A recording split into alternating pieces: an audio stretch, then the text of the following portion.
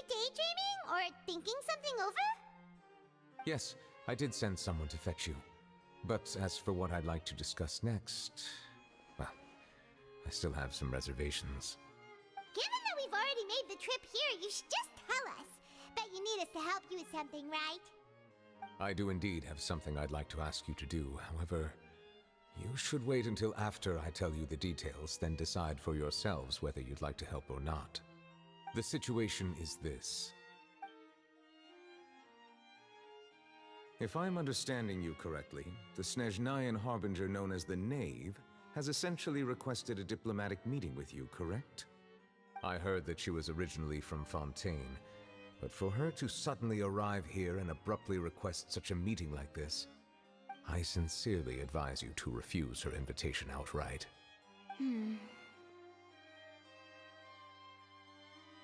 I'm sure you're aware that her purpose is most likely related to Child's recent predicament. We convicted one of the Snezhnayan harbingers in a court of law, but we have yet to provide any form of detailed report on the matter. This does indeed provide an opportunity for Snezhnaya to put pressure on us. I believe we should adopt an evasive stance until we can provide a proper explanation and have a preliminary plan on how to deal with the matter. No, we shouldn't. I think we should agree to the meeting. Oh? Well, you see, we are the ones that owe an explanation. If we keep putting off the meeting, it could easily result in the problem escalating, right? It's like a fight between two friends. If they don't agree to see each other and talk in person, isn't it possible that the friendship could end entirely? Though diplomatic relations between Fontaine and Snezhnaya could be considered as friendly, it is only superficially so. You wouldn't go so far as to say that our nations are friends, as you did in your example. It was just an analogy. An analogy, okay? Moreover, even if we were to talk in person, if we don't have sufficient information prepared, it is quite possible the result wouldn't be restored relations, but a complete falling out. I don't think we should overthink those possibilities yet. Even if the logic of the divine is not immediately apparent, its wisdom will only be revealed with time. Besides, you'll be at the meeting. If any problems do pop up, you'll have no problem navigating them. I must clarify that interacting and communicating with people outside of court is not my cup of tea. It seems you think too much of me. But more importantly, when did I agree to join the meeting with you? You mean you won't come? No, that won't do. I can't go to the meeting alone. You have to accompany me. I must take you with me. Lady Farina, could there be something else regarding this matter that is being kept from me? No, not at all. Look, I am the Hydro-Archon of Fontaine, Focaloir, the god of justice who is loved and adored by many. So I only hope that justice will be served in this matter. Don't overthink it. I'll go find someone to arrange the meeting.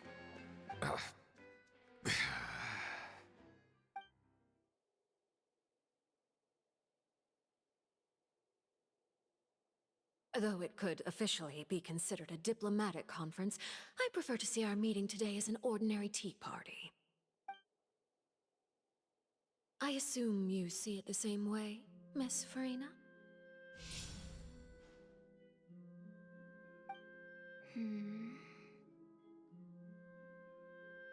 Lady Farina? Yes, that's right. Just like you said, a tea party. I should thank you for providing the pastries. They look delectable. To make this tea party even more lively, I've invited someone else to join us today. It's a pleasure to meet you, Monsieur Neuvillette. I was born in Fontaine, so naturally, there's no need to introduce the nation's revered Eudex to me. Hello. The pleasure is also mine. First, I would like to thank the two of you. I'm often away on business outside of Fontaine, and I'm told that the children of the House of the Hearth have been well taken care of by you. Oh, I'm not referring to when my children, Linny and Lynette, were falsely accused by you. Please don't misunderstand. The children of the House of the Hearth are often misunderstood, perhaps due to the reputation of the Fatui. There's no getting around that. All I meant to say is that Fontaine has been stable in recent years. The people are well off and the children lead happy, fulfilled lives. That is something truly worth cherishing, and no one wishes to disrupt such peace. Now then, you have come regarding the matter of child, correct? Well, yes. It appears the ever-busy Iudex Neuvillette doesn't wish to waste time with diplomatic pleasantries, and hopes that we can get straight to the point of our talk. Yes, as you surmised, understanding Child's situation is indeed one of the goals of this trip. As we are both diplomats from Snezhnaya, as well as Fatui Harbingers, Child and I have always been colleagues. Were anything to happen in Fontaine, each of us would serve as the other's attorney to resolve the issue. So now, in my capacity as his attorney, I request that Child be turned over to Snezhnaya. We have a responsibility to cooperate with Fontaine and resolve what has happened to him together. The rules governing attorneys only apply before a trial has concluded. Since a verdict has already been rendered, we see the case as settled. I apologize for being unable to grant your request. An outright refusal. Very well. I respect all the rules of Fontaine's courts, just as I respect you as Chief Justice. Okay, why don't we back up a step? You don't need to transfer Child to us. I only request to enter the Fortress of Meripede to see Child and confirm his condition. It's not like you couldn't even manage to fulfill a simple request like that. Right, Miss Farina? About that. The Fortress of Meripede has always been completely autonomous. Even we have no authority to interfere there, and diplomatic issues do not suffice as an excuse. However, if you absolutely must confirm the situation of the Harbinger, I have a proposal.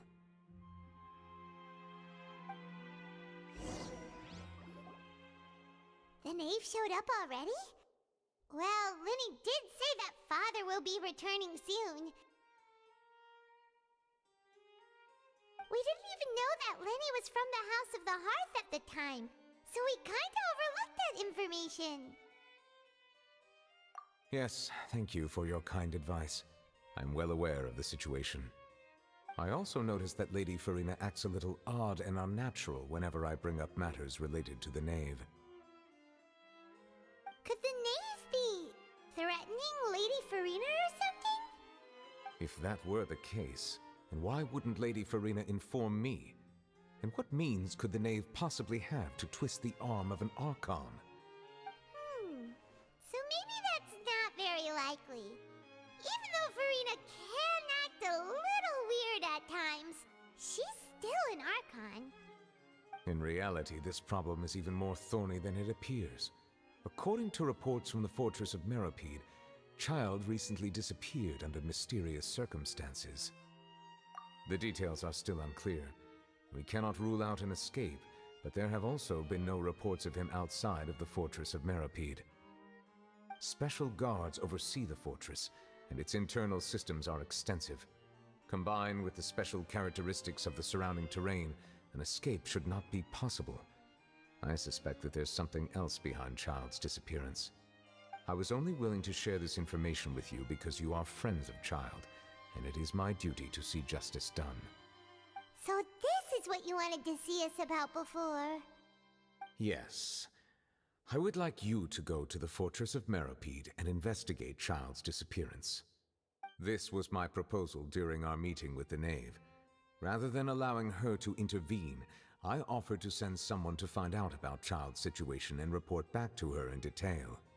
The knave did not seem satisfied by my proposal, but she still agreed to go along with it for the time being. Her words were, "We will talk more once we have that report." So that means we bought ourselves some time. Firstly, you're already acquainted with Child. Your eyes may discern relevant details there that others would miss. And secondly, is the consideration of the unique nature of the Fortress of Meripede. Isn't it just Fontaine's prison? I would not define it so crudely. The Fortress of Meripede is not affiliated with the court system of Fontaine on paper. It has always existed as an autonomous entity. Early in Fontaine's history, criminals were punished with exile, not imprisonment. Even today, sentences against convicted criminals still include exile, just as before. The Fortress of Meripede may seem like a prison, but it should in fact be regarded as a gathering place for exiles. All we do is dispatch guards to keep watch and help maintain security, but we have no right to get involved with any other matters. Although I do have a personal relationship with the administrator there, neither myself nor the courts have the right to be directly involved with the investigation, no matter how serious the grounds. Oh, Paimon gets it now. That's why you need us to conduct our own investigation as a third party, right? Correct. I will arrange false charges against you so that you may secretly investigate inside the fortress during your detention. This will save us a lot of unnecessary trouble. So, are you two willing to accept my proposal? Yeah, no matter how you look at it, it seems we're the best choice. Alright, we hereby accept this difficult task. Reluctantly. You two have my sincere thanks. This matter is of critical importance to Fontaine's current situation. Also, I hope that both of you can keep this operation a secret. We will rendezvous at the Fortress of Meripede's entrance on Erinius once you've prepared yourselves. I will arrange for someone to take you inside. Prepared ourselves? Is there something we need to prepare? Perhaps you could enjoy a good meal and have a nice bath. I'm afraid that living conditions inside the fortress are nothing like those on the outside world. Oh, right! Even though we'll be there on trumped-up charges, we'll be in prison for real. On second thought, is it too late to back out? Please do not worry. Since you are sacrificing both your time and quality of life for the sake of delivering this report, you will be compensated according to the highest standards permitted to legal staff, regardless of the outcome. Now that's more like it. Come on, traveler, let's go eat the best meal we can find. We'll eat so much that we won't need to eat another meal for a whole month. Your treat. Are you leaving now? In that case, please take this cake as a token of my personal gratitude.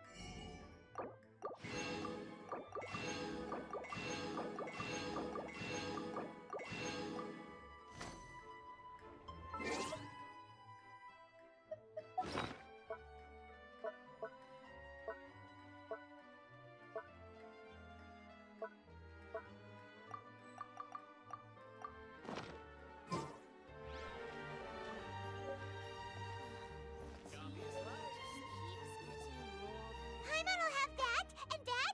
Oh, and one of those too. No Fonta, thank you.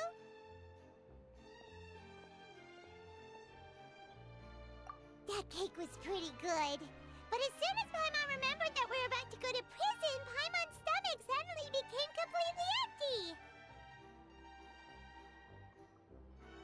Now that Paimon thinks about it, we've always been super careful ever since we arrived in Fontaine. Just to avoid breaking any strange laws here. But here we are, about to willingly send ourselves off to the Fortress of Meropide. Maybe this is what they call fate. Let's just try our best to investigate everything quickly once we get there. Paimon doesn't want to stay in prison too long.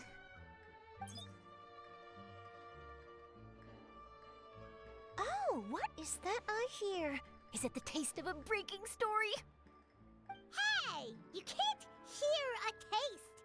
And what are you doing here, Charlotte? Oh, don't remind me. I invited an eyewitness to a case to eat here, and I was planning to get some great material out of him. But he didn't even show up. Calm down, calm down. This is nothing new. As a journalist, you should be used to this by now. As long as you can score some juicy tidbits from the traveler, you might still be able to recover the cost of the meal. You know we can still hear you, Charlotte. Never mind. It's nothing.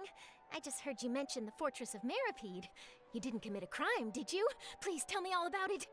No way! We would never! We're just going there to...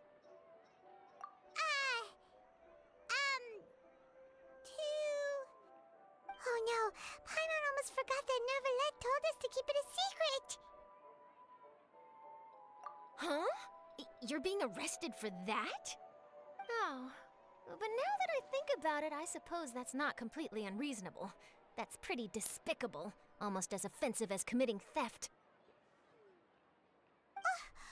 You mean Paimon really did something that serious? Sorry, Paimon really messed up. Well, in that case, it's nothing particularly newsworthy after all. Oh, how disappointing. All right, there's still a chance. Since you're going to be at the Fortress of Meropide, would you be willing to help me gather some material for a story? About that, Paimon doesn't think we'll have any time. Oh, it's nothing difficult. All you have to do is think of a way to get some time face-to-face with the warden of the fortress. He was awarded the honorary title of Duke in Fontaine. Sounds really cool, huh? Only those who have made significant contributions to the nation have been conferred this title. It's incredibly rare. On top of that, the Fortress of Meropide has never been under the jurisdiction of the courts. Practically nobody, including journalists like me, knows anything about the person in charge there. Oh, if I could write an exclusive article about him, I bet it would sell a boatload of papers. You make it sound easy, but it really depends. Of course, I wouldn't ask you to do it for free, so this meal is on me. All right, you got a deal. We'll do anything you want. Then it's settled. The food should be here any second, right? Huh? Wait, just how much did you order?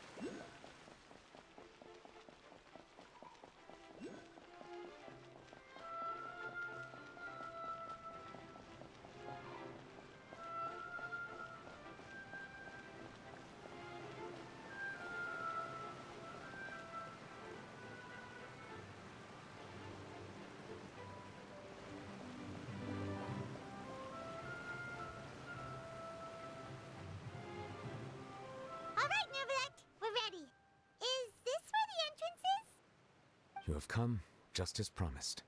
Yes, this is the one and only entrance to the fortress of Meripede from Araneus. Careful. You may want to step back a bit. Whoa! So you have to go down from here?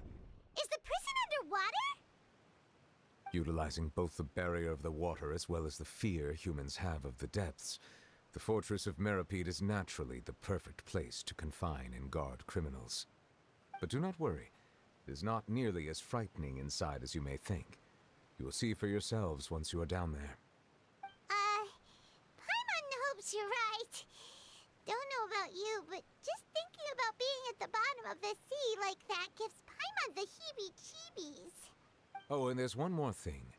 I mentioned that I have had personal dealings with the administrator of the fortress, Wriothesley. He's a very shrewd fellow. Yeah, we heard about him too. He's that Duke, right? Correct. He is the highest-ranking manager of the underwater prison. Even though you are going there to investigate at my behest, it would behoove you to avoid any confrontation with him or any of his subordinates. The Duke rarely ever leaves the fortress of Meripede, but that does not mean he is not privy to all that is happening inside and outside the fortress. He is quiet, but not unaware, so please bear that in mind. All right, that's about all the time that we have to talk privately. I'm counting on you two. Don't worry, we won't let you down. Good. Madeline! I'm here, Monsieur Nervalet. These two are the newest convicts, I presume? Don't worry, they won't escape on my watch. Like we would try. Please follow me, you two. I'll process your paperwork for entering the fortress of Meripede.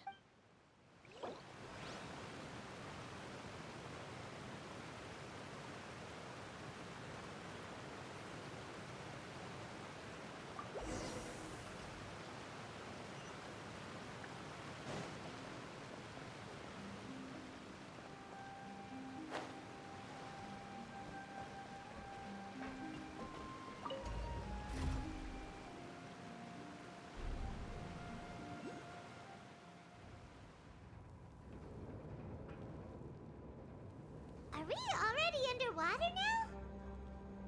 Huh. So this is what it feels like to be a criminal in Fontaine. You two seem to be taking this pretty well. It's rare to see convicts in such a good mood.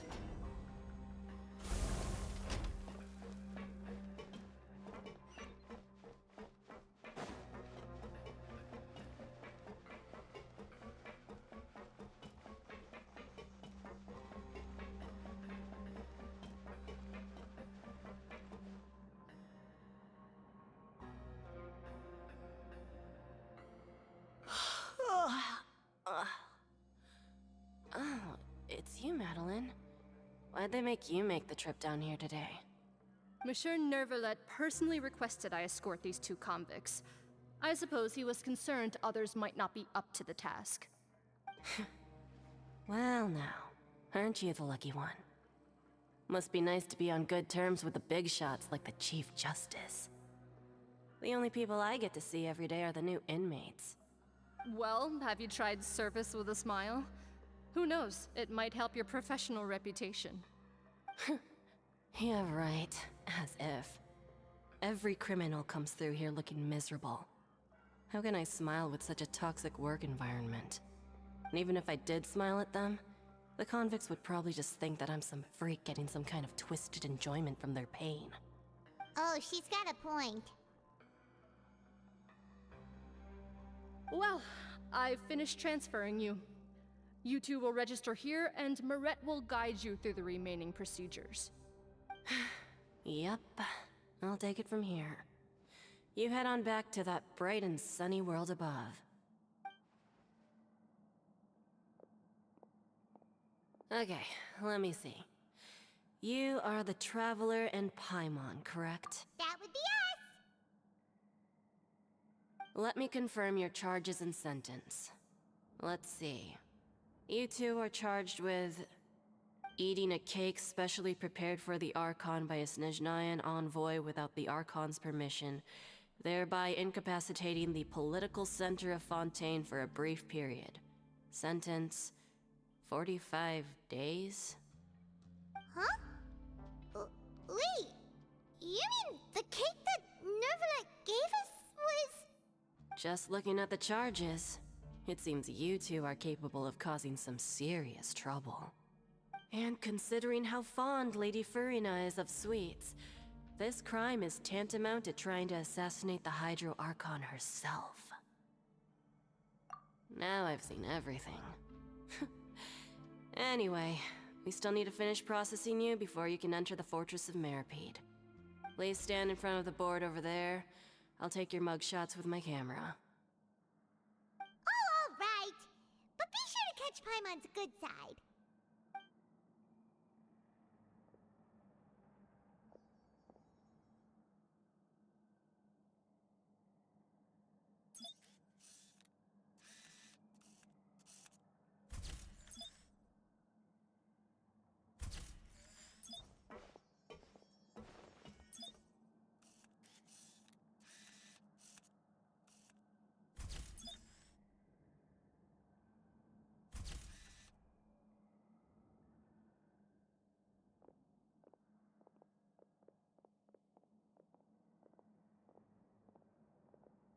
And we're done.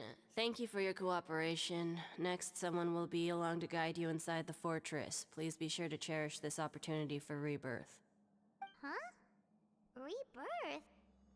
Isn't that a little much? We're only gonna be here for 45 days!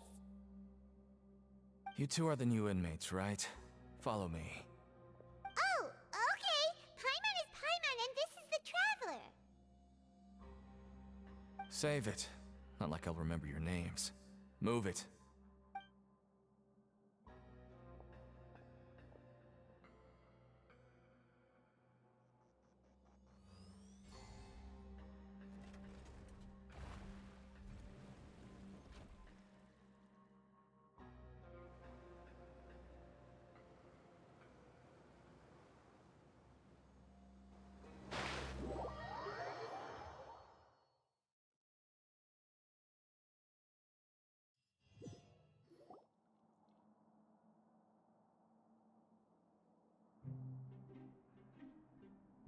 So, are you one of the guards here?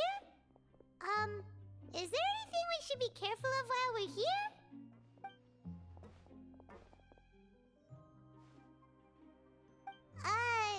Did Paimon already ask something she wasn't supposed to? Why should I tell you anything? What's in it for me? This is exactly why I can't stand you fish. I wouldn't even be doing this if it weren't for the credit coupons. Credit coupons? Alright, seeing as you're not the annoying kind that's getting dragged in here crying and blubbering, I guess I can tell you a few things. But next time, it'll cost you some coupons. Mora means nothing here. Here, we use credit coupons. Coupons can get you almost anything in the Fortress of Meripede. Desires? Fulfilled. You want power? No problem. Coupons can even change fate itself. So, credit coupons are a currency that can only be used here? It's not as simple as that. Like Moret said, everyone gets a chance at rebirth. No matter how much money or power you had before, it means nothing once you set foot inside the Fortress of Meripede. You have to start over and earn your coupons. Everyone starts from the same place, and you have a chance at a new, less terrible life. I guess that's the real purpose of the coupons. They symbolize true fairness and true justice. And this is also exactly why so many criminals choose not to return to the outside world, even after they've served their sentence. Oh, so that's what the Fortress of Meripede is like. Huh. Paimon was under the impression that it'd be more like a prison. It certainly ain't all sunshine and roses here, but it's also not the worst place to be. You'd better take a good look at the scenery now. It'll be the last chance you get for a while. After being away from the sunlight for so long, even the terrifying depths of the sea start to feel like home. It just stops feeling oppressive, you know? Oh, I'm actually an inmate like you two. Welcoming newcomers is a job I've picked up to earn some extra coupons.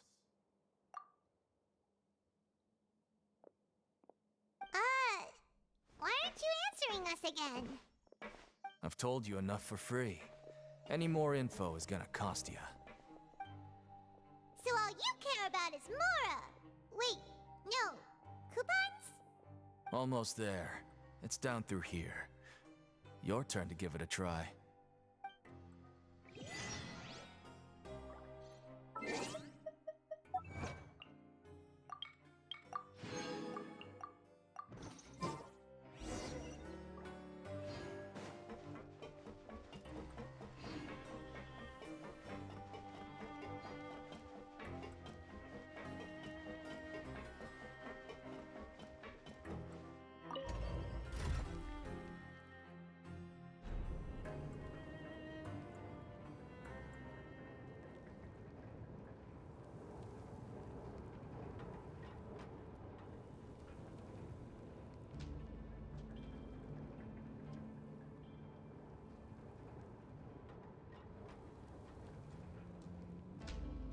So, we're going even deeper now?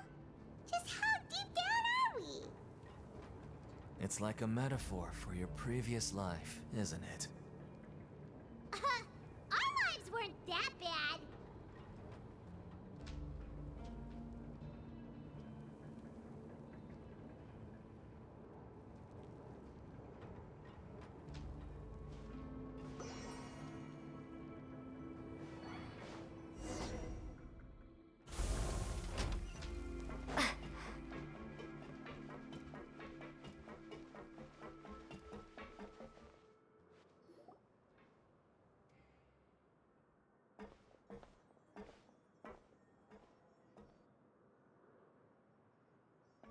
So this is the actual entrance to the Fortress of Meribed? Huh. It looks like there are other new arrivals, too. Oh, they sure don't look happy. Maybe we look too relaxed for fresh convicts. Oh, right. We're on someone else's territory now.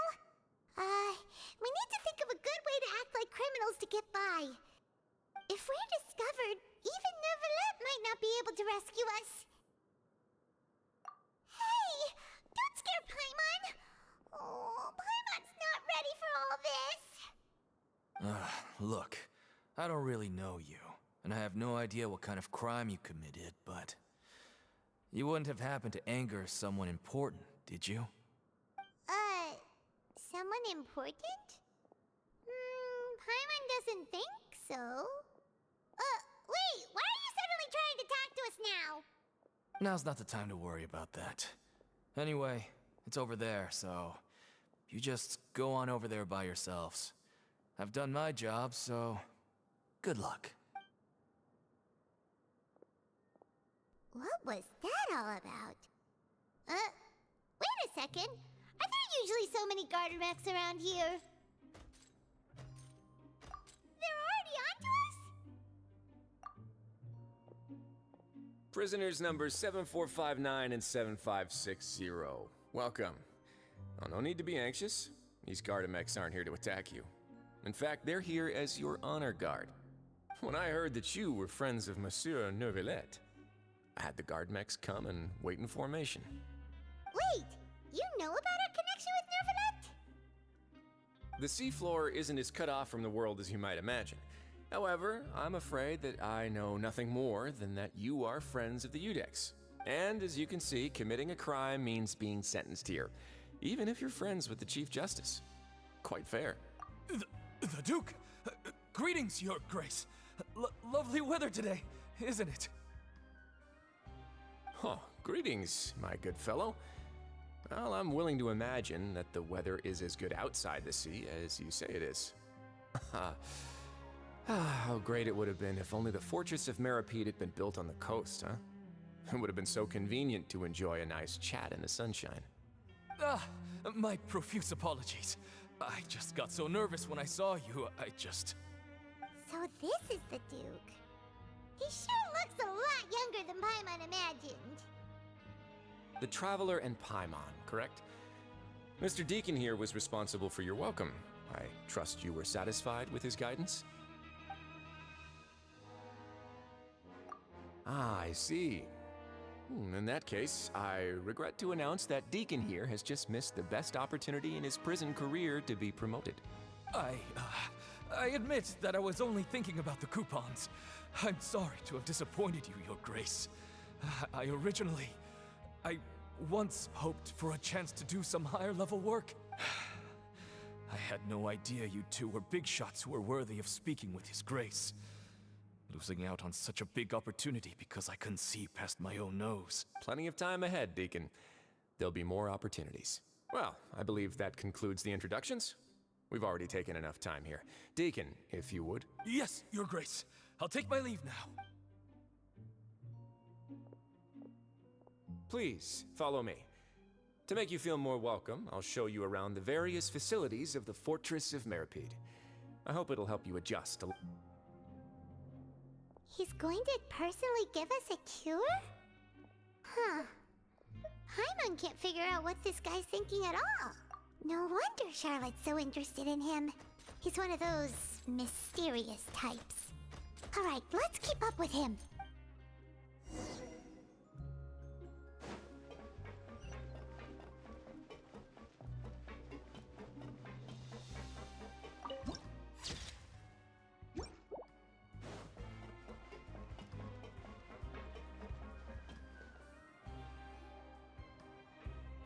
There's no need to be so reserved.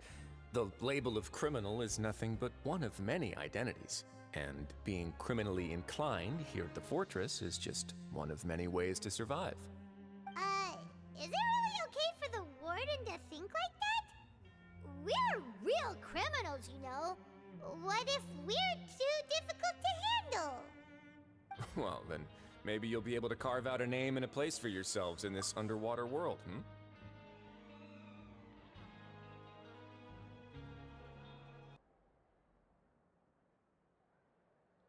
But before you go in swinging, please remember that in the Fortress of Meripede, it's better to not cause trouble for yourself or for the guards.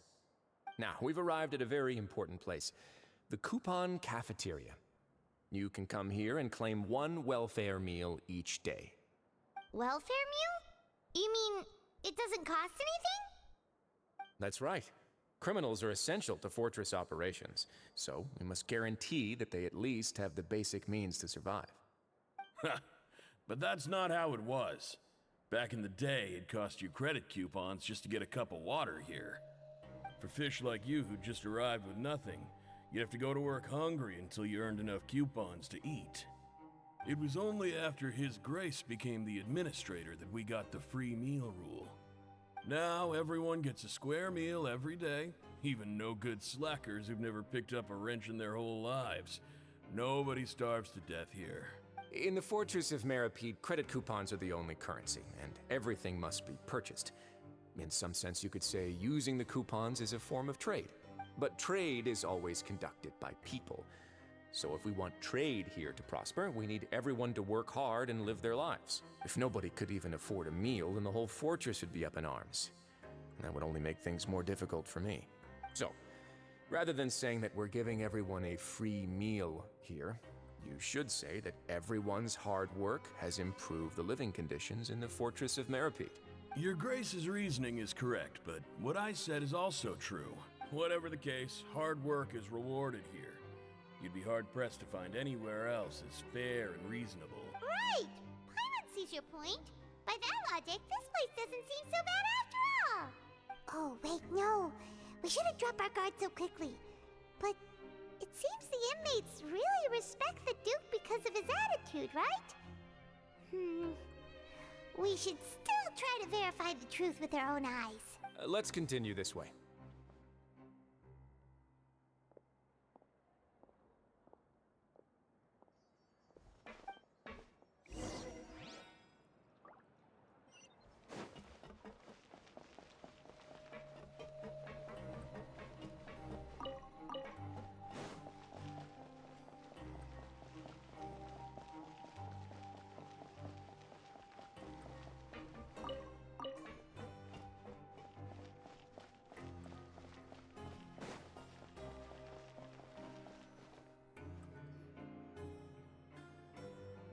This place is known as the Pancration Ring. Sometimes we have criminals who have more energy than they know what to do with. Their daily work alone isn't enough of an outlet for them. So, instead of leaving them to their own devices, we've provided them with this dedicated venue. This way, nobody will get involved unless they want to be. Pancration matches? And you can earn extra coupons? Oh, what do you think, Traveler? Interested? But I must warn you that your sentence will be extended. So, did you set this place up too? No, actually. I just granted approval for the organizer to use this area to build the ring, and I collect a portion of the proceeds in return. Of course, the fees are also quite useful. Oh. Do you mind if we ask what they're used for? Sure. Ensuring personal safety, maintaining the arena, and resolving any conflicts that arise. Why? Are you interested in how to manage a pancration ring? Oh, no. Paimon was just wondering if that's how you paid for everyone's welfare meals. A reasonable guess. I see you have a talent for entrepreneurship. Oh, you hear that? Paimon has a talent! That is something you can discuss between yourselves later. Let's move on for now.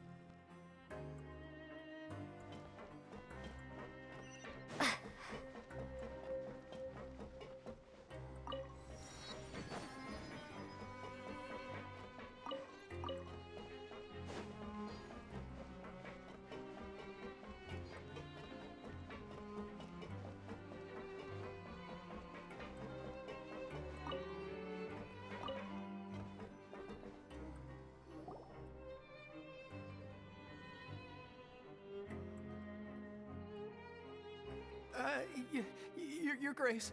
Good morning. I mean, good afternoon. No, wait, what time is it again? What time indeed? Time waits for no one, so it's best to keep an eye on it. My apologies, Your Grace. Jeez, that guy's so nervous he almost forgot to breathe. Sorry, forgive my manners. These are the dormitories, which is where inmates sleep. The guards will inform you where your bunk is later. In the Fortress of Meripede, criminals usually spend most of their time in either the production zone or the sleeping areas. The production zone? What does it produce? Is that where we'll be working? Not necessarily. Though working in the production zone is the most reliable way to earn credit coupons. If you have other skills, you can skip your shifts to earn them in other ways. Wow. Wait, you're the manager of this place, and you're just telling us to our faces that it's okay to skip work? The fact that the Fortress of Meripede has continued operating completely autonomously is proof enough that most people are willing to work honestly and earn a stable income. As for what we produce, many of the clockwork machines seen all over Fontaine originate from our workshop. Therefore, the Fortress of Meripede is not only a place where criminals serve their sentences, but also a giant machine factory. There's no need for me to get into specifics about the production process now. You'll experience it all firsthand when you report for work tomorrow. Let's move on. The tour continues over this way.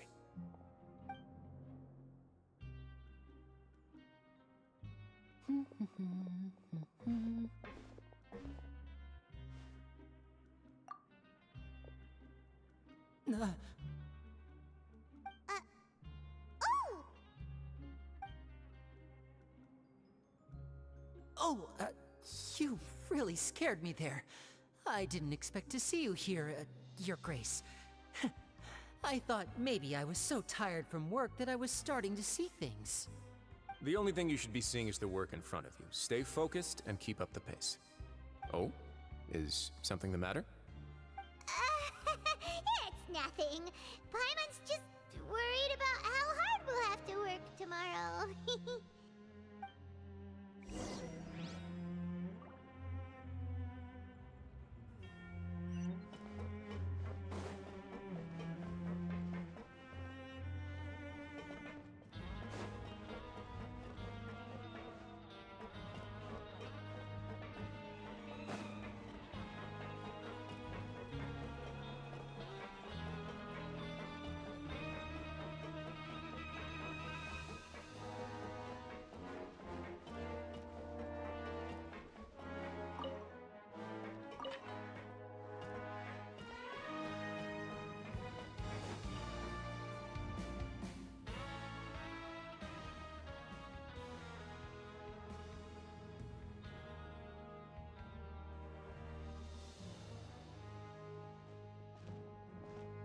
Your Grace? What are you doing in the infirmary at a time like this? Oh no, you didn't injure yourself, did you? Not yet, unfortunately for you. But thank you for your concern, Sigewin. Then you must be here for those two. Allow me to introduce you. This is the infirmary, and Sigewin here is the Fortress of Meripede's head nurse. Hello, new faces. They call me the head nurse, but I actually handle all the nurse-related work all by myself down here. Since you seem to have some rare downtime with no patients, perhaps you could find the time to join us for dinner? Oh, then these two must be some important convicts. Sure, I'll join the welcome party. Thank you. Your presence will be the pièce de résistance for today's tour. Oh, so the tour part is over now? I believe I've already covered the primary aspects of life here in the fortress. As for your work, there'll be someone else to guide you through the details. Is there anything else? I seldom conduct tours, so why don't you just ask if you have any questions? Well, this is our first time here. Paimon's not sure what to ask. Then let's head back to the coupon cafeteria. Maybe a meal will help you think up some questions. You should at least try to be excited. Our free meals are actually pretty good here.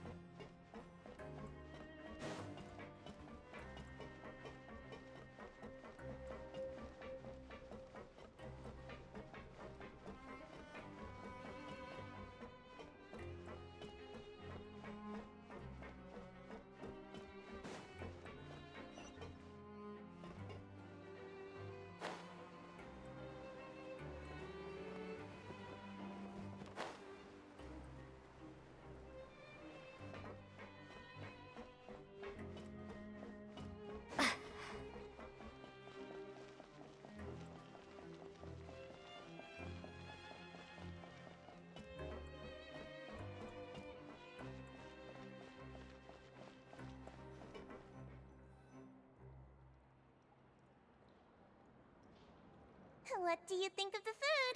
Does it meet your expectations? Wow, it looks delicious!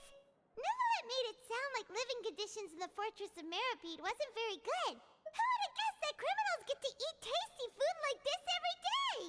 Oh, isn't that the meal box that only super lucky people manage to draw? Seems like you two are quite fortunate. It actually has nothing to do with luck in this case. I had a word with Walsey, so you didn't have to draw lots like everyone else. Oh, you mean the meals are random? Yes, what you get to eat depends completely on your luck. You could say that it's a distasteful little game that Chef Walsey likes to play here in the cafeteria. Paimon knew it! If criminals got to eat tasty food like this every meal, the crime rate in Fontaine would skyrocket for sure! Excuse me, did I hear you mention Nervylette just now? I've been wondering how he's doing. Is he busy with work? Has he been taking care of his health? He seems healthy no matter how you look at him. But he works so hard all the time, so it must be really tiring. Sounds like he hasn't changed a bit. Looks like you can stop worrying so much, Sigewinne. Oh, that's good. But I still feel like it's been too long since I've heard any news about him. No news is good news. Maybe next time I've got something to discuss with him, I can invite you to accompany us. But isn't the Fortress of Meripede independent from Fontaine's court system? What do you two have to discuss? Well, we provide all kinds of mechanical products for official use, and some essential goods have to be obtained from the overworld, so we naturally have to stay in touch about this and that. Monsieur Nervylette's character is unimpeachable. No matter the question, you can discuss it openly and freely with him. Talking with him feels quite effortless. In light of that, I am quite willing to go out of my way to show respect and accommodate him. In fact, right now, I'm treating you two as guests invited by Monsieur Nervylette. But unfortunately, I can only do so until the end of this meal. After this, you two will just be inmates here. You're very welcome. Well, your new life awaits.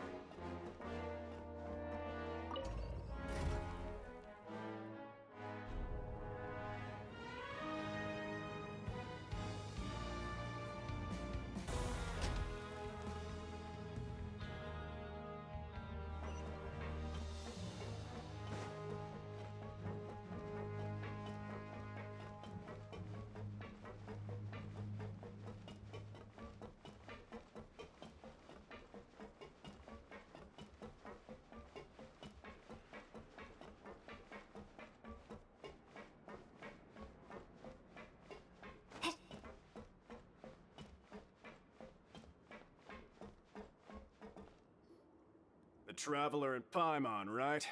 Listen up. As new inmates, the only thing you need to worry about is what to do and when to do it. Don't make any extra trouble for yourself. Your bunks are right over there. Follow me.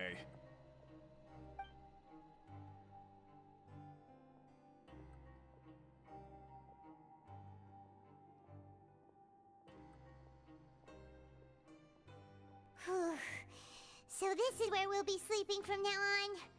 Oh, Paimon can't believe this! The days of staying home and reading detective stories are like a dream now. By the way, Traveler, we saw a lot of things worth investigating just now. Even though the Duke didn't say it too directly, judging from what we are criminals, and Paimon did eat that cake. But we're actually here to help Nervalette. Is it possible that he knows we're here on a mission? Or is Paimon overthinking things? Yeah, Paimon thinks so too. He probably knew why we came here from the very beginning and intentionally wanted to send us a message. Maybe something like, "Hey, I have my eyes on you, so don't try anything funny." Yeah, you're right. It's not like we can go back to Nervalette empty-handed and say, "The dude looks scary, so we gave up." And besides, the Duke said that he was willing to go out of his way to show respect for Nervalette, right? So, we at least need to try. But Paimon hasn't gotten a clue where we should start our investigation. You mean... Yeah, that's what Paimon was thinking too! Paimon almost spilled the beans when we ran into him. Fortunately, based on his attitude, it looks like the Duke sees Linny as just another inmate. We worked so hard to help clear Linny and Lynette's names, and yet we turn around and bam! He's in prison anyway! Oh, right! Linny and Lynette are from the House of the Hearth. They work for the Knave, so they could be here to investigate too!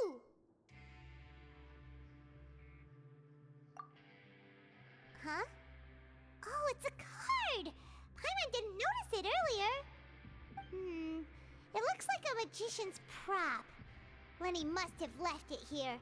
He's in prison and still doing his little tricks, huh? Let Paimon have a look. It was nice to bump into you again. Let's catch up in the production zone tomorrow. What in the world?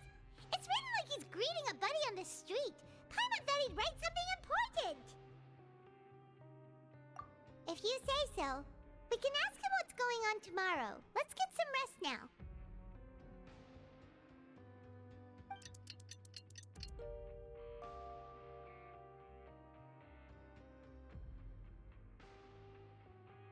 Hey, you're finally awake! Well, it's Paimon's first day as a prisoner. Last night, Paimon dreamed about getting interrogated by the guards until Paimon told them everything, and then Paimon woke up. Hey, come on! It's just a dream, okay? Paimon wouldn't really squeal. Maybe. Hey, lazy bones. What are you still doing here? If you don't want to starve, then get yourselves over to the production zone. Sorry! We're going right away!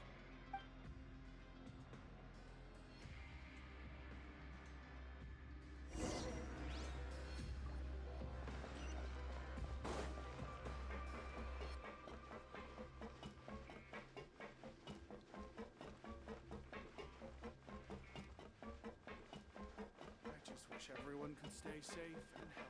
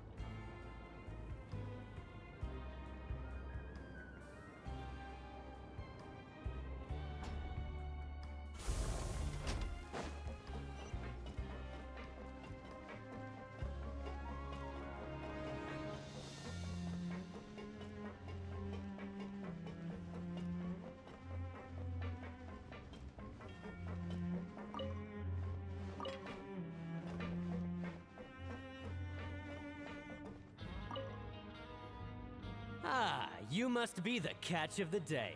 Looks like you've got some luck getting assigned this space.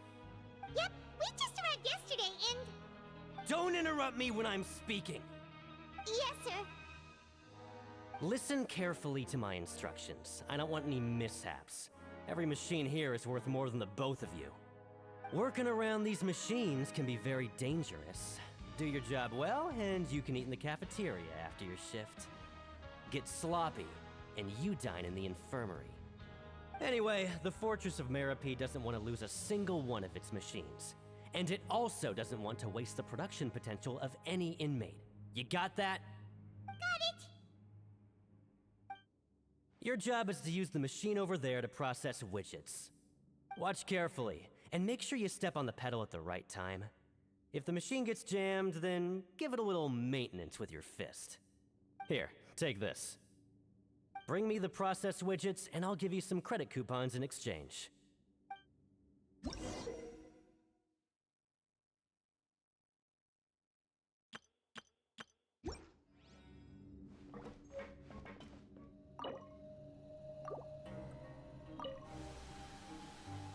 Once the widget is hot enough to glow, jump to step on the pedal and hit the widget with... So if the machine gets jammed, you just need to attack it to fix the problem.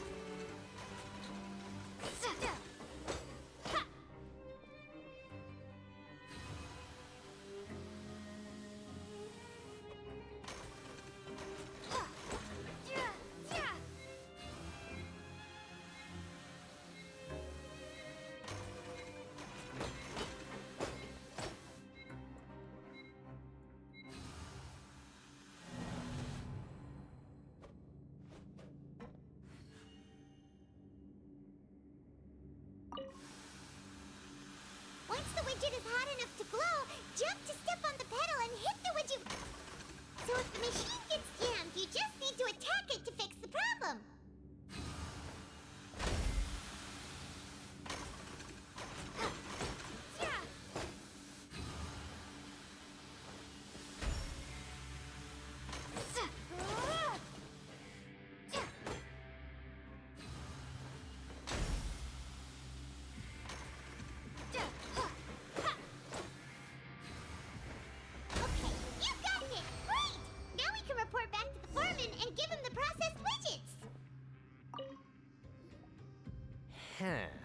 This one is tolerable.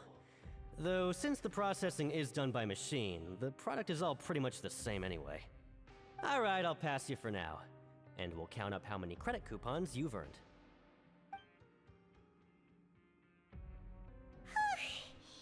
Paimon's exhausted. We're done now, right? Oh, that foreman. He's so scary that Paimon couldn't even speak. Ugh. Even though Paimon's starving and wants to head straight to the coupon cafeteria, we still need to meet Lenny first, right? He probably just finished up his work, too. He should be around here somewhere.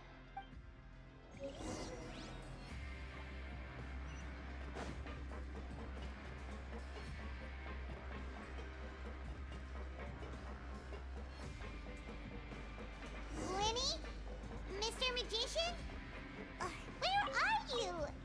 Oh, this had better not be some disappearing act. He doesn't seem to be around here. Let's try looking somewhere else.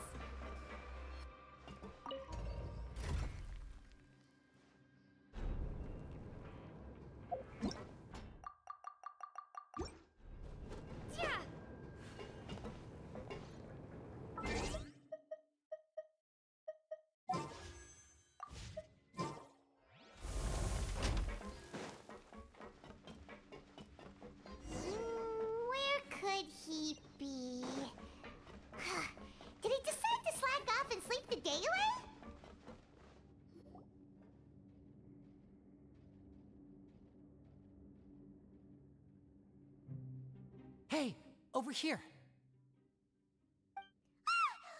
Oh, you scared Paimon! How did you appear out of nowhere like that? Oh, you scare so easily now? Is there something worrying you these days? You little... The only thing we're worried about was trying to find you. Sorry. Come over here and keep it down.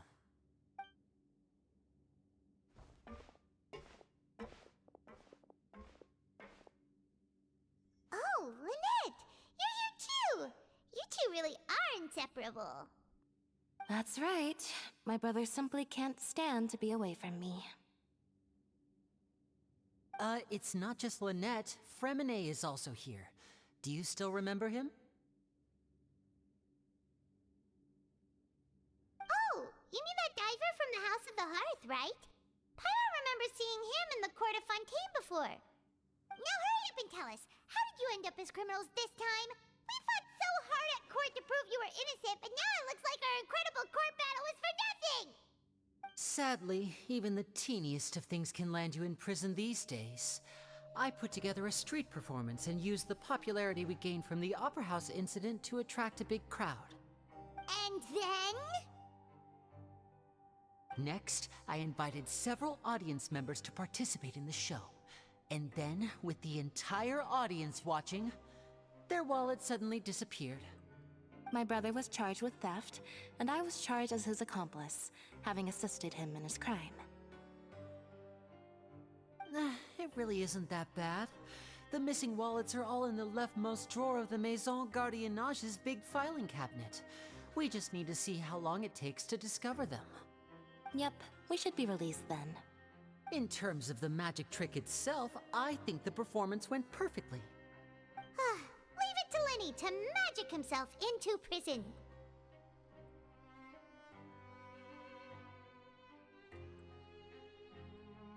Indeed.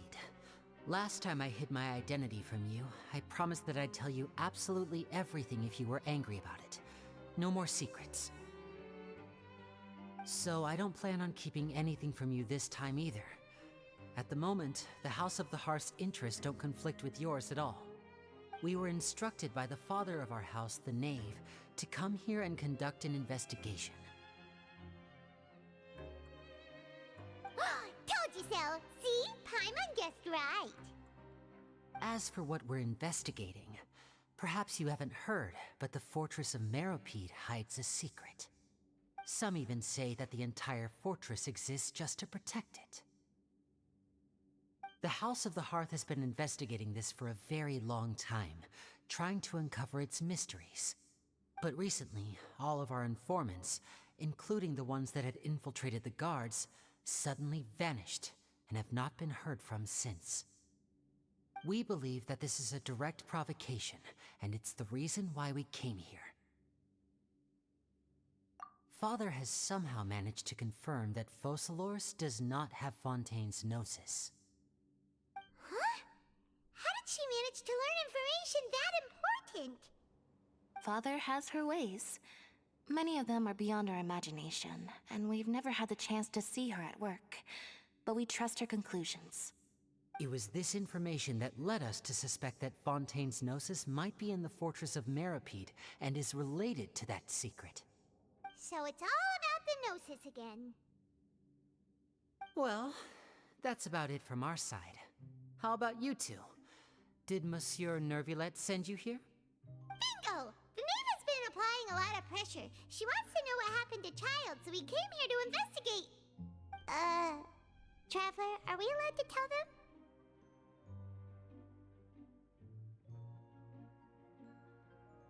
them? You don't need to worry too much about that. She's just asking for a report on Master Child's predicament as a means of pressuring you.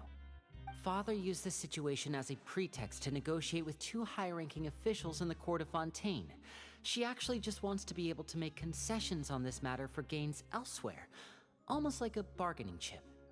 Sometimes you need an excuse to do things you otherwise couldn't. And a harbinger is more valuable than you might imagine. Of course, it's not a complete farce. If we do manage to find out what happened to Master Child 2, then diplomatic relations with Fontaine could improve, and Snezhnaya might even be able to adjust its stance a bit. Is it just Paimon, or does it feel like we're the only ones who actually care about Child's situation? The relationship between the Harbingers must be as bad as ever. I wouldn't go that far. Father just has different standards than we do when it comes to what can be sacrificed for an advantage. By the way, I have a suggestion. Why don't we team up? Even though we have different objectives, we're both here to investigate the Fortress of Meripede. It would be more efficient for us to work together. As you know, the House of the Hearth has many reasons to seek the Gnosis, but our highest priority remains resolving the prophesized crisis. You can trust us on that.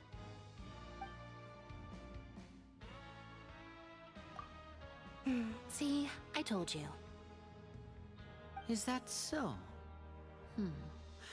Sure enough, it won't be easy to convince them to cooperate with us. Lenny seems to be thinking pretty hard about something. Of course he is. Lenny has been looking forward to a chance to reach an understanding with you ever since last we met. Or, I should say, we were really looking forward to teaming up with you this time. Lynette, just tell them everything, why don't you? It's okay to open up a little. Very prudent of you, and consistent with your behavior since we first met. That's reasonable enough, and I agreed to cooperate on these terms as well. I was prepared for the worst, but you were actually more agreeable than I anticipated. All right then, there's no time to lose. I have some information to share, so listen carefully. Since Lynette and I arrived here, our investigation uncovered the fact that the Fortress of Meripede has a forbidden zone. Most people just clammed up and wouldn't talk, but after asking the right questions, we were able to confirm the existence of the forbidden zone from the guards. You should be aware of that while you're investigating. A forbidden zone? Could that be where Child disappeared to? You're right, we'll definitely keep that in mind. Good. That's the most suspicious thing about the fortress that we know of so far. We have a few other unanswered questions, and we'll be investigating those as quickly as we can. Anyway, I hope you find our information useful at least. Oh, look at the time. You two must be hungry. You should go to the coupon cafeteria and get something to eat. I'll use my cards to get in touch with you again in the future. Oh, that's just what Paimon wanted to hear! Paimon's starving after all that work today. We can talk more about the investigation later. Let's go get some grub!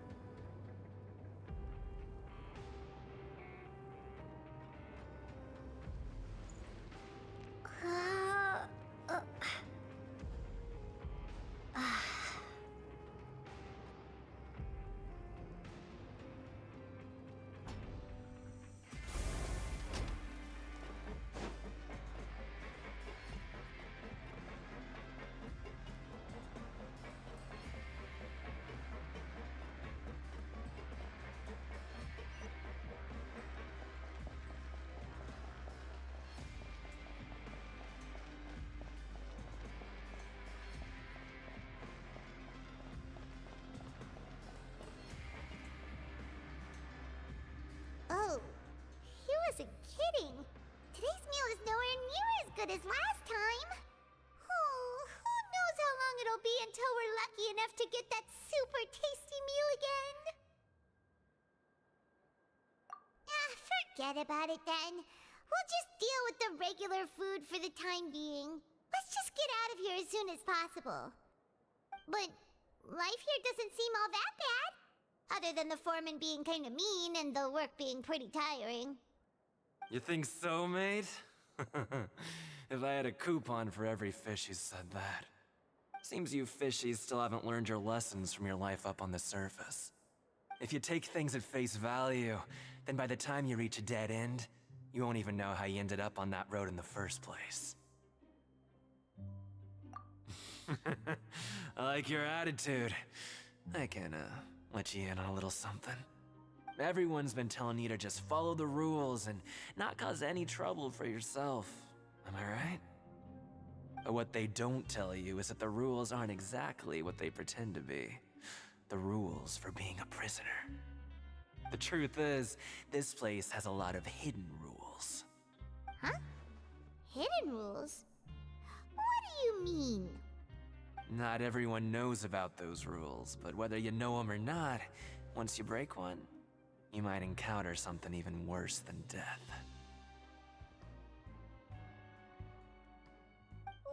Really?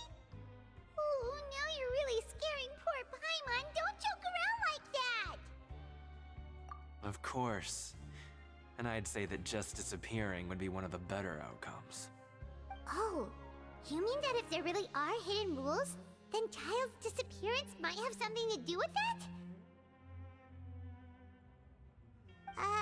In that case, would you tell us some hidden rules? We definitely want to avoid breaking them. Come on, mate. This is valuable information. The difference between life and death. Do you really think you can just ask and I would tell you? Paimon understands, but we don't have many credit coupons yet. Yeah, I know. Not like I'm going anywhere. Just come talk to me after you've saved enough. Moreover, you're new fish, freshly caught, and completely out of your element. What'd be the point in even telling you anything before you've gotten a handle on your new lives? Come and find me once you've been here longer. I'm usually around the Rag and Bone shop. Just call me Vidoc. Bye-bye now.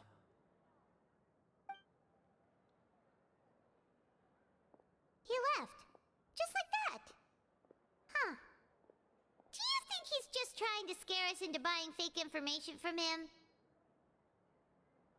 Yeah.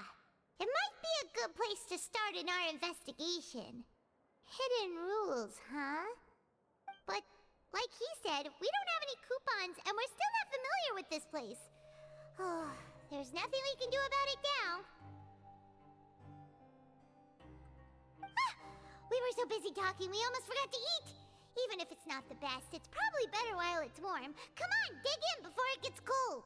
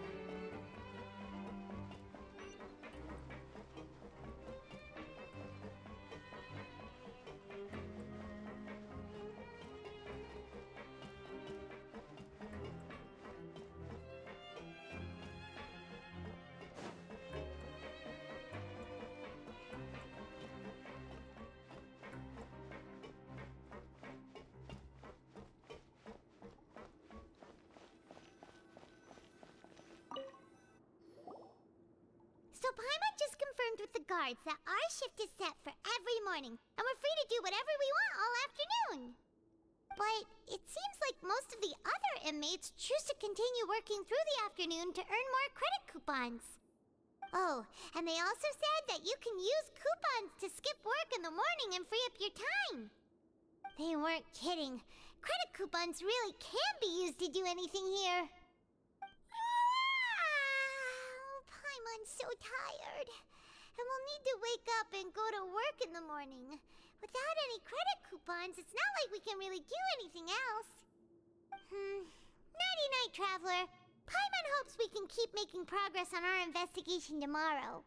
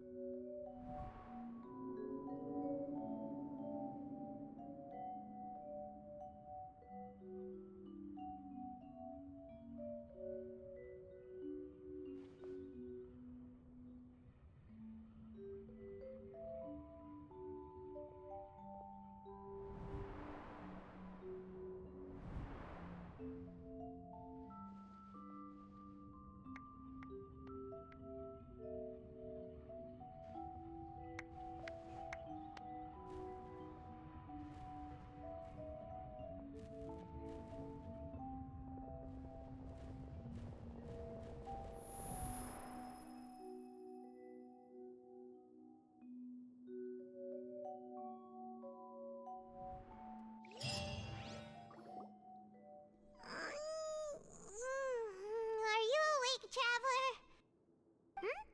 What's wrong? You seem to have something on your mind. Did you dream about something last night? Is that even possible?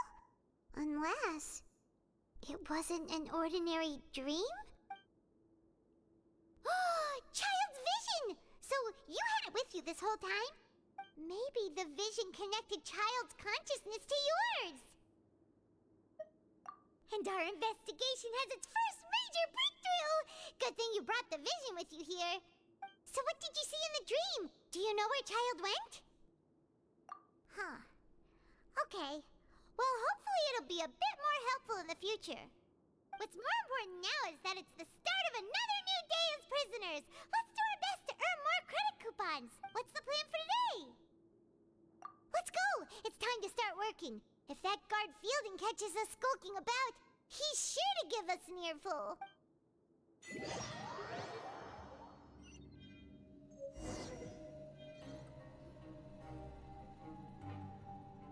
Look who decided to show up. Get your butts in gear and get to work. Time's a-wasting. Good, here you go. Remember to give me the widget once you've finished processing it.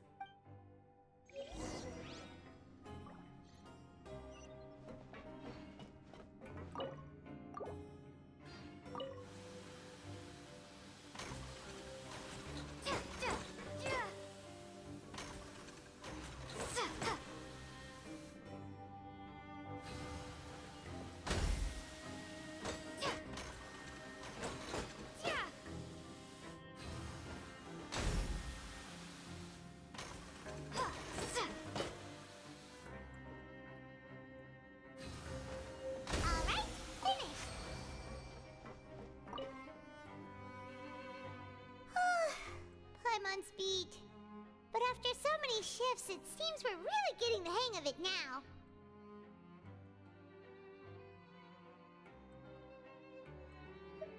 Hey there, fellow shiftmates. I saw you finished your work, so I thought I'd come over and say hi. Oh, hey there! We've seen you before. Your assigned workspace is really close, isn't it? That's right. The name's Rowan. This past few days, I couldn't help but notice the new faces working nearby. I guess we were destined to meet. I've been working here for almost 15 years. Even the foreman, Grainville, always calls me Chief. Whoa, you've been working here a long time, Chief. If there's anything you'd like to know, just ask me. I know the work here in the production zone better than the back of my hand. All right, Chief. We'll be sure to come to you first. Did you just ask about the rules? Pretty sharp for newcomers. You've already heard about the rules, huh? Who'd you hear it from? Alright. Seeing as I'm the one who came over here, you're already calling me Chief. I guess I can tell you a little. Truth is, you two keep working like this, you might be putting yourselves in danger. Huh? Wait, there's even a rule about that? What would have happened if you never told us about this? Well, it's usually not that easy to break one on accident. The conditions of the hidden rules are usually pretty specific. But once you do break one, bad things happen.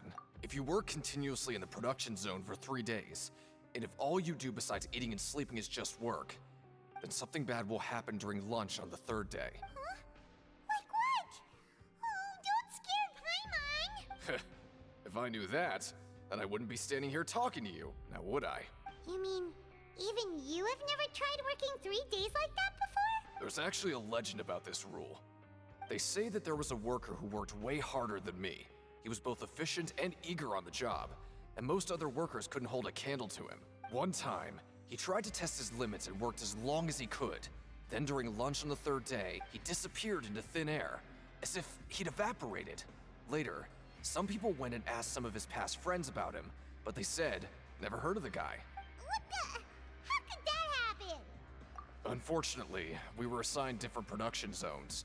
I never saw for myself what he looked like. Wait, are you thinking that it was... Huh? Oh? You... Listen, kid. This ain't the kind of thing you should be curious about. Let me tell you, you're better off forgetting about it and looking after yourself. Now I kind of regret ever telling you. Yeah, I agree with Chief here. Do you really want to try? All right, if you insist. Whoa!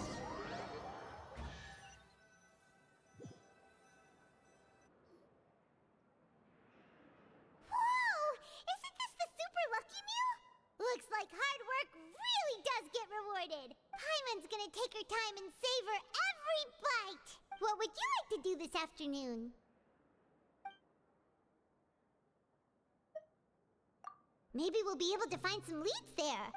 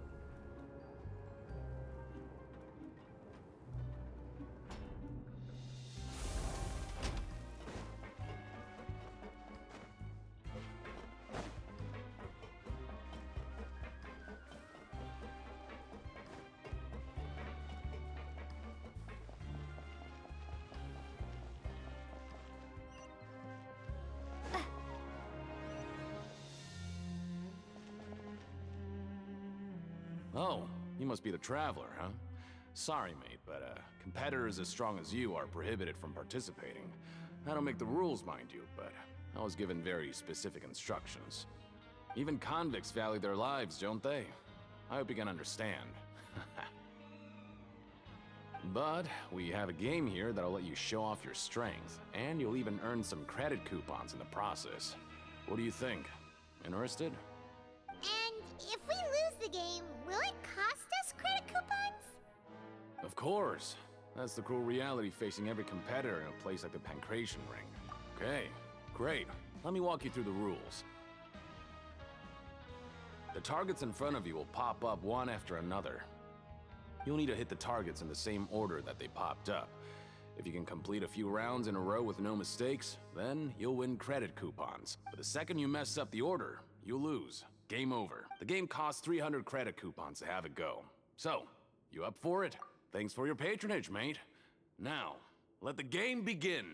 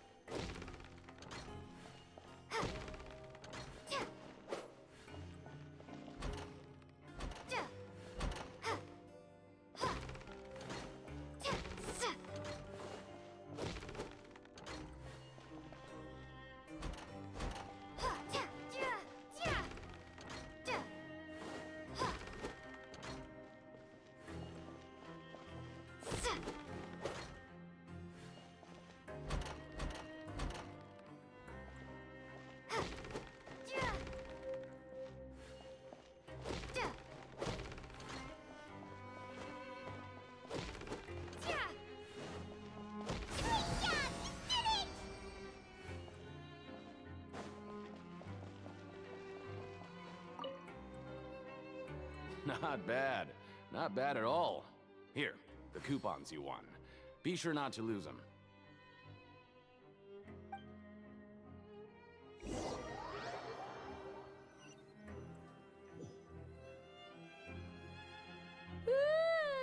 We woke up so early today that Paimon's been nodding off all afternoon. Good thing it's finally time for bed.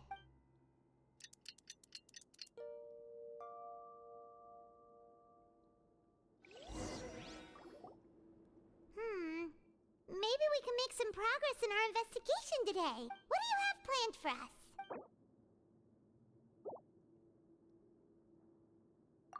Well, Paimon really hopes the foreman will be in a better mood today.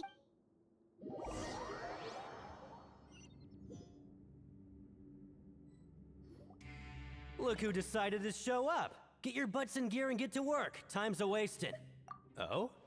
What's with suddenly wanting to work so hard? You need coupons that badly? Sure. Let's just say we really want to test our limits.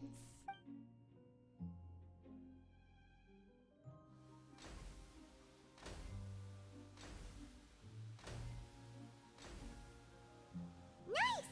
We did well today. Let's keep it up!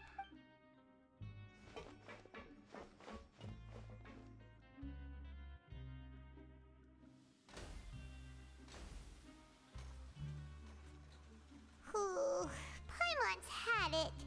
Who knew that processing these widgets would be so tiring?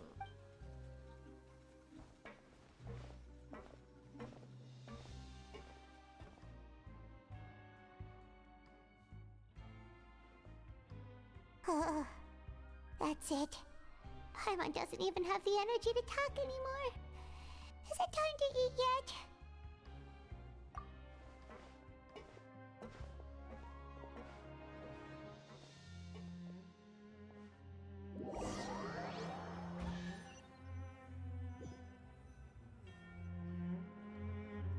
Oh, Paimon's exhausted.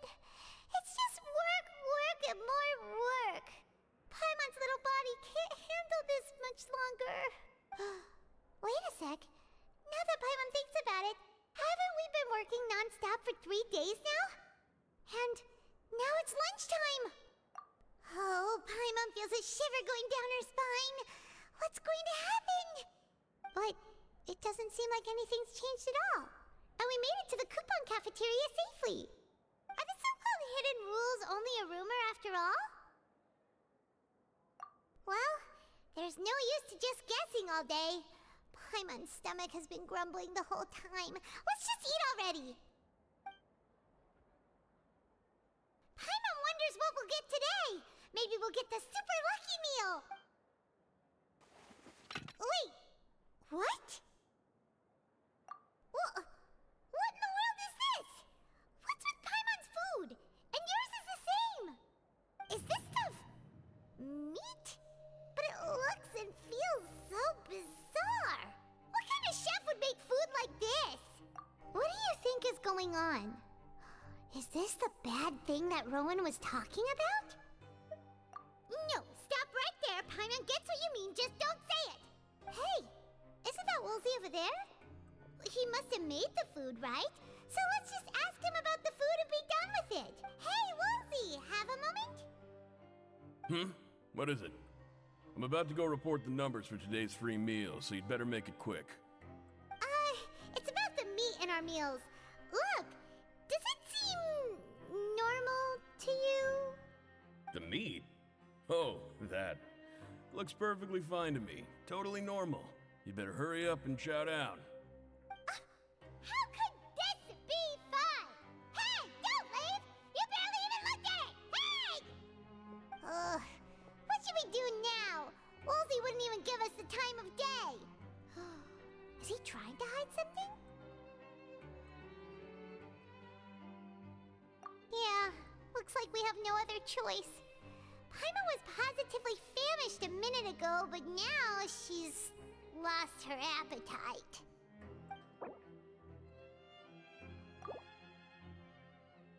What would you like to do this afternoon? Yeah, Paimon felt like some of the people here were a little strange the moment she saw them.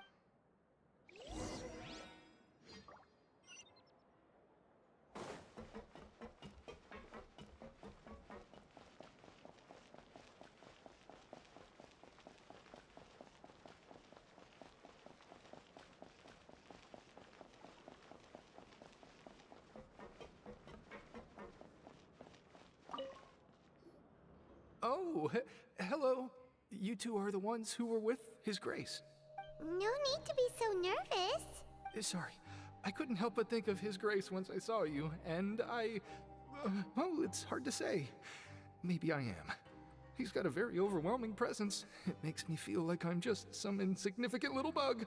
Wait, seriously? Oh, I'm always indecisive, and I tend to make a mess of things. It's like a reflex. I just instantly start to tense up the moment I see a smart and capable person like His Grace. What? Please, don't say anything like that out loud. How could you possibly think something like that?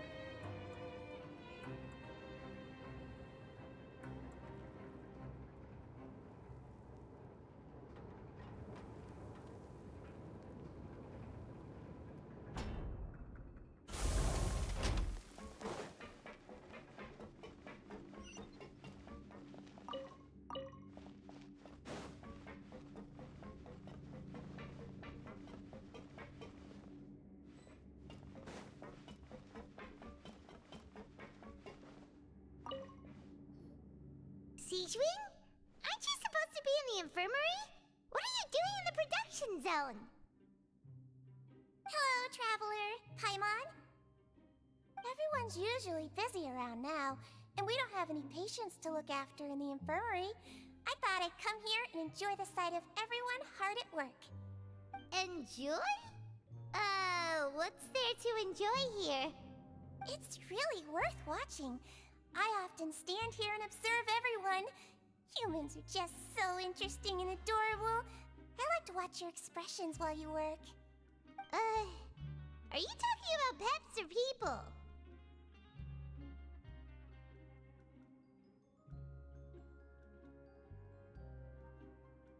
Oh, I can see why you think that, but you shouldn't jump to conclusions. See, we Melazines are a different species, and we see the world very differently from humans. It's very easy for me to observe everyone's condition. All it takes is one look, and I can tell which workers are exhausted. Wait, Melazines can see that?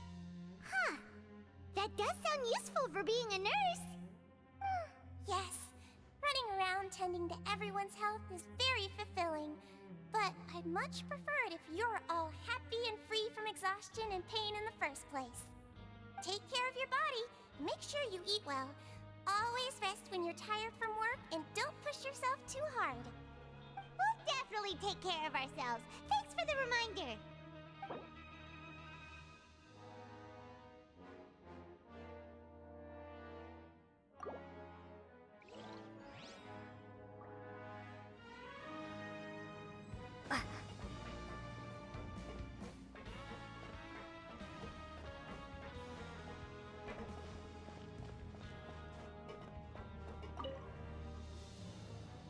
Hey, it's the Traveler and Paimon. No need to tease me, okay? I won't trip on the same step twice. Just like His Grace said, paying attention to every little detail is the key to prosperity. Maybe this is the true meaning of rebirth, not just earning credit coupons.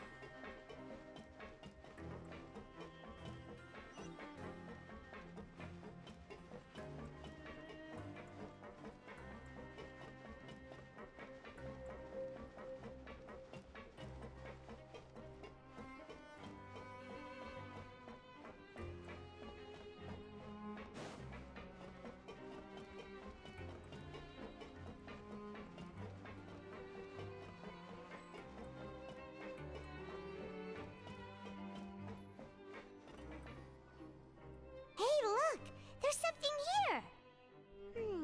Looks like a research notebook. That suspicious guy peeking into the infirmary just now. Is he a fan of Seedwing? He must have dropped this. Let Paimon read it real quick. The Melusine perceive the world very differently from humans. There are significant deviations. As a result, their sense of aesthetics and beauty is also very different from that of humans. This must be taken into consideration when giving gifts. Ooh, this all sounds pretty serious. He sure did his homework. And as for the notebook, let's take it.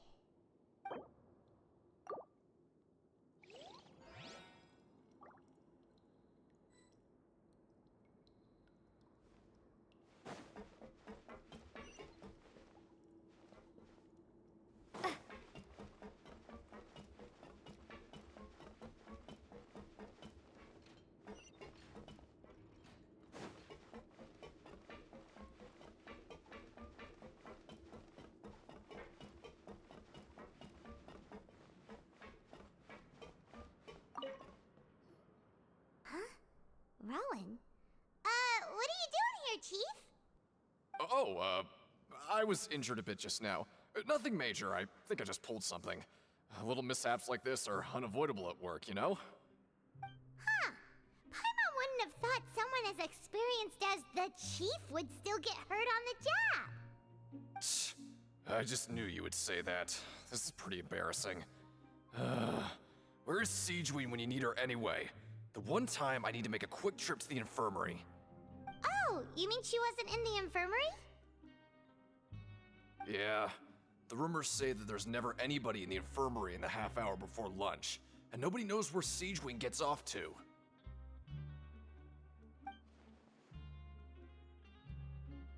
Huh. That's actually really strange. Siegeween's always super dedicated to her work. Where else would she possibly go? Forget it. I can take care of a small sprain like this on my own anyway. No need to trouble her.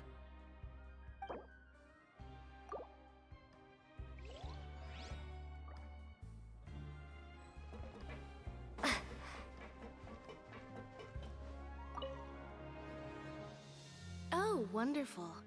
I was worried that you'd be busy trying to earn credit coupons all the time, but it seems like you haven't neglected your investigation work after all. Paimon likes having more coupons, but no one wants to work all the time. Have you also been investigating the area, Lynette? No, I was just slacking off, and you happened to catch me.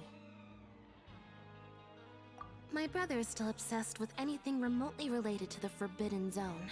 But knowing him, it won't be long before we get more leads. Oh, before I forget, this is for you. Huh? Credit coupons? Why are you giving us these? I've been here longer than you, so credit coupons aren't a resource in particularly short supply. What is in short supply are interesting people to talk with. Aw, that's so nice of you, Lynette. We'll be sure to make good use of these coupons then. Thanks a bunch!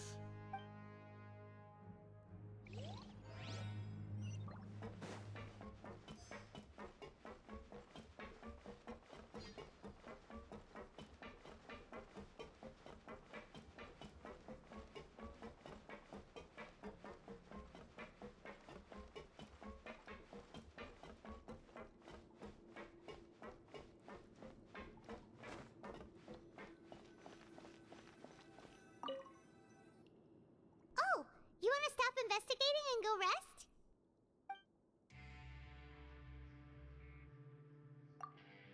Okay, you should rest up. We'll be back at it tomorrow. So after working a few days straight, we got some strange meat in our lunch. What was that all about? Has our investigation turned up anything useful recently? Really? Then it looks like that part of the investigation has hit a dead end. Well, we'll keep searching for more clues tomorrow. Good night, Traveler.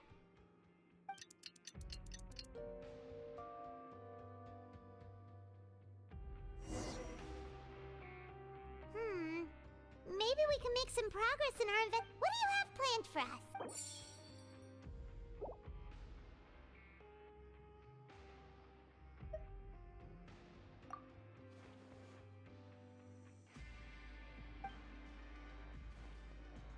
After working here so long, we're really starting. But doing the same thing all the time can get old pretty quickly. How are you holding up? Yeah, it's good to kick back and relax once in a while.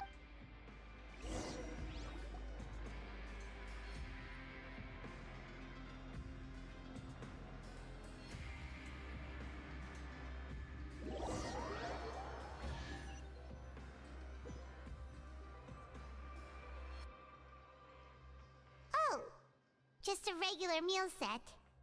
Guess Paimon shouldn't get her hopes up. What would you like to do this afternoon?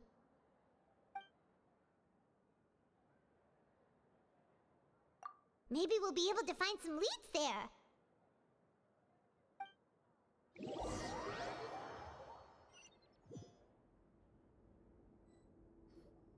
Oh, back for another try? I hope you brought enough credit coupons this time. All right, then get ready to play.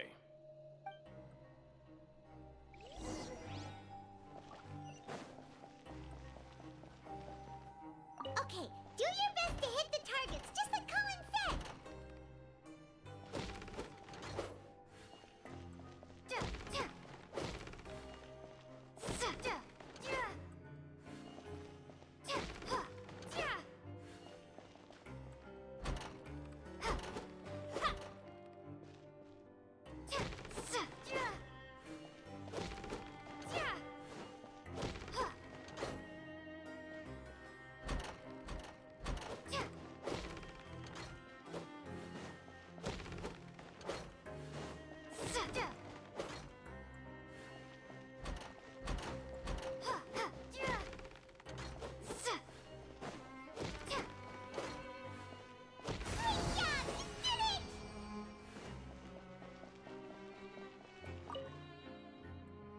Your strength really shouldn't be underestimated. Now I get why you're prohibited from participating in any official fight. Nobody who values their life would be willing to get in the ring with you. However, you two haven't tried betting on the outcome of a pancration match yet, have you? Just go talk to Rusimov. Buy a ticket for whichever fighter you think will win. There's a big But we don't know anything about the fighters. How can we That's normal. Just watch a few matches and get a feel for the fighters. It won't be long. He's got a point. Why don't we give it a try? If we have... Bet at random, huh? Well, how should I put it? Huh? We shouldn't get too carried away. What's the problem? What? I never even picked a boxer before, and you already know about the rules? Might as well tell you about it, since you already know that much. Plus, I think you've got the potential to be one of my greatest customers. I think I can let you in a bit. Besides, I don't want to risk ever losing a customer like you. Is it that serious? Okay. The hidden rule here is, if you buy both boxers' tickets and support them both, something bad will happen the next morning. So the rule is that we shouldn't pick both boxers in the same fight. But if any... And what do you mean by... How would I know? Not like I'm stupid, but I've heard a story about the rule. According to the rumor, there was a masked boxer who possessed incredible skill and power. None of his opponents even stood a chance. However, in the final match, the organizers told him to take off his mask. He refused and never showed up to the fight. And after that, he was never seen again. Some say he died, or that he was taken care of by the event's organizers. But everyone remembers that he was someone who cherished honor above. In his eyes, supporting both boxers in a match would dishonor the competition itself. So you mean it's like a curse? He'll take vengeance? No, he was always wearing a mask, like he was intentionally trying to hide his identity. I don't even know anything about his past. Traveler, do you think that boxer was... Huh? We will? You're not serious, are you? Look, here I was just trying to be nice and warn you, yet here you are trying to break it on purpose? Yeah, Paimon! Seems you've made up your mind. Betting on both fighters will set you back about 3,000 credit coupons. If you have enough, then...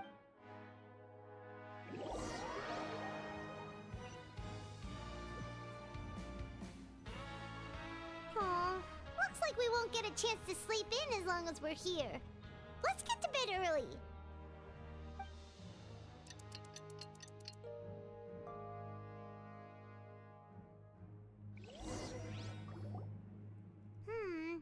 Maybe we can make some progress in our investigation today. What do you have planned for us?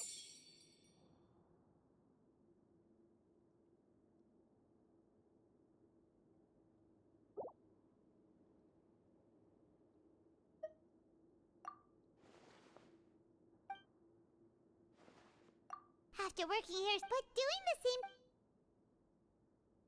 Yeah, it's good to...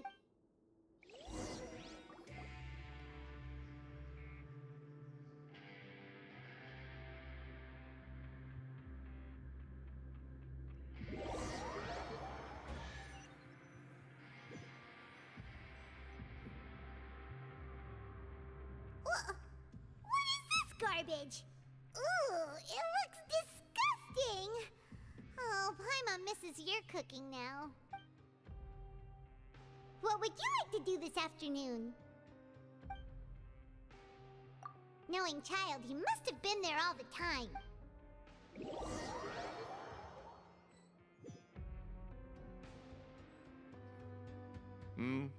Are you two here to buy tickets? Better be quick about it. Another match. Who are the boxers in the next round? We have the reigning champ, Le Grappler, versus a contender from the Eastern Prison Block, Demon Horde. Are those their nicknames, or did they choose those names themselves? Either way, super weird. Since you're new around here, I'll help you out and give you a little suggestion. Even though Le Grappler is the crowd favorite, Demon Horde is a first-class dark horse with incredible potential. Anyway, for this match, I recommend... Huh? I can tell you're new to this, but maybe you don't quite understand the rules, no? Let me try to explain again for you more clearly. You see... Oh, no need. We're aware that we're going to lose coupons. All right then, if you're absolutely sure. Remember, no refunds once you buy the tickets. Yeah, we got it! Just shut up and take our coupons!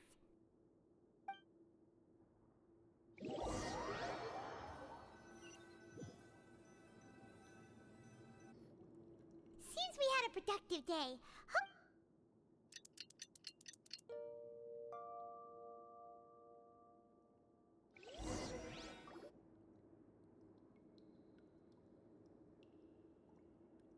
Hey, Traveler, Paimon.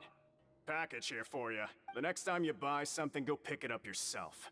I'm not a delivery man, you know. Huh? A package? For us? Did you buy something, Traveler? Paimon's not quite awake yet, so why don't you go take a look? Right! Yesterday we broke the hidden rule and bought tickets for both boxers. Oh, maybe this package is the bad thing that Colin said would happen. Paimon suddenly feels wide awake. Wait, maybe let Paimon go hide somewhere first. Just call Paimon after you opened it. Hey, wait! Paimon's still here! Don't open it! Huh? What is it? Are you okay? Let Paimon take a peek too. Oh. It's just a small bottle. But the color of the liquid inside looks so wrong. Almost like... Alright, that's enough of that. No need to say it out loud. Paimon already knows what you're trying to say. Ugh! No way! Get that stuff away from Paimon! Paimon thinks we shouldn't open the bottle until we figured out what's going on. Just trust Paimon on this one, okay?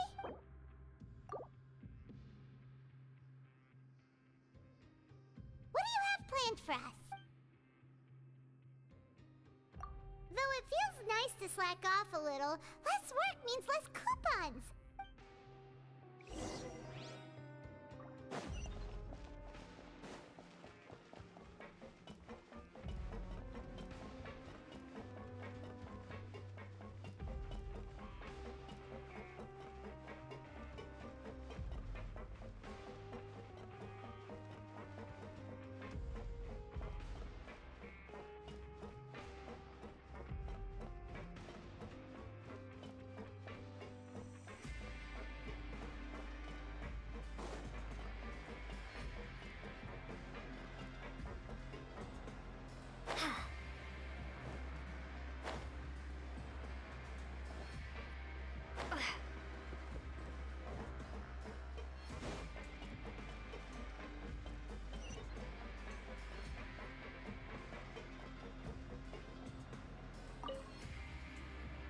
If there's no way to send it all out, then maybe I'll never get a chance to leave. Who are you? We've never seen you before, and you don't look like a fellow convict. I'm not! Of course I'm not. Please, don't mistake me for a criminal. I'm a good, law-abiding citizen. Then what are you doing here? You sure seem anxious about something. I'm a promoter for Fontaco, and I'm usually responsible for promoting our drink products. I thought I could complete my task here quickly and return to headquarters, but I've been here way longer than I anticipated. Oh, a promoter from Fontaco?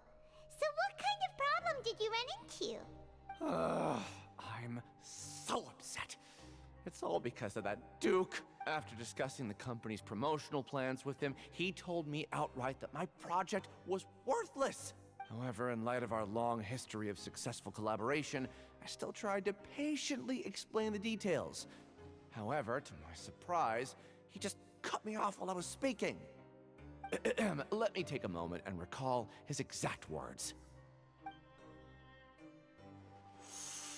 I'm just gonna stop you there and say no. If anything, I'm saving you time. It seems you don't fully understand the value of credit coupons here, nor do you understand the value of your own products. The former is because you are from the overworld. That's understandable, and I don't blame you for that. But as for the latter, only someone monumentally stupid, so breathtakingly stupid, that they were completely ignorant of the value of credit coupons, despite living in the underworld, would ever possibly consider buying. Anyway, that's how he rejected my proposal and asked me to come up with another solution with the condition that it doesn't cause any trouble for him. Can you believe that guy? Well, he is the head honcho here. Not much you can do about that. We met him too and could tell that he's the kind of guy that's hard to pin down. Fine. I know, I should just let it go.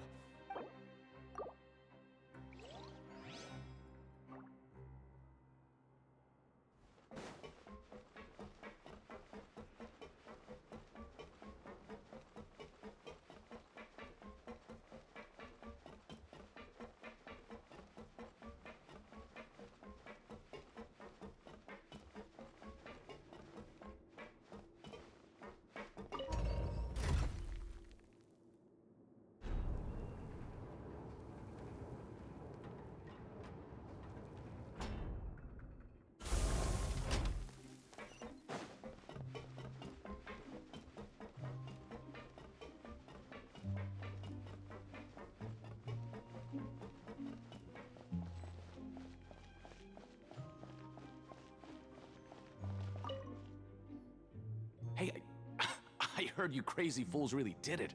You bought tickets to support both fighters, didn't ya? Well, did anything happen? Well, the next day we received a mysterious package, but we still haven't made any sense of the contents. So it is real. You didn't become cursed or anything like that, did ya? Are you both still okay? Wait, are you sure that it's still you controlling your bodies right now? Paimon's not sure.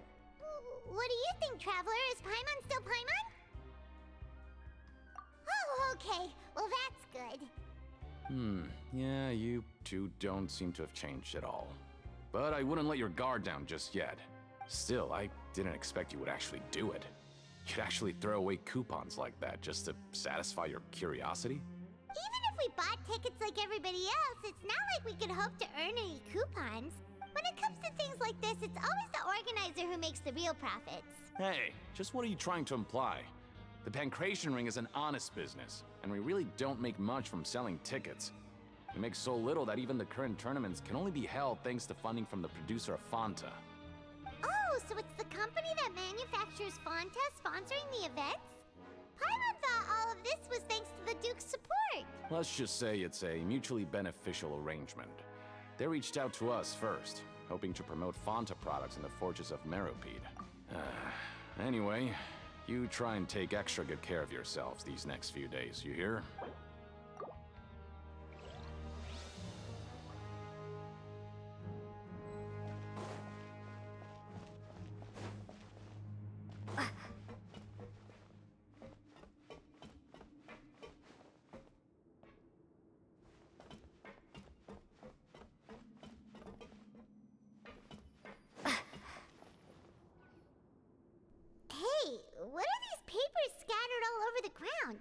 Are they registration forms or something? Maybe not. Every page has the Fontaco symbol on it. Maybe it's some flyers from the company. Okay. But if someone catches us, they could accuse us of trying to steal the company's secrets, couldn't they? Oh, you're right. Guess there's nothing to worry about then. Let Paimon have a look here.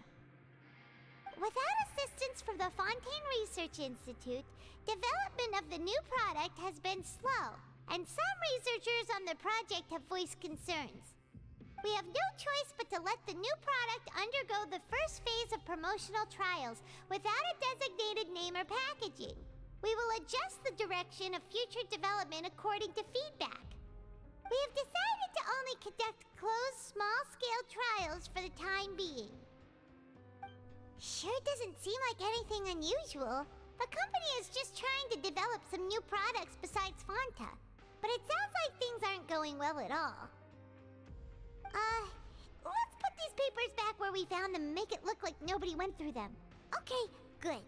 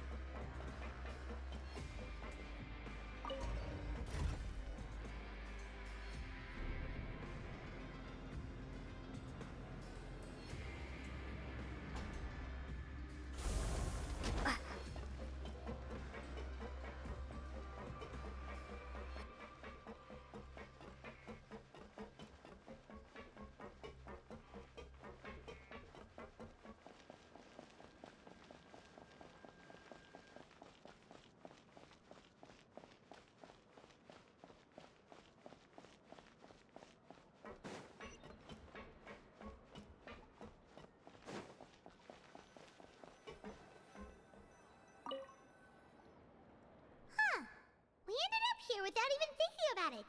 Want to grab something to eat? Alright, but remember that we bought this time with coupons, so let's make better use of it next time.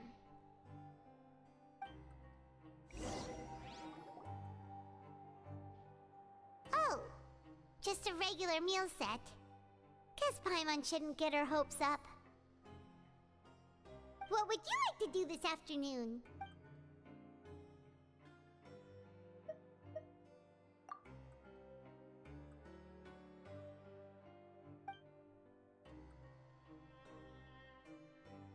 After working here so long, we're really starting to get the hang of it, but doing the same thing all the time can get old pretty quickly. How are you holding up? Yeah, it's good to kick back and relax once in a while.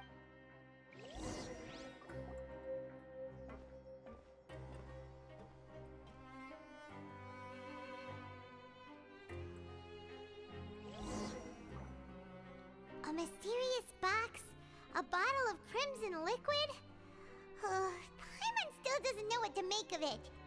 Do you have any ideas, Traveler? Really? Then it looks like that part of the investigation led us nowhere. Well, maybe we'll have better luck tomorrow. Good night, Traveler.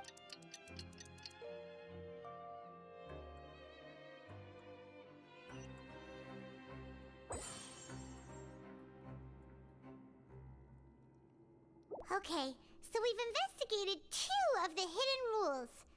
Paimon didn't think this prison would have so many weird things going on. We'd better pick up the pace with our investigation, otherwise we'll never get anywhere.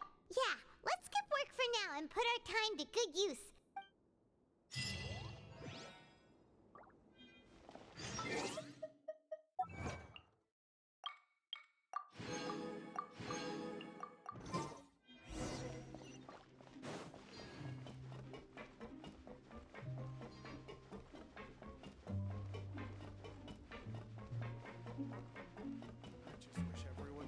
Safe and healthy.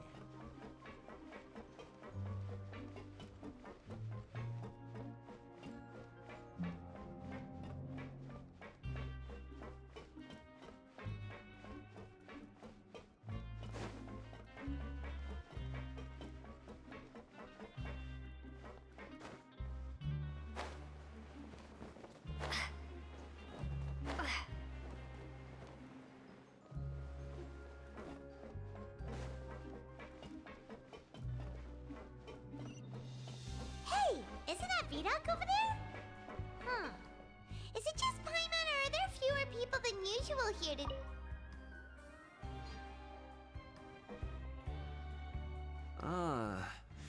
Seeing you at this time must mean you've already saved up a lot of credit coupons. Or at least enough to skip work. Impressive. Very impressive. So, now can you tell us about the hidden rules you know? If that's what you want to know, I guess you couldn't have come at a better time. Huh? What do you mean it's a good time? Leonid and those other pesky broke urchins have all gone to work in the production zone. I wouldn't want them listening in without paying up. We get it! Just tell us already! So, you know those pipes that make strange sounds? Don't ever, ever go near them at night. Something even more terrible? Like what? A group of cannibals. Cannibals? In the Fortress of Meripede? Every month, they meet a few times in the dead of night. Rumor has it they might be connected to the people that have disappeared here. But what's even scarier is that they have a special proclivity. Since they have no way to dispose of the leftover remains, they have ways to transform them into other forms and keep them in the fortress forever. Paimon might already know what you mean by other forms. So that's what's going on here. Oh, Paimon's stomach doesn't feel so good. You two look pretty skeptical. No matter. Learning the truth behind dark secrets isn't necessarily a good thing. I've got things to do too. I suggest you just act like I never told you anything. Traveler, can we just trust him on this one? Oh, Paimon doesn't want her blood and flesh entombed here for all eternity? Oh, so that's how you see the situation. Huh. You know, Paimon does feel a little better about it now. When will all the secrets end?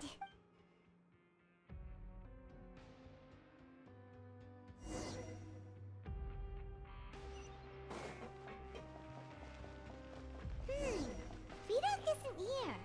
But the guys who went to work in the morning are back. Let's go ask them! Just stay away from me.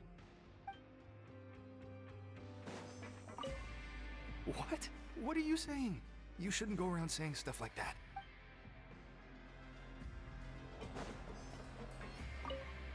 What are you talking about?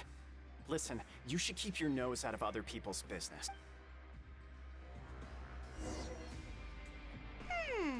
Their attitude sure is suspicious. Like they're trying to avoid us.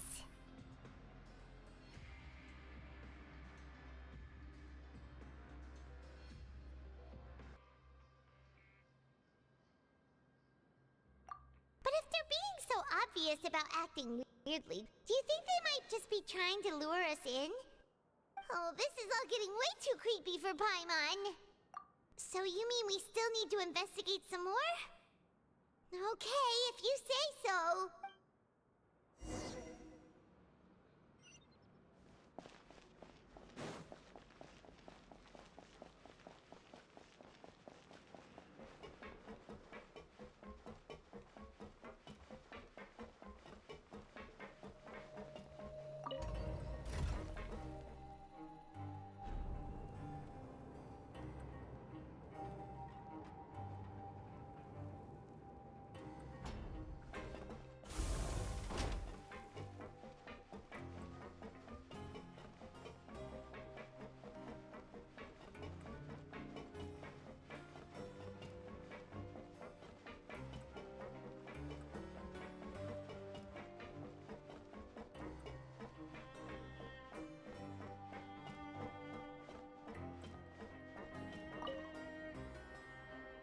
Fielding?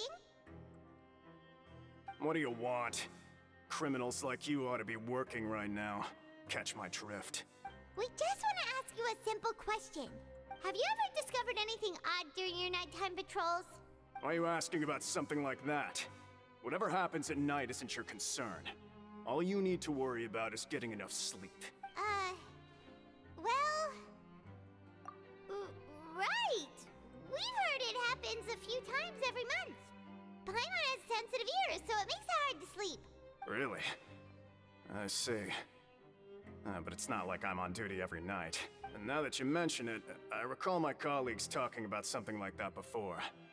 They say that strange things tend to happen at night on pipe cleaning days. Lots of us don't willingly take those shifts. So, what happens at night on pipe cleaning days? They just conduct regular cleaning of the fortress's drainage facilities.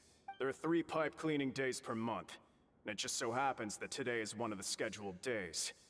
You can try to confirm the sounds tonight if you want, and if they're real, then I can report the issue to my superiors for you. Oh, okay. Then we'll keep both ears out tonight. If that's all, then I'll be leaving now. I advise you not to try anything funny, though. Even if I'm not on duty tonight, someone will still be watching you. Don't worry, we don't want any time added to our sentences. Oh, he left. So what do you think about the pipe cleaning days he mentioned? Right, both are a possibility. But Fielding did say that tonight is a cleaning night. Paimon knew you would say that. Alright, sounds like we'll be up all night tonight then. Paimon just hopes the guards don't catch us.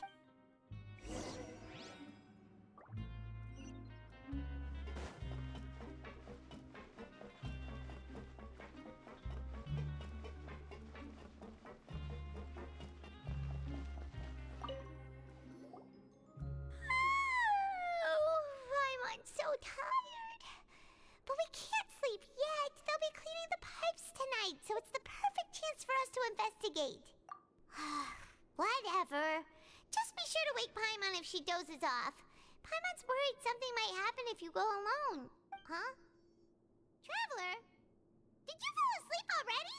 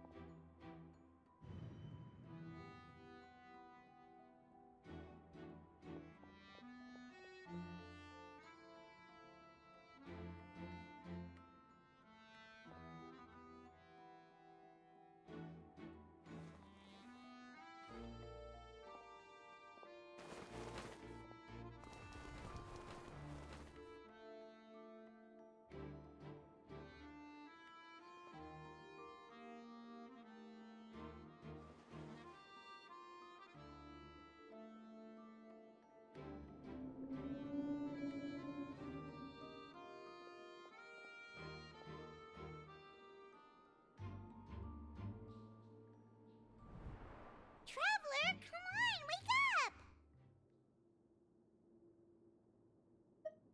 Oh, it looks like you were just peacefully sleeping to Paimon. Well, what did you see this time? Really? So we're finally starting to figure out what actually happened! But what about the cannibals? How do you explain them?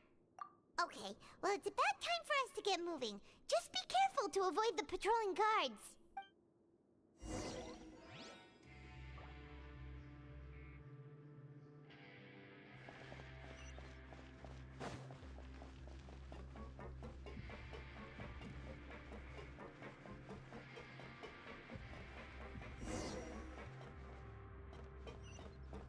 Shh! Careful! We'll get in trouble if the guards catch us!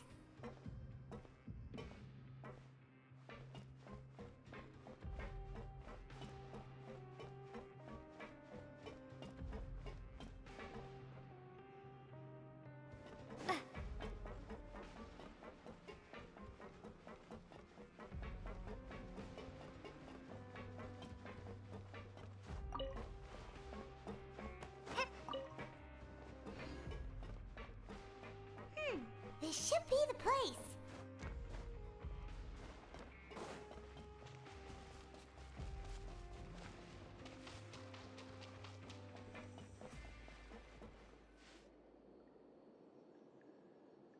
What?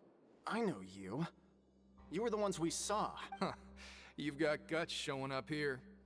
You know who we are, right? You'd better leave now. Ain't nobody coming here to save you. What'd you say? Yeah, so what if they were? If you push us, we can make those rumors a reality at any time. Hey, what's the point of all those rumors anyway? What exactly are you trying to do? I don't have to tell you anything. If you turn around, go back to the dormitories, and act like you never saw anything, then I'll pretend that you never showed up here. Yeah, scram. Nothing worth seeing here. Huh? What did you say? Isn't that exactly what Boss said when he left? Hey, do you know our boss? Whoa. We had no idea our boss was such a big deal. He always kept his identity a secret. So, did he have you come here to find us? Oh, so you're Child's crew here? Seems like he had no problem fitting in. We're the only ones who heard him say those words when he left that night. So, unless he somehow told you those exact same words after that, All right.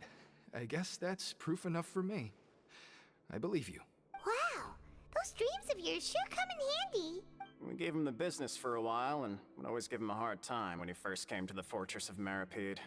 But here in the fortress, the strong will always earn respect. He was working the longest hours and racking up wins in the Pancration Ring. You could always see how amazing he was, even when he was teaching us a lesson. So eventually, we all decided to follow him. But one day, he suddenly told us that he had to find a way to escape this place, no matter the cost. He said it was because he heard that call again. And as his crew, if the boss wants something, then it's our job to get it done. So, we got to work and used the hidden rules that were here to make up and spread the rumor about the cannibal rule. We just wanted to give him a better chance of escaping on a night after the pipes had been cleaned. Oh, thanks to your rumor, nobody would want to come anywhere near here, prisoner or guard. Wow, it sure is easy to exploit people's fear of the unknown. But hasn't Child already escaped? Why are you all still coming here after pipe cleaning day? Because as far as we know, the pipe he went into isn't actually an exit. It should be a dead end. It leads to an abandoned factory area, and even if there were a way to escape from there into the sea, we're still way too deep. No one could ever reach the surface alive. But Boss still insisted on going in. It's like he was obsessed about it. So we told him that we'd pretend as if he never existed while he was gone, and that if he wanted to come back, he should wait for nighttime on a pipe cleaning day. That way, we could meet him here and help cover the whole thing up. So you come and wait here through the night a few times a month just because of that promise? Yeah, but it's been so long now. We already know in our hearts that he must have managed to escape somehow. Is it also possible that something unfortunate happened to him? Nothing could ever defeat Boss or slow him down. It's one thing we know for sure. Okay. Paimon was just brainstorming possibilities. All right. Keep quiet and follow us.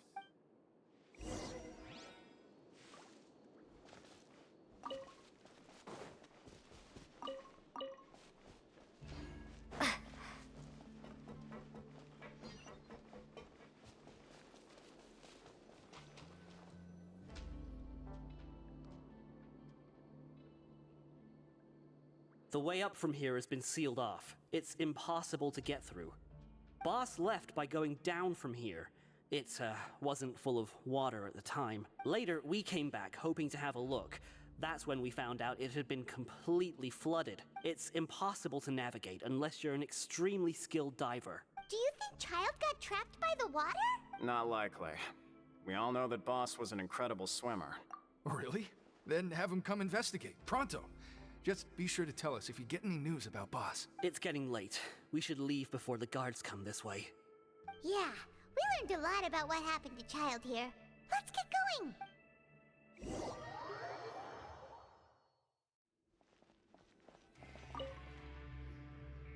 Whew. We finally learned some key information. Seems all of our investigative work has finally started to pay off. When you said you knew a diver, you were talking about Fremine, right? If we ask Linny, he'll definitely have Fremine help us. Ugh. Why is Child like this? What was he doing going into the pipes? Not making our jobs easier, that's for sure. Fortunately, though, It seems like it's only a matter of time now before we find out what really happened. Now that we can finally relax, I'm starting to feel super sleepy. Let's try to get some rest while we still can. Nighty-night, traveler!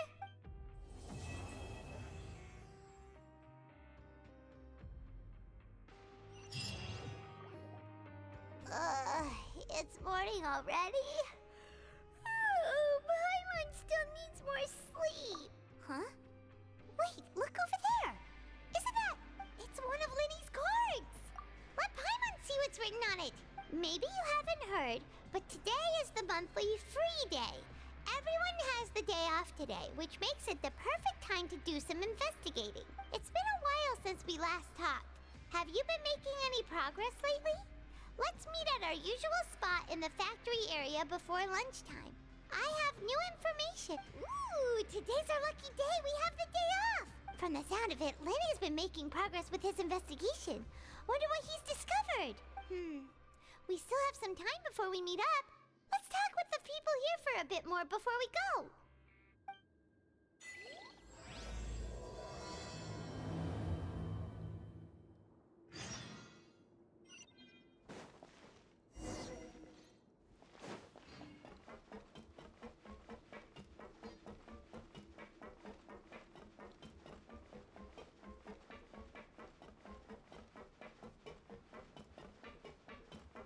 Just wish everyone could stay safe and healthy.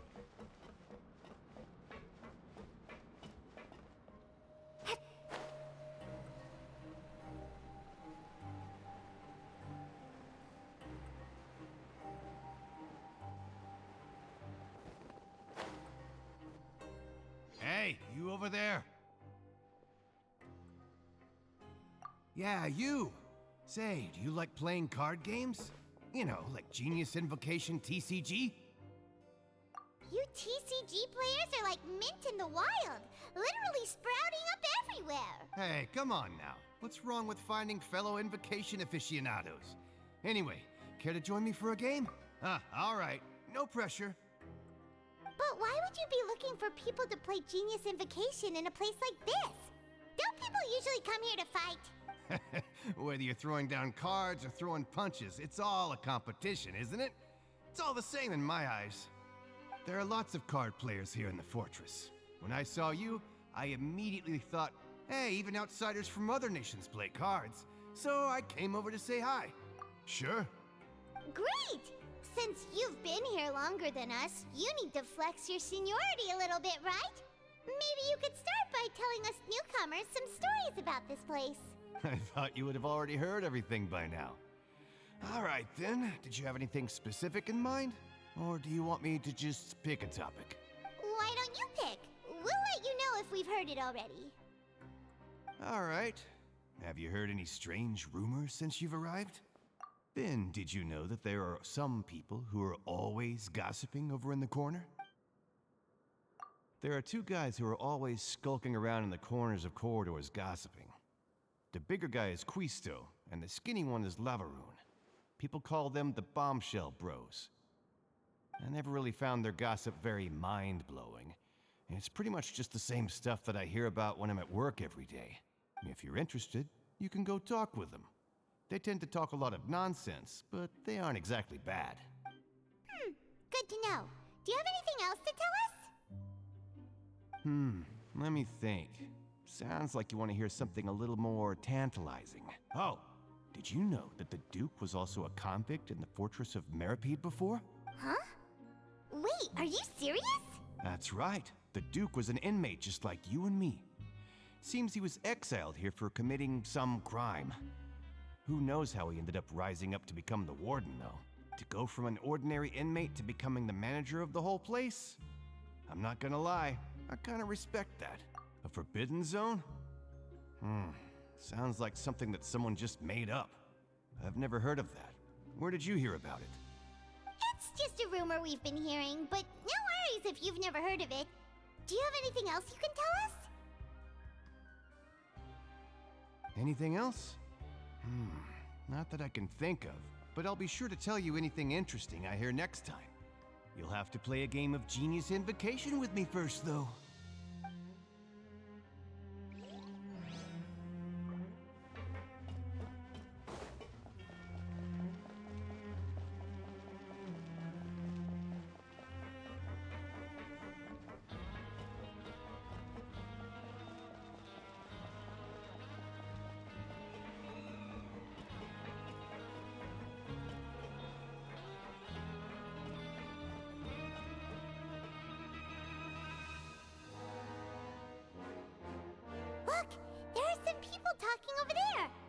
listen in on the conversation.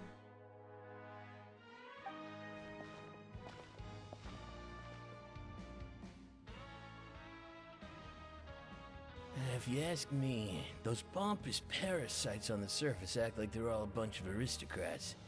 Do any of them give half a hoot about a bunch of dogs like us? Hey, speak for yourself, mate. I'm no dog. Oh, you think you're special or something? If you're here, then you're just a convict like the rest of us. I've heard that even if you're released after serving your sentence, going back to life on the surface ain't any better. Once a criminal, always a criminal. We're marked for life. I don't buy that. Hey, how cool would it be if the whole world was destroyed by a giant flood and everyone had to start over from nothing? What kind of filthy bilgewater are you spewing? I have family up there. You best shut your sewer hole with talk like that. Listen, things ain't so great on the surface, but who says that you have to leave? I've heard that you can still stay here and work even after you've served your sentence. Not bad if you ask me. Who wants to live in the ruddy overworld anyway? And what makes you think they want to hire someone like you? It's one of the great mysteries of the universe, how someone as useless as you is so confident. Whoa. Sounds like they're really unhappy about the overworld. Speaking of which, Paimon never heard anyone use the words overworld or underworld when we were living up there. Is it only that's true?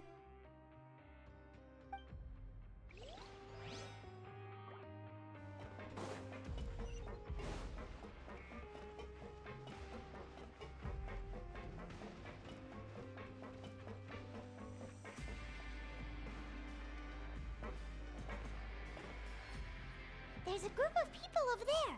Let's go listen in. So I said, that's not a faucet. Hey, who are you two? Why'd you come over all of a sudden? Oh, sorry for eavesdropping. Sounds like you were talking about something private. What's the matter? They're just looking to join in on a fun, that's all. Hey, don't pretend like it's okay for them to just interrupt us like that. Yeah, fine. You're lucky we don't mind extroverts that much.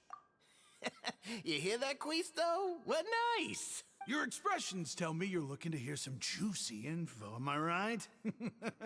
But before that, it just so happens that I know you two. Really? Are we that famous? You're kidding. How often does anyone get a personal tour led by His Grace himself? Practically everyone was talking about it.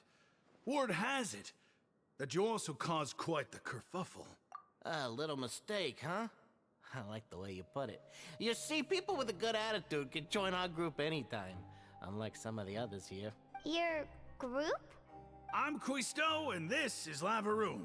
People usually call us the Bombshell Bros, but don't worry, we're not playing with bombs or anything. It's just that our information is always so explosive, and we blow minds on the regular. So, you two really like to gossip? Whew, you sure know how to embellish. No, you don't get it. Knowing intelligence will make things better for you here. For example, knowing who's working with who has the latest rumors, who's not getting along. Wouldn't you like to know all that? Whoa, all this info's worth something, you know? You should prove you're worthy of it. I don't mind him. Quisto's always this way. Just play nice and say something to massage his ego.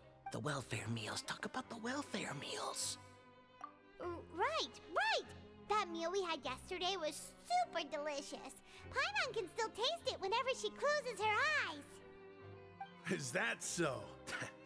To tell you the truth, I've been helping out with making those welfare meals. I've been working as a kitchen assistant for about a month and a half now. Oh, so you're the one who made those delicious steaks.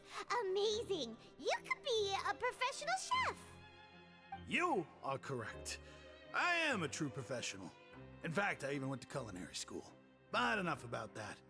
Since you like my cooking, I guess that means we share similar tastes. Listen carefully. This little bombshell will help you learn what's really going on here in the fortress. Listen, kids. The power structure within the fortress is quite complicated. The overworlders couldn't care less about us down here. We're basically dogs to them. You've already met the one person here you should never cross, the Duke, Risley. He knows more than you think. And if he doesn't care about something, then he often doesn't bother dealing with it. Those who have the Duke's attention get all kinds of special perks, even better treatment in the infirmary. I know who you mean. It's that Jurier character, right? I don't think there's anything useful about him at all. Why does he visit the infirmary practically every day? Is it normal for anyone to be going in and out of there so often? If you ask me, he's just faking it to get out of work. But did you know that Jurier was a talented researcher from the Fontaine Research Institute before he came here? I don't care if he was a researcher that could turn dirt into Mora. Once you're in the Fortress of Meripede, you're just another inmate like everybody else. Speaking of which, the last time I saw him, he was passing by in the corridor with Lorvine. I also heard they started arguing in the library and got into a fight, right? Guess that's just how terrible of a guy he is. You mean he hit a woman? Wow, I never imagined he was that bad. But that Lorvine's also quite the odd one, you know? She's always gabbing away, got into a fight with a man, and she also got sent to the infirmary.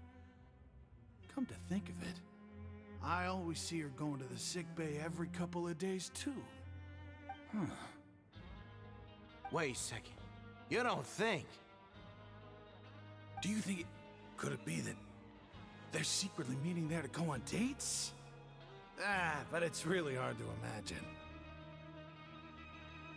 After all, I do remember seeing Lorvine beat Jurier to a pulp that one time.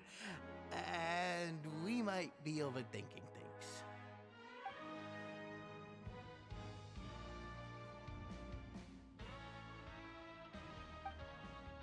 Okay, we've talked to just about everyone, and it's about time for us to go meet Linny. According to the card he left us, we should go meet him in the production zone.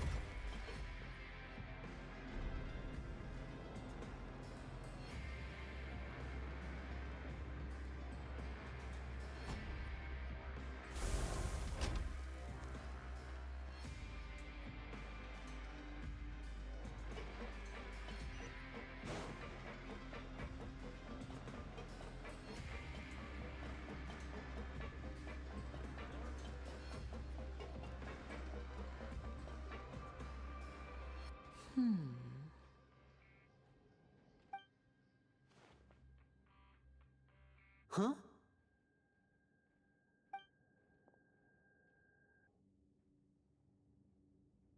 That look in your eyes. You found something?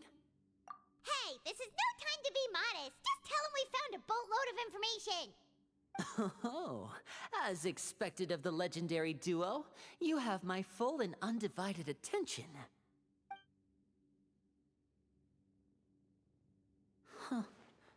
could have never guessed that myself. The rumors swirling about this place are unreliable after all, and Master Child probably went missing because he found a way out. He is a harbinger after all.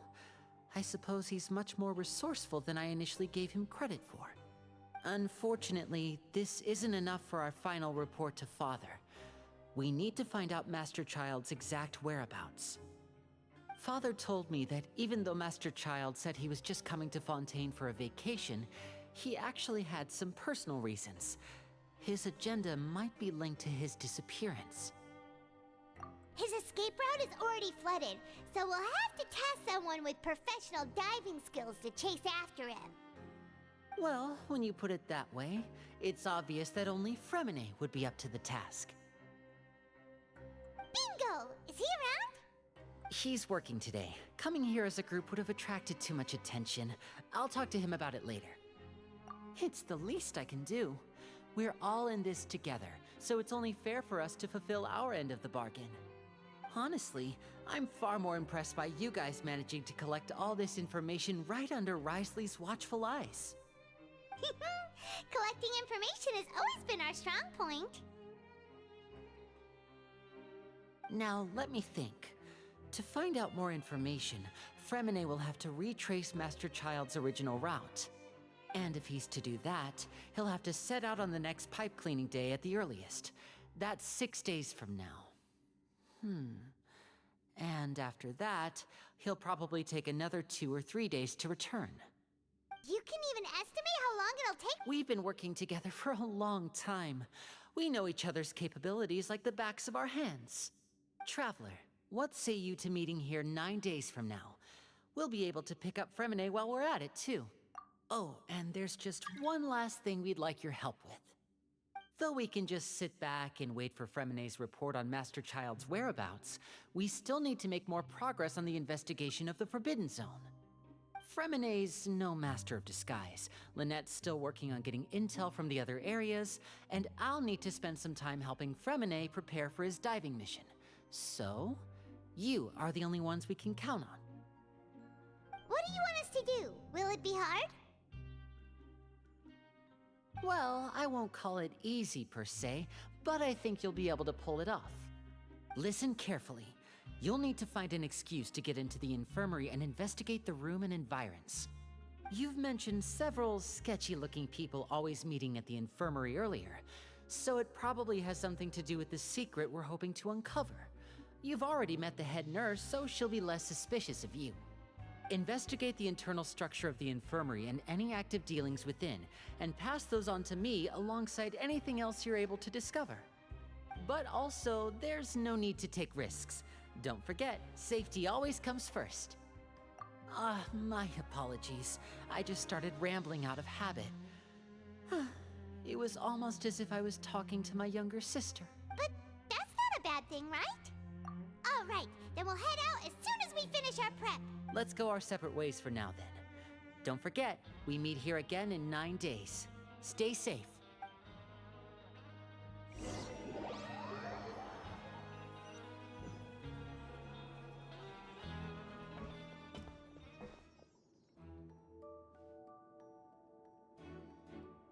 Hey, stay here for now. Paimon will take a peek. There seem to be several people inside.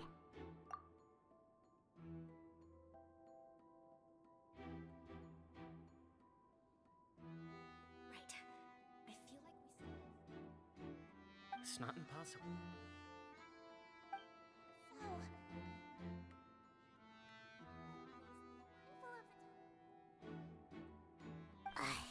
It's a bit hard to understand them from here, so why don't we just try to talk to them in person?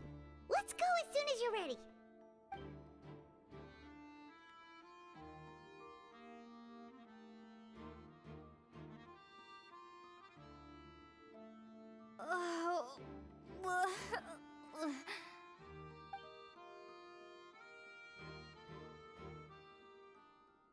Someone, please help! She's sick!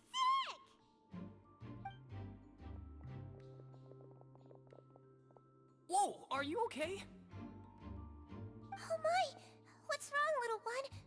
There's no need to panic. Take a deep breath before you begin.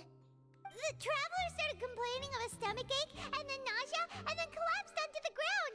Paimon doesn't know what to do. Freezing limbs, twitching fingers, and pale complexion? Could it be poison? Let me take a look. Please, lie down over here. Don't worry, I'll get you to the bed safely. Here, hold on to my shoulder and walk slowly.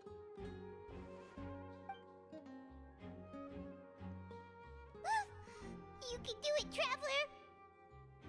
Don't apologize. You're sick after all.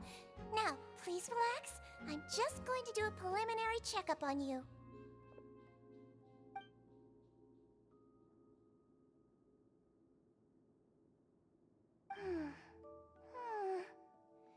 I see now.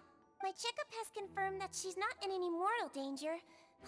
That's our worst fear out of the way. Eh? Oh, that's good. But... I'll continue my diagnosis of the patient now. Please, relax and take a deep breath.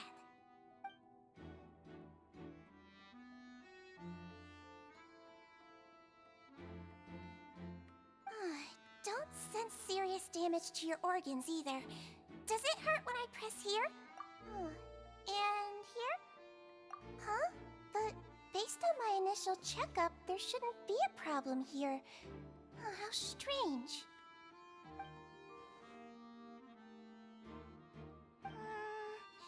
What about here? Does this hurt? Oh. I understand. So that's what it is. I think you just ate something that disagreed with you. That's all. Nothing too serious. Outside of a pretty bad stomachache when it decides to act up. So that's what it is. Thank goodness it's not anything more serious. And there have been other inmates complaining about the food recently. I'll inform our head chef, Mr. Wolsey, of this problem as soon as possible. Congratulations! The health risk is incredibly low, so you should recover within a couple days. Why don't you take a rest here while I go get some medicine for you? Miss Lorvine, I'll have to trouble you to help me look after this new patient while I'm gone. Very well. And she hopped away just like that.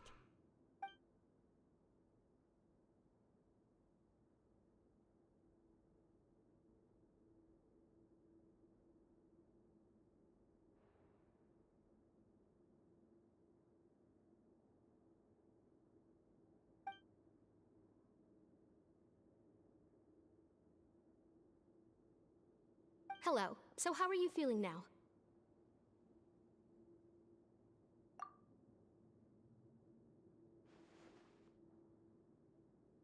Her stomach ache's really bad. She was stumbling about the whole way here, so Paimon's really worried. If Miss Sijuin says it's not a serious problem, then there's no need to worry. She's the best medic we've got down here. But it also looks like she's the only medic you've got down here. Well, that's true. What do you mean, that's true?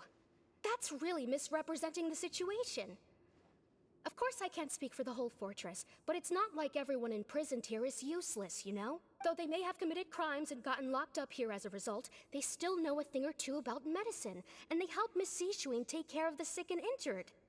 Yeah, you're right. But did you have to lecture me about it in front of another patient?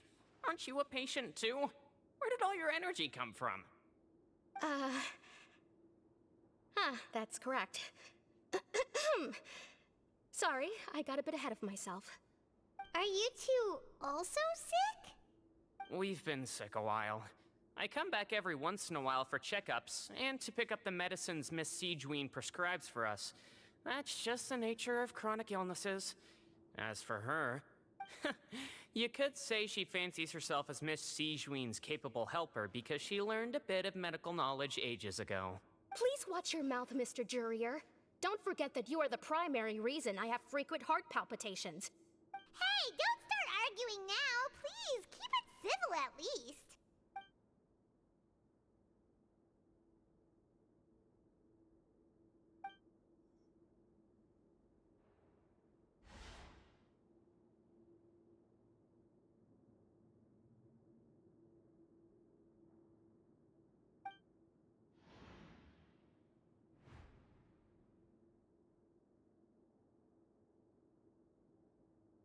Hey! Hey! There's no need to fight! Everyone will be released someday, so there's no need to argue over silly things like this! But... Release.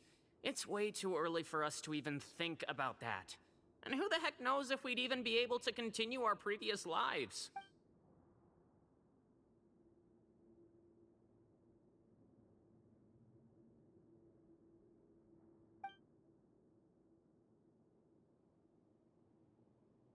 Please allow me to end this boring and useless conversation. Oh, and Mr. Jurier, I don't want to see your face here again anytime soon.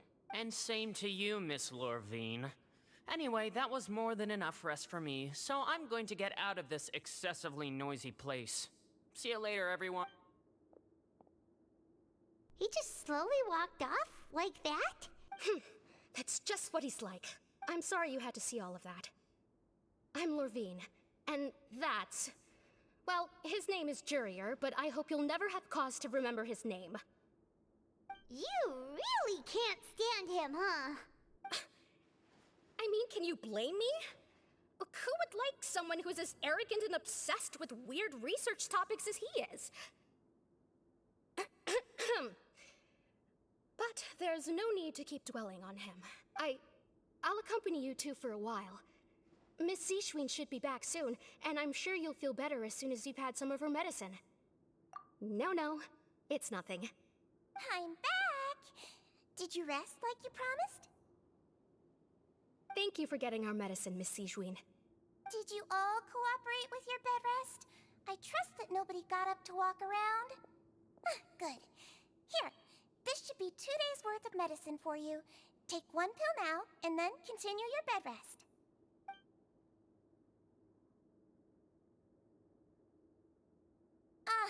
Miss Lorvine, I left in a bit of a hurry just now. Do you still remember if we discussed the color of the pill that you should be taking today?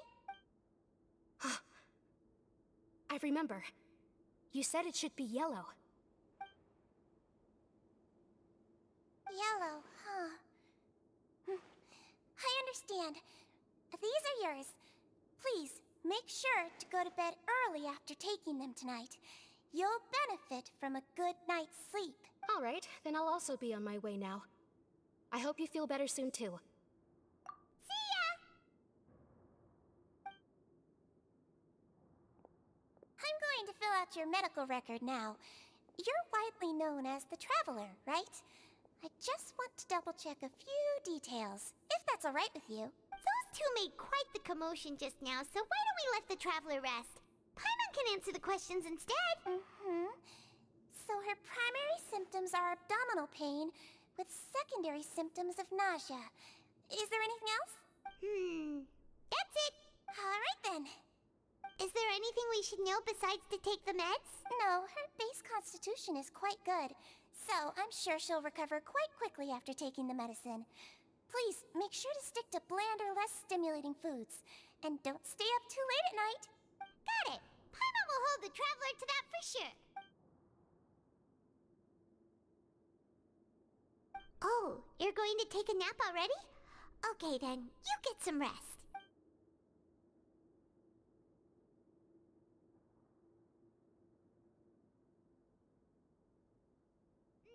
We've been to lots of places together.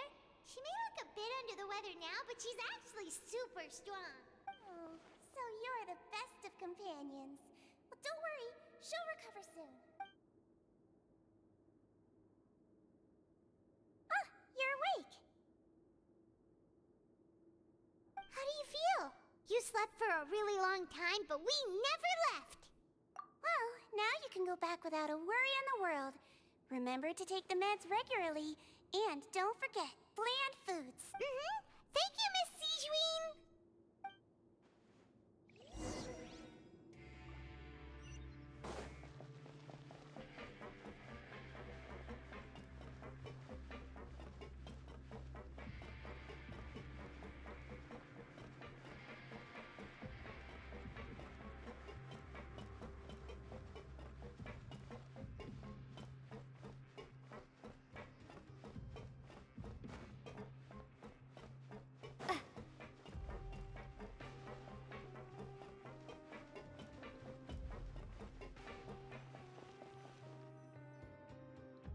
really are something. To be able to fall asleep like that and even sleep talk the entire time, you scared Paimon half to death! No, but you kept mumbling things along the lines of, Pyron, don't take my grilled fish, and put down the Adeptus Temptation now! Paimon talked with Sijwin the entire time you were asleep. She seems like she's just a sincere nurse, and Paimon didn't notice anything unusual in the room. Are you sure we're not going off track with the infirmary?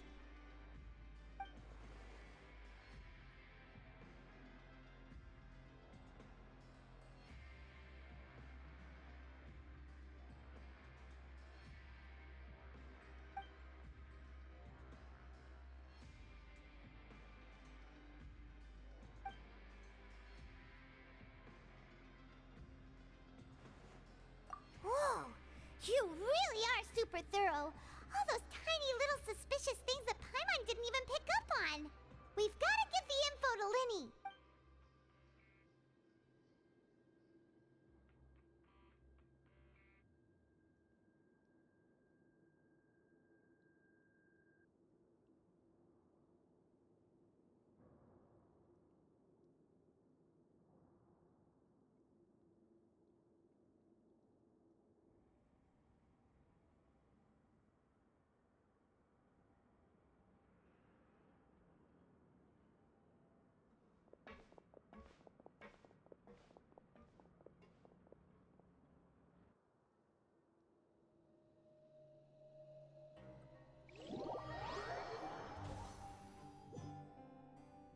Today's the day! Let's go meet up with Linny!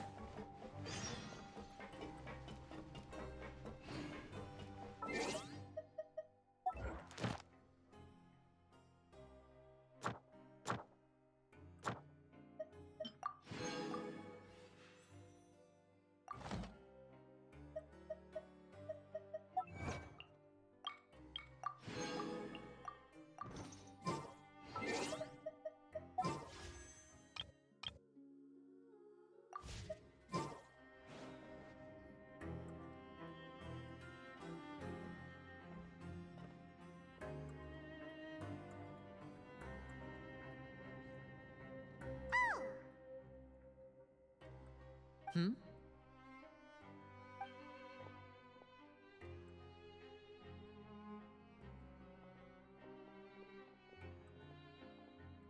Did you two run into any trouble over the past few days?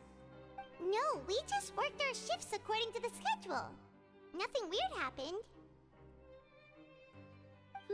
That's good. That means you didn't raise any suspicions when you infiltrated the infirmary. We've taken a look at the slip you've sent.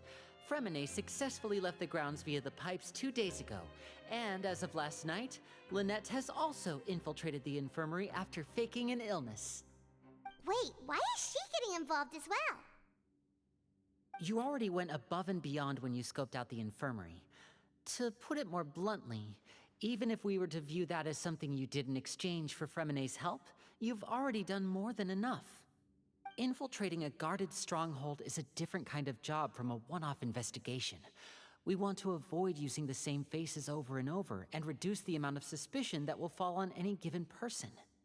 Lynette also felt like you have already taken the first step for us, so she should be the one to finish the job. So that's what Lynette thinks. Oh, Paimon hopes everything's going well for her. Then, let's go check on Lynette before Fremine returns. If everything went well, then she should be wrapping up her investigation right about now. Is now really a good time to go over? According to my observations, Sijwin always spends around half an hour away from the infirmary. Also, I'm her brother, remember? It's only natural for an older brother to care about his younger sister's well-being. Okay, then let's head over right away!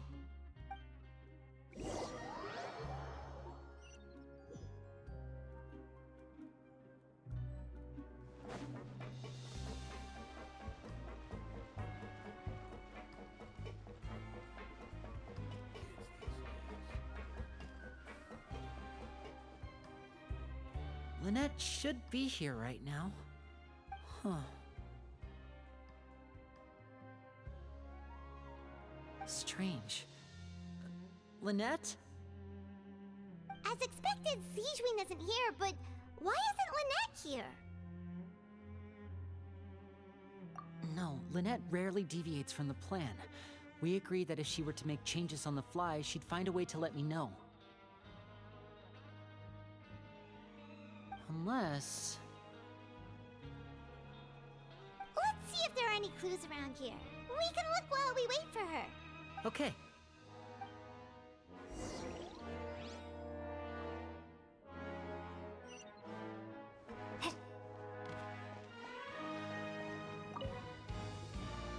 There are some books here and a few files.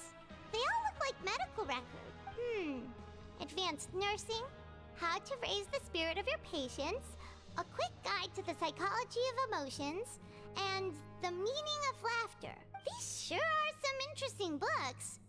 Who knew Sijuin would be interested in these kinds of things? She even has books on understanding people's motivations and feelings. Is it because she's a Melusine? Or does she have a need to understand her patient's emotional state? Seems quite normal to me. These are skills that would come in handy for a nurse from time to time.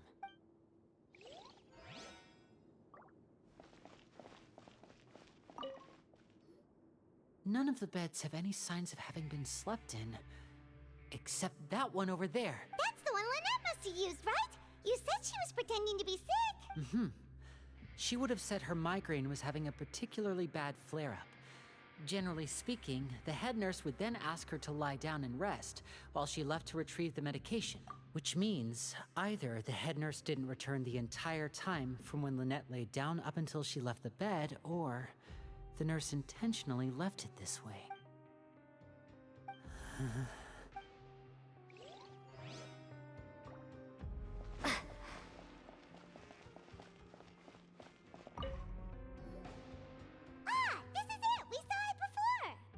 Wait, this thing? It doesn't look like it's been disguised that well.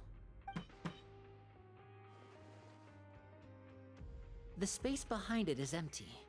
From its size, I don't think it's an entrance that is meant to be taken apart. There's probably a mechanism around here somewhere. Could Lynette have tried to get inside? But if that's the case, she would have contacted me for sure.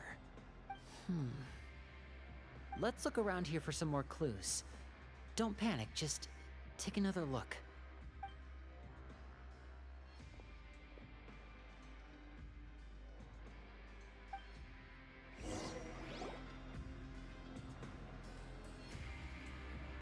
Hey, you guys, there's a slip of paper over here! A slip of paper?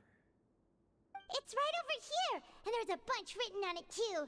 It reads, "Out of respect for your usual practices, I'll use a piece of paper or card as the medium to pass on my message. You may consider this as me giving you my best regards." This is... Is that all? The back. This is... Show me! Now! That look on your face. Paimon's reading it now. Would you care to guess where Miss Lynette of the Fatui could be right now? No. Could she have... Is she already... Wriothesley. Did he deliberately leave the infirmary unguarded to use it as bait? Wait, you mean he was aware of our goals from the very beginning? But why? We didn't run into any trouble last time, and he also never reached out to us since. Yes, that is a crucial question. Wriothesley. He doesn't do anything without a clear goal or reason. So this means he had no concerns about your activities from the very beginning. You're not from the same camp as us. You were sent down here by Nervulet, so you have no conflict of interest with Wriothesley. We're a completely different story, though. I'd like to know that, too. Why did he only go after her? Don't panic, just think everything over. I have to stay calm. This is not like what happened last time. The situation's different now.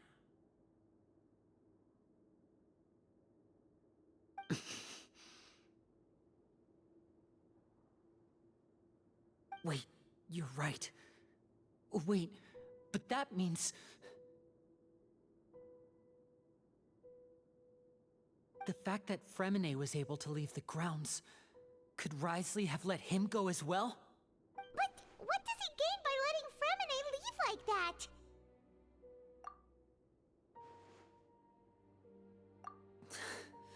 So he's challenging me and trying to provoke me, I'm sure of it. We never should have sent out Fremine. We had to go through all that trouble to find an opening to sneak him around the guards and into the pipe, and we even thought luck was on our side. If Wriothesley let him leave on purpose, then he's probably in a terrible spot now as well. Lenny's getting more and more panicked. We have to calm him down. Don't be like this, Lenny. Fremine wouldn't have left if we hadn't told you about Child. That was our fault. No.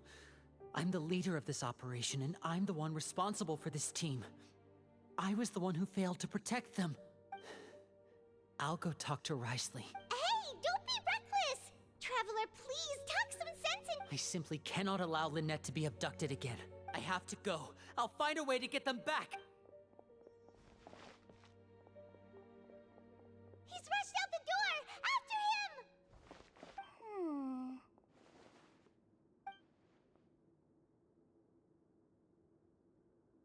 Right. I feel like we still have some room to make changes on these details. It's not impossible, but it'll require extensive testing. Is that so? Very well. Then please be mindful of the time.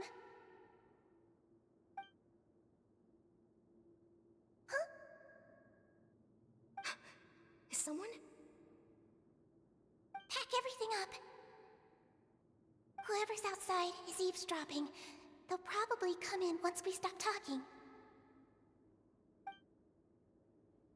Someone! Please help!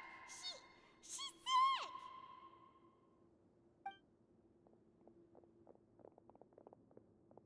Whoa, are you okay? These two. As expected, they've already found this place. Oh, they are quite sharp. What a delightful turn of events. I like smart people, but I also like playing dumb. I like the feeling of being trusted. Oh my! What's wrong, little one? There's no need to panic. Take a deep breath before you begin. Being able to read human expressions is quite the useful skill. Lenny! Wait! It's no use. We have to catch up to him. Kids these days, you just can't rely. He's already out of sight. How is he so fast? Let's go head him off at Wriothesley's office.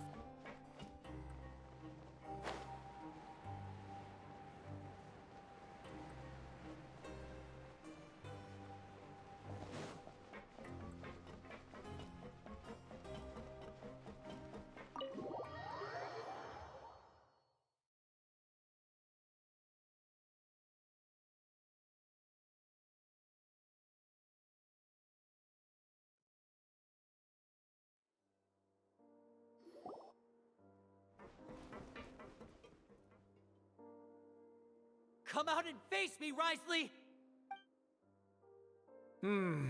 Aren't we at an administrative office space? Why don't you at least try to follow even a couple rules from the fortress's indoor management regulations? What did you do to my sister? I ran into the young miss at the infirmary. I'd heard that she was suffering from quite the migraine, so I decided to invite her over for a cup of tea. I do have some teas in my collection that can work wonders against such an illness. Stop joking around! Where did you take my siblings? I have also heard that your performances are quite the spectacle. Miss Lynette would sometimes enter a box filled with water, only to emerge the next second from another place altogether. Maybe she'll appear behind you right now if you were to turn your head. Is he trying to trick me into turning my head? No, he's probably not looking to attack me right now. All of the hostages are in his hands, and he's even in the mood for small talk. That means Lynette is probably still alive. You knew we were investigating the infirmary from the start, so you deliberately aroused the Traveler's suspicions and baited us into continuing our investigation, just so that you'd be able to kidnap Lynette. As for Fremine, no, you probably didn't even interfere with Child's escape. You let him go, so you could purge the Fatui members that we had planted into your ranks. There was no need to do so. The Fortress of Meripede is a pretty pleasant place. Most people enjoy their lives here. The only ones who act differently are those with personal agendas. It was quite easy to identify your colleagues. You removed our original members and spread the news of Child's escape so Father would assign our team to come down and investigate. Fremine has also fallen into your hands, right? If you're oh so omnipotent and so in control, why would you need hostages? One correction. Lynette is in my hands right now, but Fremine is not. He's not? What do you really want? Lenny! Oh, wonderful. Everyone is here, so I'll only need to say this once. Thank you so much for cooperating with me. Eager and to the point, I see. Alas, only Miss Lynette is currently having a cup of the fortress's finest tea. Although, as per your original plan, Mr. Fremine should also have returned to the fortress by now. But he has neither shown up within my gates, nor has he been taken into any kind of custody. So where do you think he may be right now? Wait, you can't mean you locked him outside in the sea? I closed the fortress's gate to the outside world. That's all. Fremine's a star diver, so he should be fine, right? No, we're still here, so he definitely tried to find a way to come back for us. So we can't assume he might have made a break for the surface. But why would I do this, you may be asking? To have an audience with you, of course. My intel tells me that Mr. Linney is a great magician, so it's only natural for me to want to have some cards of my own when it comes to negotiating. Besides, I do recall you mentioning to Miss Lynette that you've always wanted to have a face-to-face meeting with the Lord of the Fortress of Meripede, regardless of whether it was in a personal or a professional capacity. Well, you got your wish. So, you've been keeping tabs on us before we even set foot in the fortress. Some of my folks just happened to hear a thing or two, that's all. In any case, I will be straight with you. I was willing to play dumb and turn a blind eye, so we had a pleasant few days playing games together here. But once you started focusing on the Forbidden Zone, all of that changed. Mr. Linney, the cards are stacked against you right now. Miss Lynette is in my hands, and Mr. Fremine is still slowly being pickled out there in the brine. You know just as well as I that he cannot last out there forever. You need do but one thing to guarantee their safety. I would like you to contact your superior, and ideally invite her over for a cup of tea with me. You want to see Father? But why should she bother giving you an audience? Well, if she cares for the well-being of her dearest children, she should have plenty of motivation to join me for a parents' evening. I've heard that the bonds between the members of the House of the Hearth are like the bonds of family. I don't see why she would refuse. Why did you think Father sent us to handle the Fortress of Meripede? This place is basically a no-man's land. It wouldn't be fitting for anyone as important as a harbinger like Father to come here in person. Oh, I see. So it's because she doesn't care for my place here. That's such a shame. After all, I've amassed quite the tea collection. I was looking forward to sharing it with her. Both Monsieur Neuvillette and Lady Farina have already received many samples as gifts. Was this the extent of your master plan to get to Father? No matter how much pressure you may put on me, I won't allow you to use us to blackmail her. You people really are difficult to get along with. All I'm asking for is a face-to-face conversation. Does she truly have no interest in the fortress's secret? Mr. Linney, you have one last chance to invite your father here. If you refuse... Lenny! Instead of asking why I'm doing this, why don't you try to see things from my perspective for a second? From the very beginning, the Fatui has been actively infiltrating my fortress. I gave you a warning by cutting off the first few operatives I found, but that only caused you to double down. Had you given up on the fortress then and there, I'd have no reason to want to talk. Mr. Fremine left the fortress on his own, and Miss Lynette tried to pry out my secrets right in front of me. No matter how you look at it, the responsibility for this falls on you. I shouldn't ask Father to do anything because of us. 6, 5... Wait, 2, 1. Time's up. It really is a shame, Mr. Linney. Risley! Negotiations have broken down. Please leave. Yeah, listen to the Traveler. If you can't talk to Linny, can you at least talk to us? You do realize that I'm only letting you go because of Neuvillette, yes? You're here helping him out, and I've already done my best to stay out of your way. But that doesn't mean you can just do whatever you want.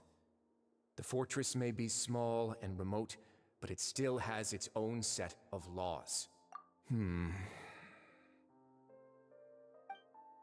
Then how about this? Those who are capable deserve respect. You've spent quite some time investigating my home turf by now, so why don't you tell me a thing or two about what you found, I'll ask you 3 questions. Answer all of them correctly, and I'll agree to your request. Question 1. Regarding the hidden rules of the production zone, what is the truth behind the one about not being allowed to work for 3 days in a row?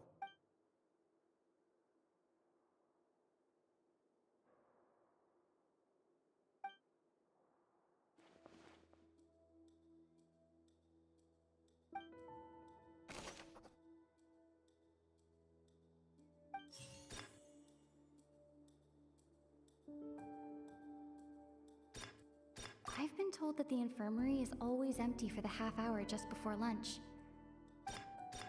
The Fonta promoter has been struggling because he doesn't recognize the real value of coupons. We often see Miss Sijuin observing the Fonta's internal reports suggest that they're starting a new trial of an unnamed and unpackaged product. The research note said that the Melusine race perceives the world very differently from humans. Because of that, the Melusines have also developed a sense of aesthetics that appear rather strange and alien to humans. According to Collins, the Pancration tournament only took place because the Fonta company sponsored it.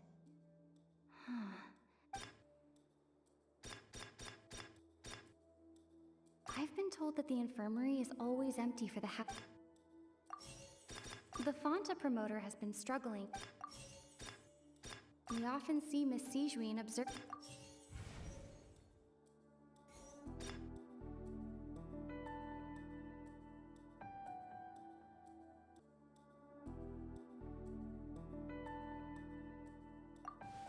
So that's what's going on. Paimon understands it now. Who would have guessed? The hidden rule of the production zone. People are not supposed to work 3 days in a row, and if they do, they'll get strange meat in their welfare meal. At first, we thought this strange meat must have something to do with the people who disappeared, but in reality, they were all prepared by Sijuin, the head nurse. She often visits the production zone to observe the workers' health and makes a note of anyone who has worn themselves out after 3 full days of work. Out of her sense of duty as the head nurse, as well as her genuine concern for the workers' health, Sijuin visits the cafeteria right before lunch and cooks an extra dish for those who can use the stamina boost. Sijuin has only the best intentions with her surprise gift and doesn't want anyone to find out about what she does. However, unfortunately, Melusines as a race perceive the world differently from humans, and their sense of aesthetics is even more alien to us. The recipients of her lovingly prepared special meals cannot taste the care within and usually just freak out. Are we on the right track? Not bad. You've uncovered Sijuin's secret and even guessed her intentions correctly as well. It's nice to know that her efforts have not gone unacknowledged. All right, now for my next question. There are also some hidden rules in the Pancration Ring, including the one that you're not allowed to support both sides of a fight. Why is that?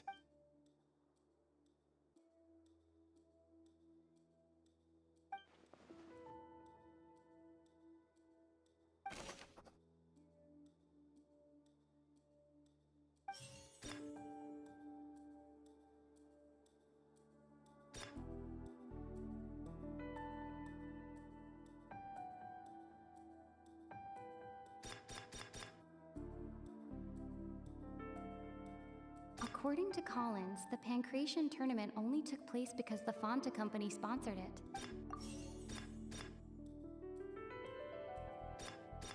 Fonta's internal reports suggest that they're starting a new trial of an unnamed and unpackaged product.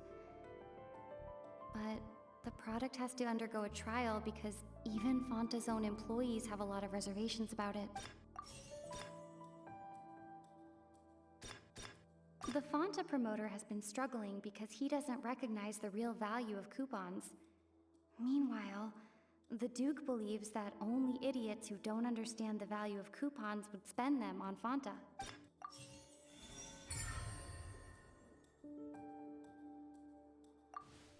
Paimon gets this rule too now, so there really was nothing to be afraid of. That hidden rule of the Pancration Ring is about how, people are not supposed to bet on both boxers at the same time. And if they do, they'll receive a package containing a strange, blood-colored liquid. People get scared when they see it because they've subconsciously begun to associate it with the missing boxer. But really, it's just a bottle of the latest yet-to-be-named and packaged new Fonta trial product. A blood-red drink. It's no wonder even Fonta's own staff were questioning the company's decision-making. The company, facing backlash from its own staff, decided to try to trial the product on a smaller scale to see how it might be received by customers. They came to the Fortress of Meropide and offered to sponsor the Pancration tournament so they could push their new product.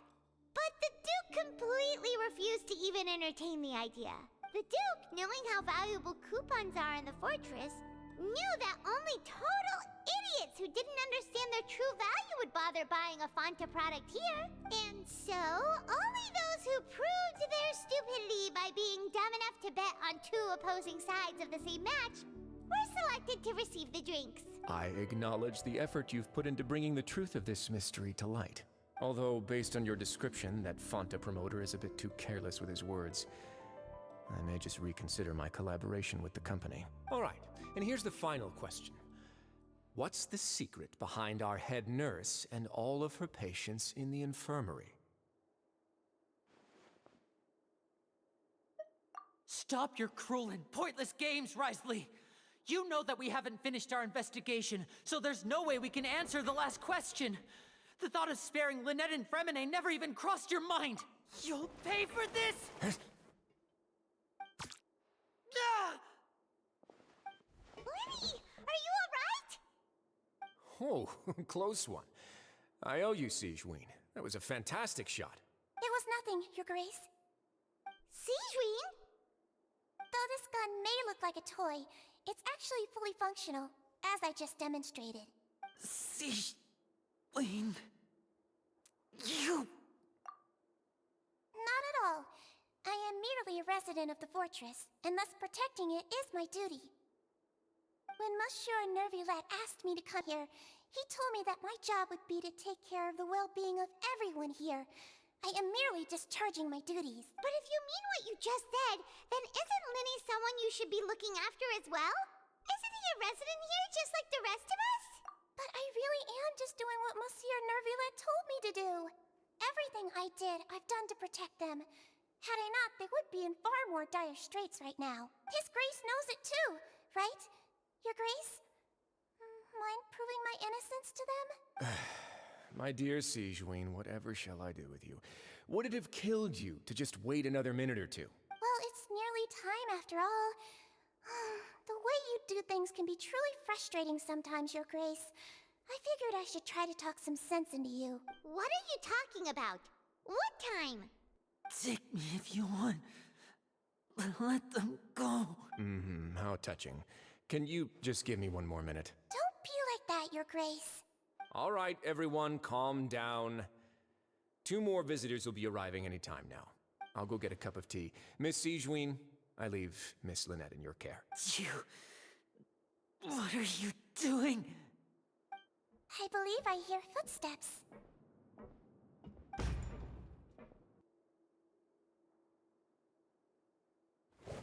Some space, please.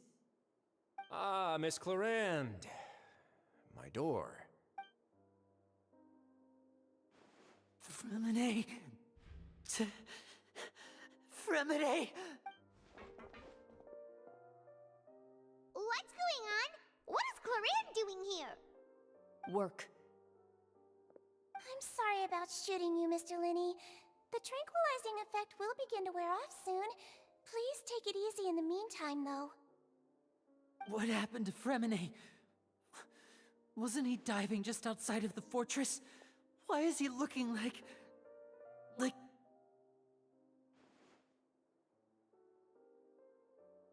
flushed face, an accelerated pulse. He must have consumed primordial seawater.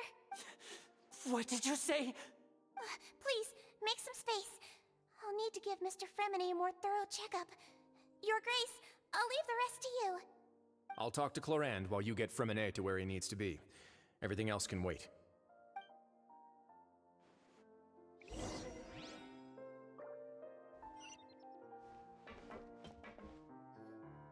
What's that look on your face? I thought I made good time on the way back. Oh, I'm just admiring your punctuality. Had you arrived just a few minutes later, Sigewinne may have been forced to shoot Mr. Lenny again. How's the situation out there? The water has changed. It's pretty much as expected.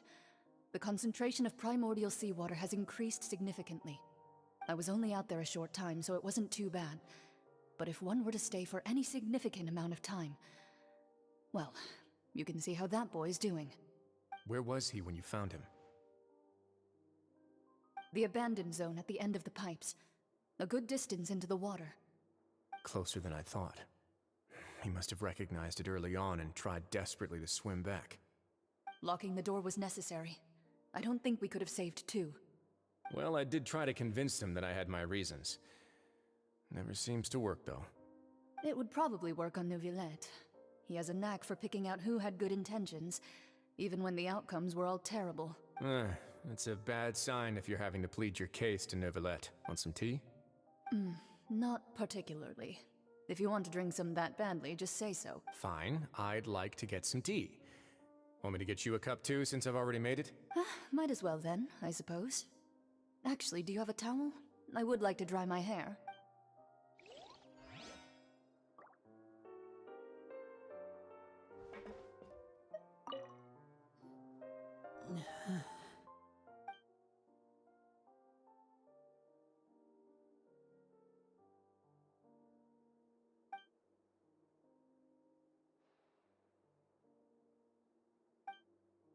How is he? These symptoms are probably caused by an acute ingestion of a large amount of primordial seawater. Still, his condition is not critical. Of course, it would be best if he stayed for further observation. Let's leave him here for now, and move him to the infirmary once he's recovered a bit more. Sorry. I am aware that the infirmary may not be your favorite place in the world at the moment. We do only have a single clinic in the fortress, however. Why would he ingest a large amount of primordial seawater after leaving the fortress? How could that possibly happen? Please, look after Mr. Fremine for the moment. I'll go fetch some medicine and a respirator. Oh, I'll bring Miss Lynette back with me. Where is she? How is she right now? Oh, she just took a nap in an empty room after I tranquilized her. If my calculations are correct, she should also be waking up right around now. You might not believe me, but His Grace and I actually made some snacks and tea for her.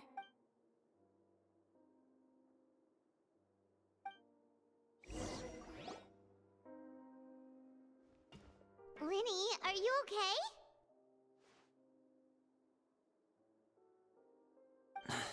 I'll be fine. They're all here now. Don't worry about me. Are you sure? You don't look all right. My hands and feet are still a bit weak, but that's probably just the residual effects of the tranquilizer shot. I'm back, everyone. Lenny! Oh, Traveler, Paimon, you're here too. Fremine? Is he... He'll be fine. But for now, please help me lift him up.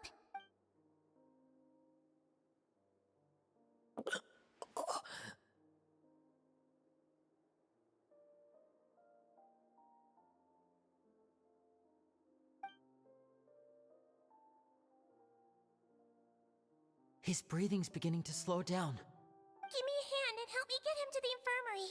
Yeah, I'll take him from this side. Lynette, together? On it. Traveler, you seem pretty worried about him. want to come with us? The Duke and Clarande are gone. They probably went to get some tea. The Duke will explain the truth in just a bit. Miss Clarande will need a break, since she only just returned from rescuing Fremine out of the sea.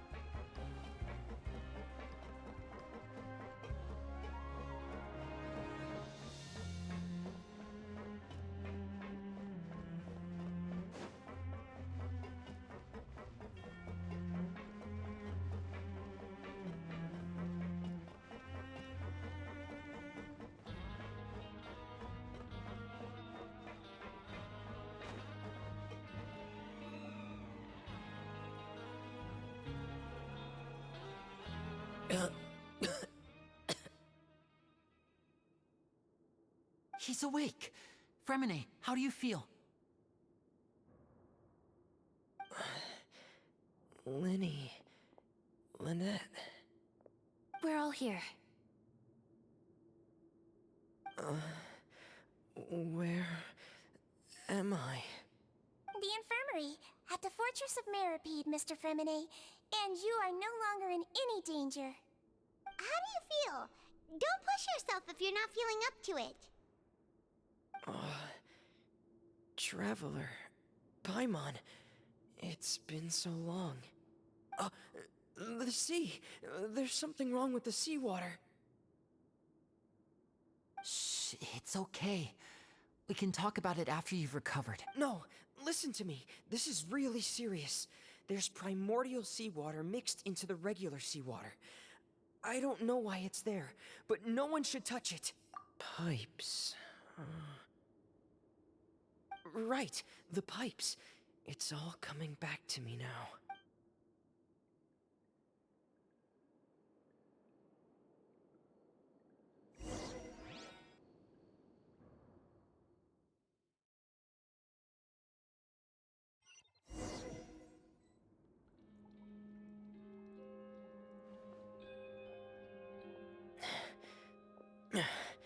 I'm in.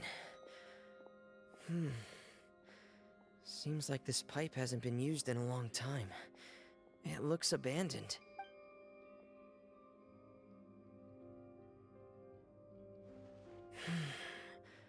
Where could Master Child be?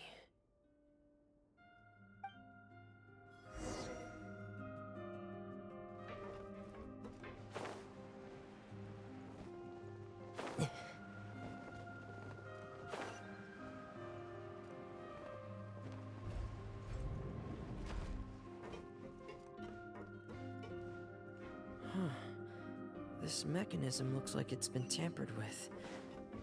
Could he have done it?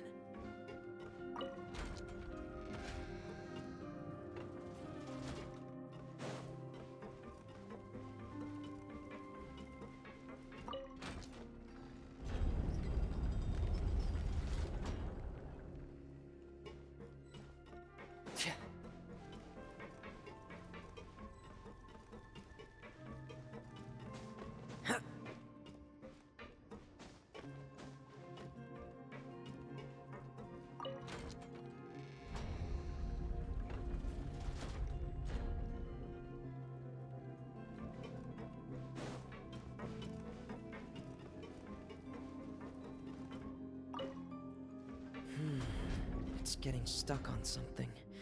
Seems like I'll have to avoid those obstacles while I turn it.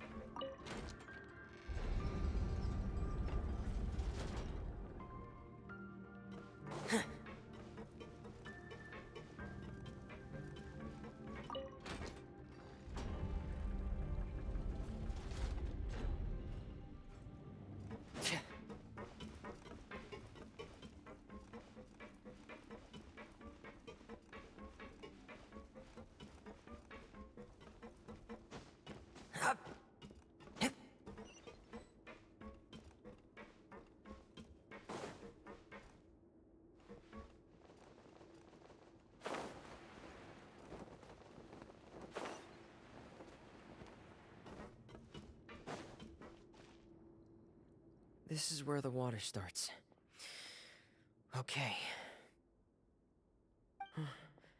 Master Child probably dived into the water. I'll go take a look as well.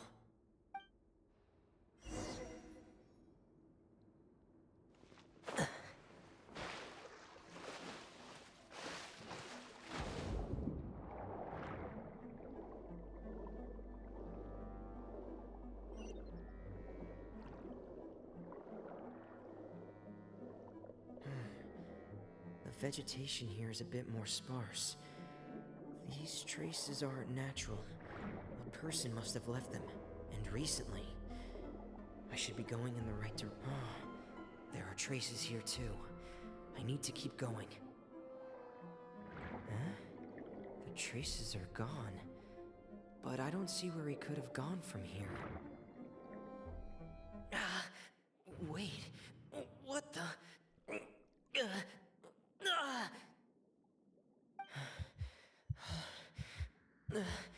My heart is racing, and it's getting harder and harder to breathe. What's going on?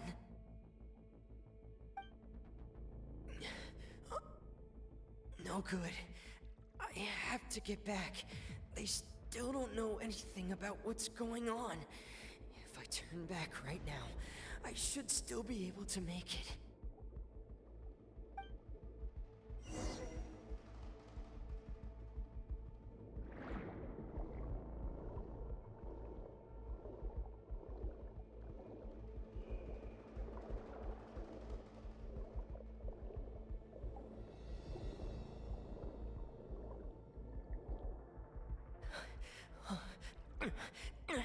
I can't die here.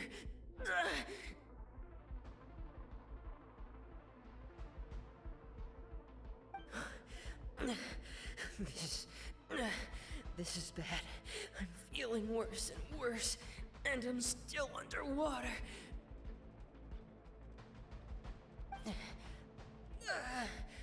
I have to push on.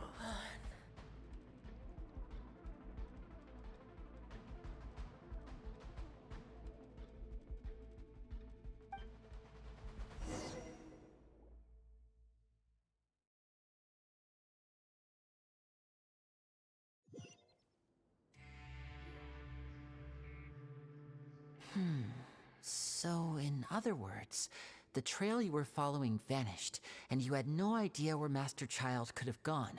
But there was also no obvious place for him to have disappeared to. That's right. I tried my best to swim back, but I had already put some distance between myself and the fortress, and I just couldn't find the strength to keep going. I probably passed out some time after that, and you know the rest. Miss Clarande brought you back, but we also don't know why she just suddenly appeared at the fortress, or why she went out to save you. Miss Clarande, you say? I must go thank her in person. You're still too weak, Fremine. You can go after you've had some more rest. Miss Lynette is right. I believe Miss Clarande will stay here as a guest for another few days, so there's no need to hurry. A guest? Then I can assume Risley was the one who invited her to come down here? You should ask His Grace about that.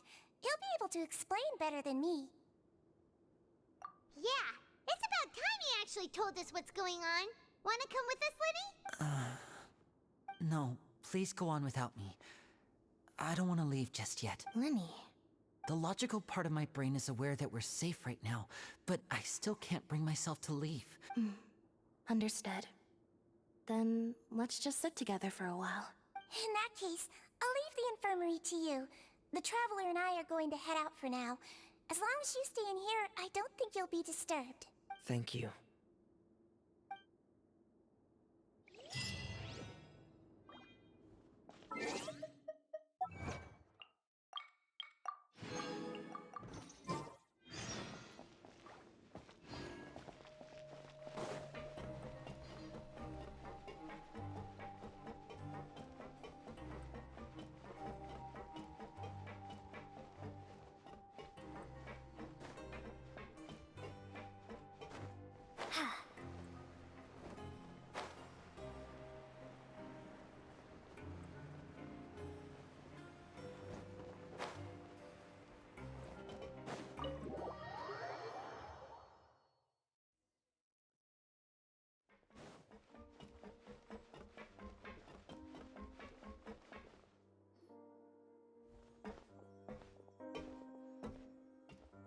Excuse me? I take it Mr. Fremine's condition has stabilized? Of course. I wouldn't have left the infirmary otherwise. I've been expecting those two, but might I inquire as to the purpose of your visit, Miss Siegewien? I wanted to check up on Miss Clarande. How are you feeling? Mostly fine, I think. If you don't mind, I'd like to perform another quick physical exam. It'll just take a few minutes. All right. Thank you for looking out for me. I'll take my leave for now, then. Well, want to explain yourself, Risley? Of course, but I'm not partial to the word choice of explain. How about enlighten? Where should I begin? How about you start by asking me any questions you have? You can start with whichever one you'd like to get answered the most. Then Paimon will begin. Did you know about Lenny's goals from the very beginning? No. I just knew they were Fatui operatives sent to the fortress by the Knave. As for their specific goals, I only figured those out as you made progress on your investigation. You managed to monitor and stay ahead of them even though you didn't know what they were trying to do? They came here with ulterior motives. I'm quite adept at discerning what that kind of behavior signals. Initially, I thought their goal was just to investigate Child's disappearance. Linny suggested that I had deliberately let him escape, but in truth, I didn't really do anything special to help or hinder him while he was here. Everything he did, from finding helpers to leaving this place, he did on his own. Of course, it's inevitable that the Knave would make a big deal out of her fellow Harbinger's unexplained disappearance. I'm also quite curious about where that Harbinger went, so I figured I might as well let the Fatui do their own investigative work. All I care about is the answer.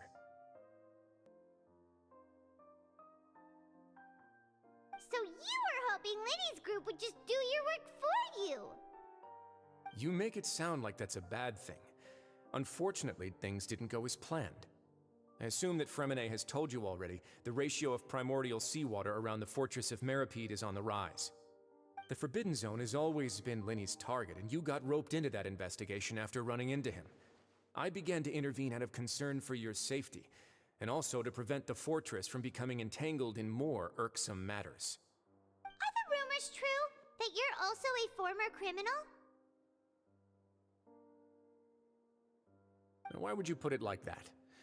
Isn't staying here all day and serving as the manager of the fortress a kind of sentence unto itself? Another form of prison? I just happen to have some support from the rest of the inmates. That's all. Oh, right! Paimon wanted to ask, who invited Cloran down here? Me, of course. I paid her good mora to come down to the fortress for some field work. As a champion duelist, Miss Cloran could be considered to be an independent party. I needed to find an exceptionally capable person to help me get through the impending crisis. And saving Fremine was part of that crisis? You can think of it like that, yes. Credit where credit is due, that boy is quite adept at diving. Had conditions not been as hostile as they were, he probably would have found the missing Harbinger already. That's not something you should be asking after. Neuvillette only asked you to investigate Child's whereabouts. All I need to prove to you is that the Forbidden Zone had nothing to do with the Harbinger's disappearance. That should be clear now that you've spoken to Fremine. But we've already uncovered that there's something wrong with the infirmary, and we've answered a bunch of questions that you threw at us. Isn't it about time that you answer our last question in return? You make a compelling case. Do you really want to know the answer that badly? Yeah, Paimon really wants to know. Even if the truth may not be pleasant? Follow me.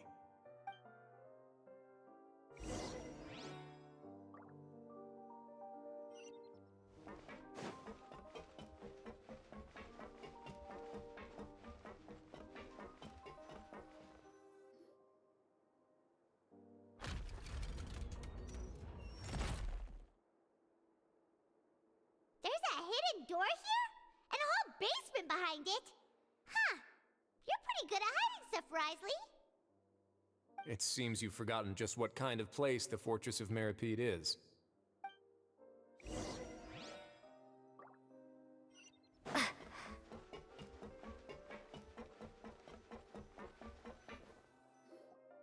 Stand on the central plate. Wait, is there a secret mechanism or... Whoa!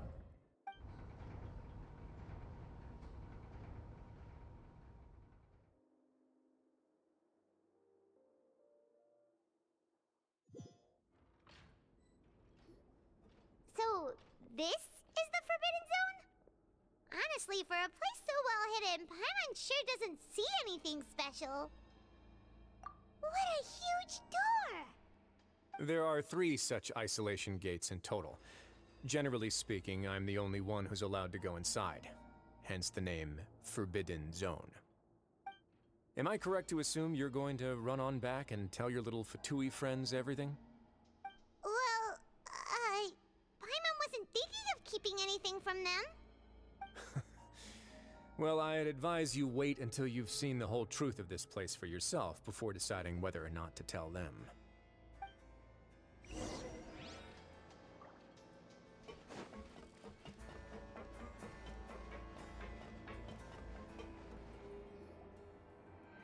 Huh. So there's a switch on the side. Stand back.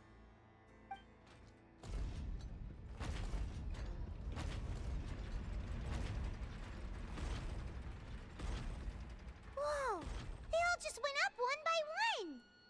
Go on, have a look.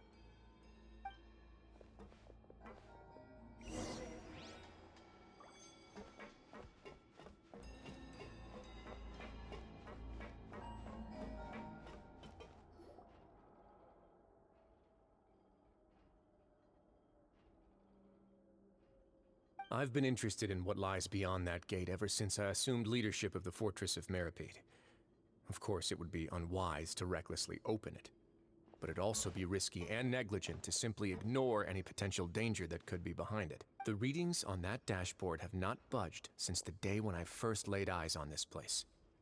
But over the past year, the needle has crept upwards from its original position, likely because some parameter it's been tracking has changed, if only infinitesimally. Normally, I would have ignored it, but I happened to have some free time when I noticed it, so I investigated. Any guesses what the reading could be tracking? Very reasonable guesses. I've considered both of those as well. Unfortunately, our dashboard is tracking something less ordinary. The temperature should vary with weather and climate changes, so for something that rarely shifts, the water pressure is more likely. We ran a few tests to increase the pressure from the outside, but the readings didn't change at all. Later on, a few more possibilities occurred to me, such as a potential connection with the primordial sea. I began to make a few preparations based on that hypothesis. Over the past few days, the needle has moved again. With that, and the symptoms that Fremine displayed after leaving the fortress, I can now confidently conclude that the readings represent the concentration of primordial seawater in the seawater nearby. The concentration of primordial seawater? But we're already under the sea! And that is precisely the problem. We're at the bottom of the sea, and now we're surrounded by toxic seawater. Somehow, primordial seawater got mixed in, and the concentration is steadily rising. Yes, that's very likely. But forget about the two of us! Not even Neuvillette knows where the primordial sea could be, much less where we could find and plug a leak. Oh. Oh! Seems like you've figured it out. I believe the primordial sea lies directly beneath this sluice gate. For some reason, the primordial seawater levels have risen significantly, and it's now very close to us. The indicators are now red. Although the gate still stands, some primordial seawater has already leaked out and mixed into the sea around us. If this continues, soon it will no longer be able to hold back the primordial sea. Yeah, you know what the legends say. If this place falls, then everyone in Fontaine will be turned into puddles in the span of a night. But that's just too weird! Why would the Fortress of Meripede be built right above a sluice gate for the primordial sea? Who built this place anyway? Your expression tells me you think this might be part of a vast, complicated conspiracy. To be honest, you might find the actual answer may be exceedingly boring. It's just that the secret of the Forbidden Zone had been long forgotten by the nation before I rediscovered it with my research. There's no single founder of the Fortress of Meripede in any traditional sense. What we know about its history has been left to us by the people who used to live here. When the previous Hydro Archon Egeria ruled the land, all convicted criminals from Fontaine were exiled. The people drove the criminals away like a wolf pack chasing away the banished. The criminals received no sympathy of any kind from the people. They were exiled to the desolate seaside, where they experienced only pain, struggle, and the bone-chilling cold. Some of them began to repent, and prayed to the Hydro Archon, asking if there was still anything they could do. The Hydro Archon took pity on them, and said, "You may go guard my secret, deep underneath the waves." And so, leaning on the power of the Hydro Archon, they gathered underneath the sea and began to build a fortress. They became a community down there in the deeps, and over the years helped it to grow. As the number of exiles increased, more and more people joined the community. When the first group of exiles died, they left the yet unfinished fortress to their successors. The Hydro Archon continued to lend her support, allowing the fortress and what it stood for to continue growing ever larger. Before long, this dark underwater fortress became the sinner's only home. And with that, the people here stopped referring to the fortress as a prison. They saw themselves as repenting sinners who would regain their freedom once they had sufficiently redeemed themselves. But as time went on, people also realized that the fortress was a lonely place. Once they had gotten used to life here, they could no longer feel comfortable living in the overworld. Once they had finished serving their sentences, some people left and some others chose to stay. They'd find some idle position and let their withered souls fade away with the ancient secrets of the past. After many, many centuries, few people still remember the reason for the fortress's founding. Now they just see it as an integral pillar of Fontainian society, as the place where criminals deserve to be sent. Now and again, researchers manage to break one law or another and live out their days in the fortress. I learned all this from an elderly historian. Everyone else just thought he'd made it all up. But now you know every part of that history is true. Indeed. It's just as the prophecy says. If this gate fails, then everyone will be dissolved into the sea. To be frank, not really. But sadly, that hasn't stopped this prophecy from proving all too accurate. Prophecies are troublesome things. Just hearing one will create the first wave of panic. Seeing signs of it will bring about the second, and actually witnessing it in real time, the third. Let's go somewhere else. I want to show you something.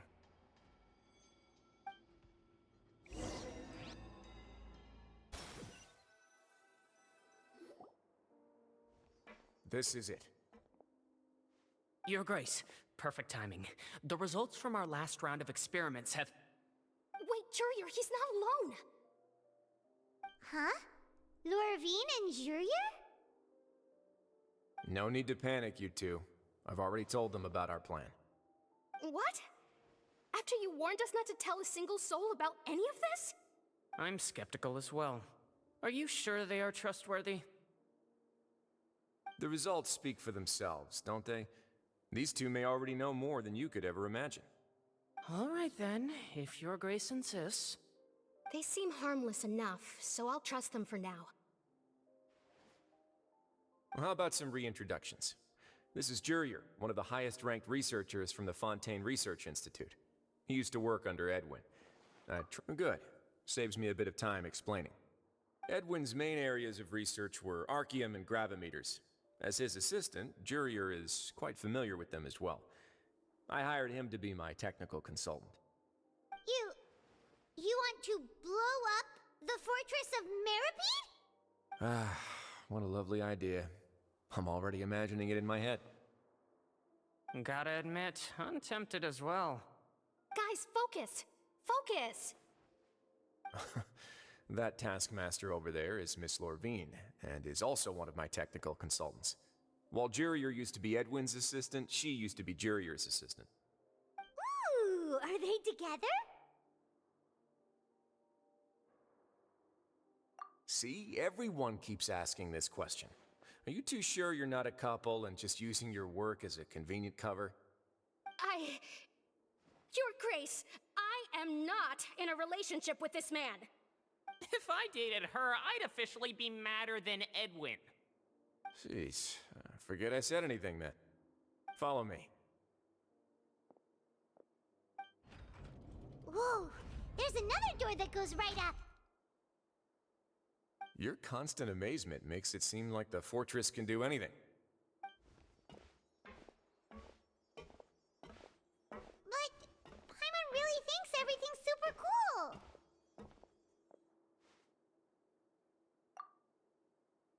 Well, let's spice it up a bit. And here you go.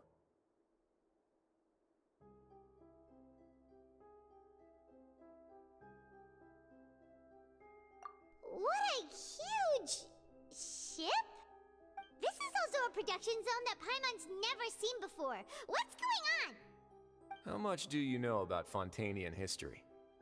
Not much at all. Well, then maybe you haven't heard the story of ancient Lemuria. To give you a quick rundown, Fontaine used to be ruled by the Lemurian dynasty. According to legend, the Lemurian king Remus came to this land after being inspired by divine revelation and found the seer Sibila, who had taken on the form of a golden bee. Taking the golden bee with him and riding on a huge ship, the Fortuna, he created his nation above the surging waves. He called his nation Lemuria, and used the Fortuna to incessantly search for new tribes and islands, calling on them to join his empire. There's a ship in this story too? Where there's water, there'll be ships. People believe that hope can always be found at the end of a voyage. Do you believe that too? To a point, I think. As you've already seen, I have a whole factory's worth of labor, materials, and technology at my disposal. Certainly can't hurt to give it a try. So the moment I began to speculate that the primordial sea might lie underneath the gate, I also began this project. Were you inspired by the legendary Fortuna? Maybe. Fontainians need something to hold on to cope with the impending disaster. Were the workers to find out the truth behind this ship, riots would destroy the fortress faster than any catastrophe. As the fortress's administrator, I'd never make such a reckless call. Alright, that's enough talking for now. I'll need another 3 cups of tea to soothe my throat. Do you have any other questions? Seems like you're good. Come on, I'll take you back.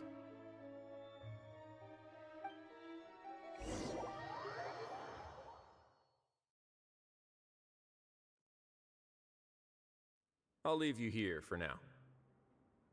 Oh, thank you so much.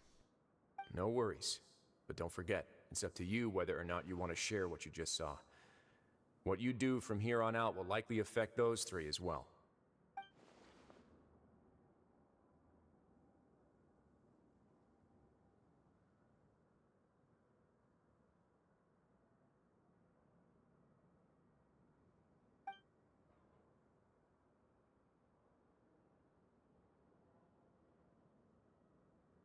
Yeah, we'll put a lot of thought into it for sure. Great. I look forward to what happens next.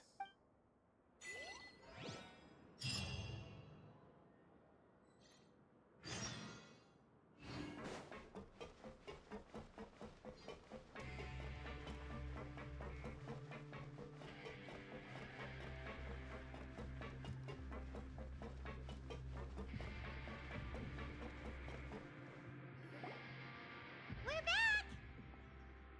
Welcome back. Do you want a cup of tea? How can you be so much like Risley, always drinking tea? Huh. Actually, now that you mention it, I just remembered something now. While I was sedated, I could still barely hear 2 people talking next to me. They were discussing everything, from the leaves, to the water, and even the teacups themselves. Must have been Risley and Sijuin. Yeah, I heard 1 male voice and 1 female, so it should have been the 2 of them. They really were just talking about brewing tea. I really can't make sense of this place. So, Traveler, Paimon, were you able to learn anything from Risley? Yeah, he explained everything. Very well. Then, would you mind checking your answers against my speculations? Yeah, I took the time to rest, so I'm feeling a lot more relaxed now. Nobody else is around, and Miss Sijuin is also busy with something or other, so let's just talk here. All right, then I'll posit my theories. I asked myself 3 questions. Firstly, why was Fremine affected by the primordial seawater? It was because he dove into the sea. My theory is, the long-lost primordial sea is probably very close to the fortress of Meripede. Ooh, he's good. He got that right on the first try. That's our Lenny. Secondly, Risley's attitude changed dramatically during the course of our stay here. He ignored us completely at first, then suddenly roadblocked us. Why? I spent quite a long time thinking about this. If he has been monitoring the Fatui since the very beginning, he probably ignored us at first because he was hoping we could find Master Child for him. What's more, the Fortress of Meripede is not part of Fontaine's court system, nor does it report to Udex Nervulet. Risley is basically the king of a no-man's land. As long as the fortress doesn't do anything about Master Child's disappearance, Father can use it to pressure the Fontaine authorities. And while the two factions are pitted against each other, Wriothesley will be free to move between the parties of interest. If I had to guess, he probably has something that he's working on himself. It's likely related to the secret of the infirmary, but I just can't think of what it could be. You're super smart! Thanks so much. Then finally, there's the last question. If Wriothesley does have a plan, what could it be? All I know for now is that his plan probably has something to do with the changing nature of the seawater. He's even gotten Cloran to help him out. That can't be the full extent of what he's doing. There's probably a secret passageway behind the block in the infirmary, and there's something big in the fortress that most people here never get to see. He has a bargaining chip, and it could be important enough for Father to deal with him directly. I don't have enough information, so I have no idea what his chip might be. But let me guess. You have the last piece of the puzzle.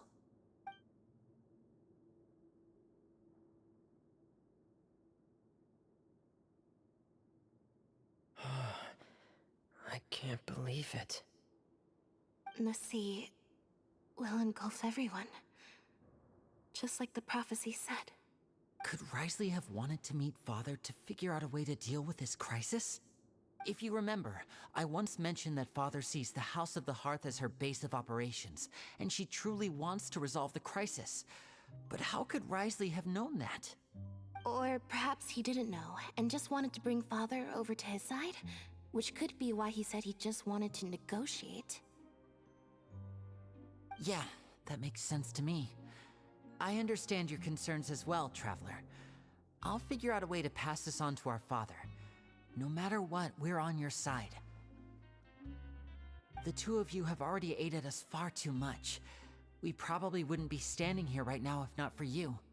If you ever need anything else going forward, please come to the House of the Hearth at any time. Though you may not share the sentiment, after all that we've gone through together, the three of us basically see you as family now. You have my gratitude. Thank you for protecting Linny when it really mattered. And thank you for sharing the secrets of the fortress with us. We didn't think you were going to do it. Why are you being so formal all of a sudden?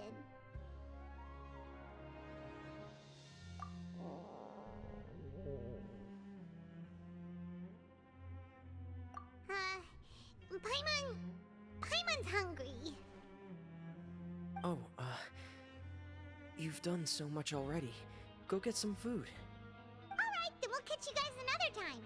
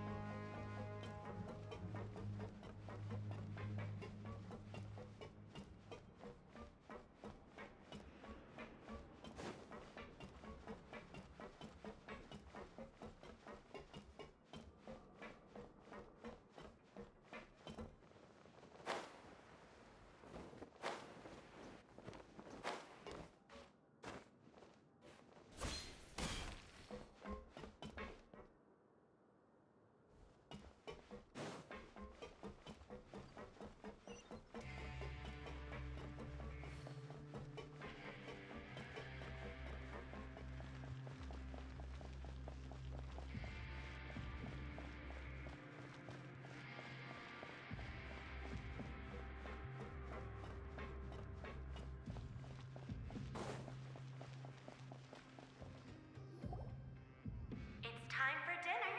Welfare meals now being served in the coupon cafeteria. Come on, let's go pick up ours as well. Traveler and Paimon! Over here! Are you here for dinner too, Miss Sijween? Mm-hmm. And I'm taking the opportunity to prepare Miss Cloran's dinner as well. Huh. You're right. She's actually sitting in the fortress cafeteria. What would you like to eat? Yep, you can. I've already talked to our chef, Mr. Wolsey. It's all on me today, so you can get whatever you'd like.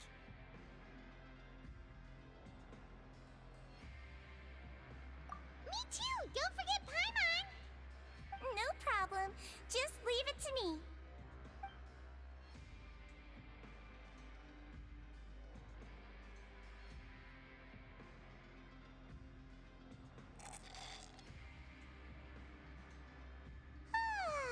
So delicious.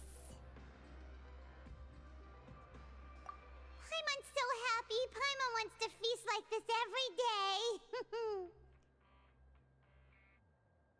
Feeling full yet? How's the food? Delicious. I'm so glad to see you all so happy. Oh, see, the expression on your face just now? The muscle here just moved, which suggests that you're feeling quite relaxed at the moment. Sijween, do you do this to help your patients or to better understand human beings? A bit of both, I suppose. I'm a Melusine, which means I'm very different from human beings. I must know what you're thinking if I want to take good care of you. You're really good at taking care of people. Even though you're so short, you still talk and act like an older sister. Really? You're reminded of an older sister? That's great to hear. Oh, and what did you mean back in Risley's office? When you said that you were protecting Linny and his siblings as well. Oh, that.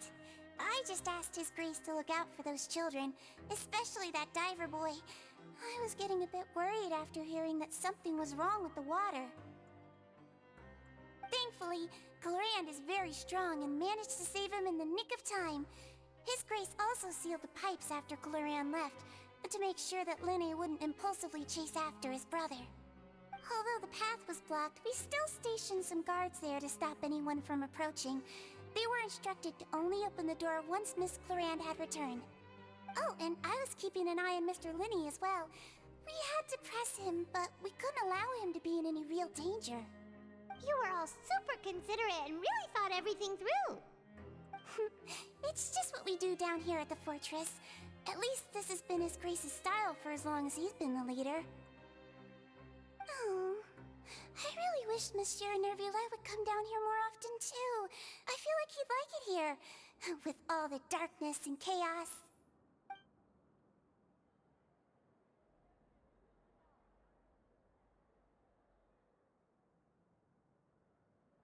Get a good night's rest, you two. You both worked very hard.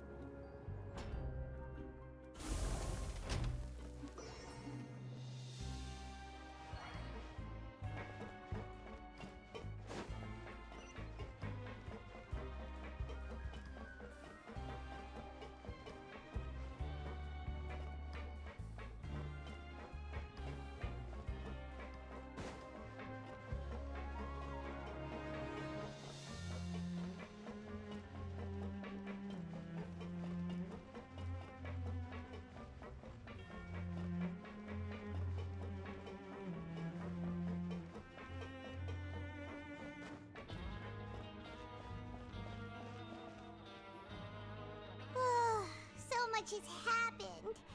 Paimon just feels absolutely exhausted now that she's finally relaxed. Paimon's super sleepy. Are you sleepy too?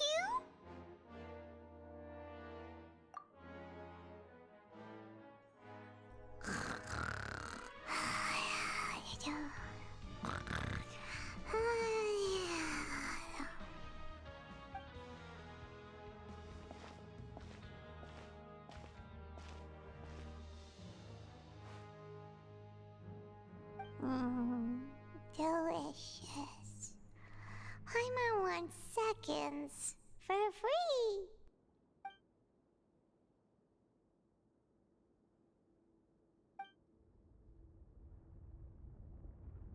Out of my way! Get out of my way! What happened? Why is everyone running? No idea, but something must have happened. Stop asking! Who's yelling? Paimon still wants to sleep.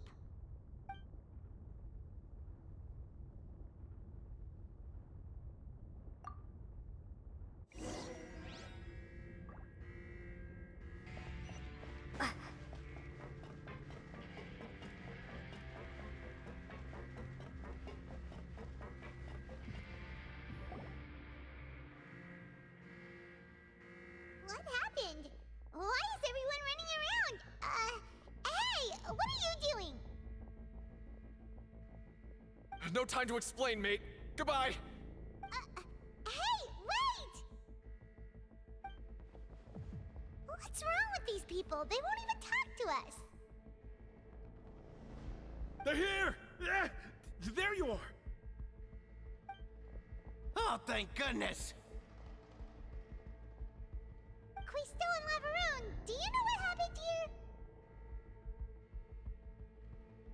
We came here especially to inform you. Something seems to have gone terribly wrong just now. His Grace is telling everyone to evacuate and get out of here. Lavaroon was saying you two are new here and you don't have many friends, so you might slip through the cracks. Haven't you heard all the stories like that? An evacuation is successfully completed, yet you only find out once you do a head count that 1 or 2 people are missing. Wait, weren't you the one who brought that up? Why is it suddenly my idea? Hey, shut up! Okay, whatever. The point is, you should come with us. Yeah, he said to get as far away as possible, upwards and outwards.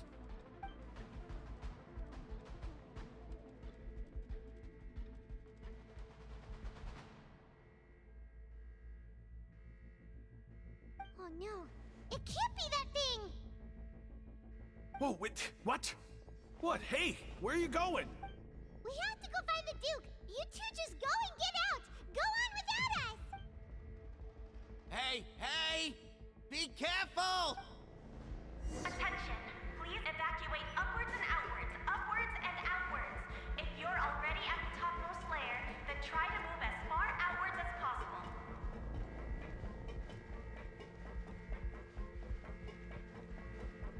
Attention! Please evacuate upwards and outwards, upwards and outwards.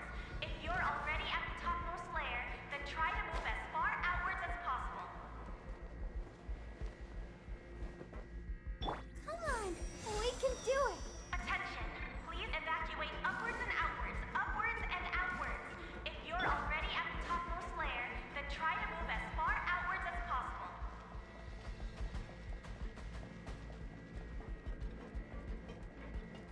Attention! Please evacuate upwards and outwards, upwards and outwards.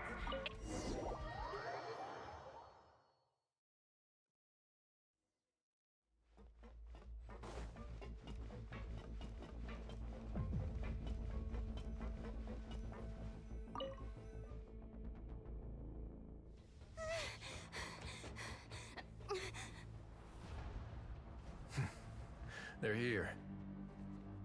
Just like I said. What happened?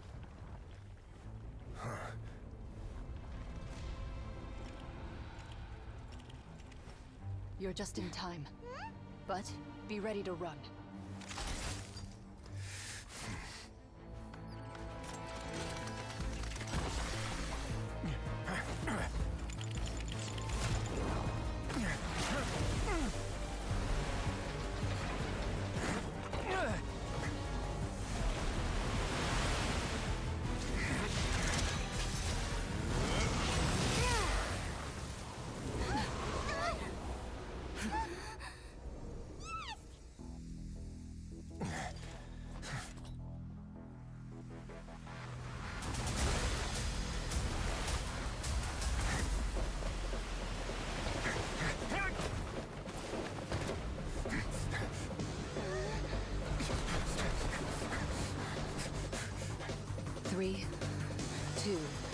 one.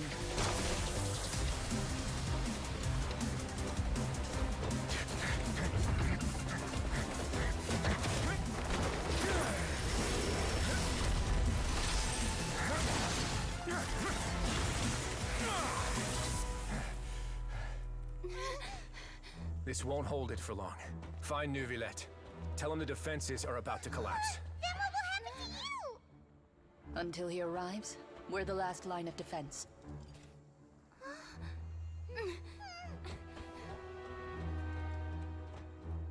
The gate. How long do you think it'll hold? That depends on us.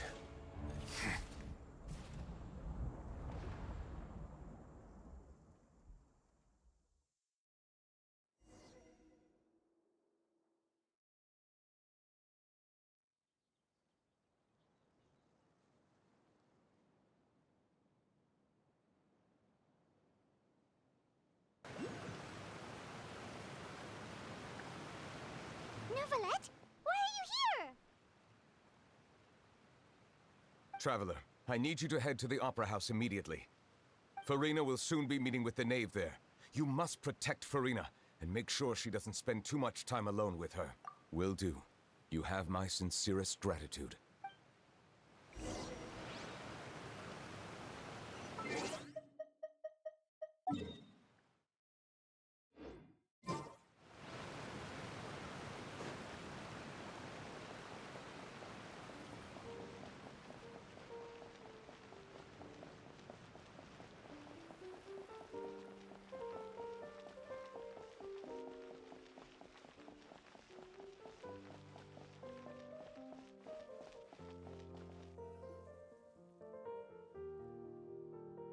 Look, there are a ton of Fatilian Palais Mermonia people over there. The knave is probably here already. We need to hurry. Are you two the traveler in Paimon? Monsieur Neuvillette has left instructions. Please follow me. Though I'm sure he's already explained, this should be a mostly cordial conversation, unlikely to give rise to violence. But it would be most appreciated if you could protect Lady Farina to the best of your abilities.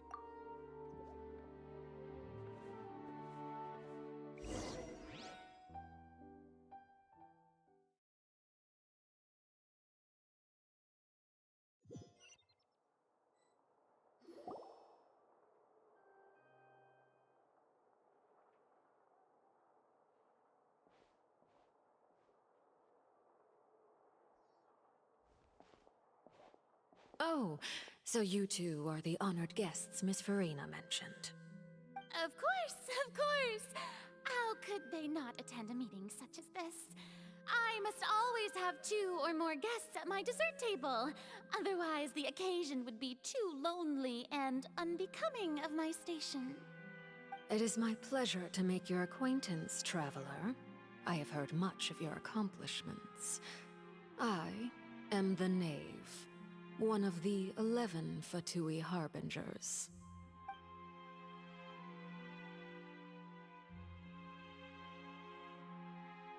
I've already prepared seats for you. Come, sit beside me. Perhaps you two are unaware of how Miss Farina and I do things. You see, we actually recently agreed to get together for tea when we had the time. See this? This is a limited type of confectionery that Miss Farina simply adores. There are only 16 slices sold every day. Here, why don't you and Paimon have a taste?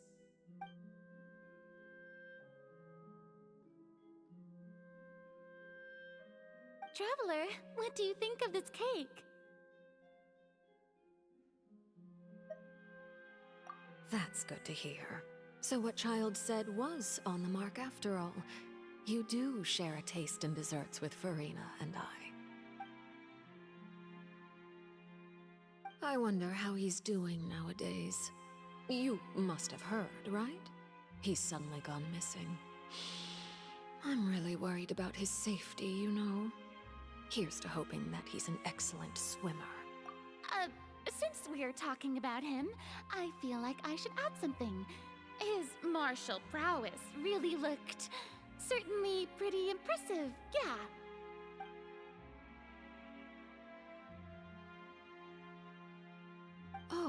So you're also familiar with his aptitude for fighting, Miss Farina.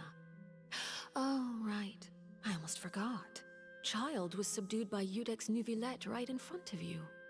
Against ordinary people, my colleague would never be on the back foot.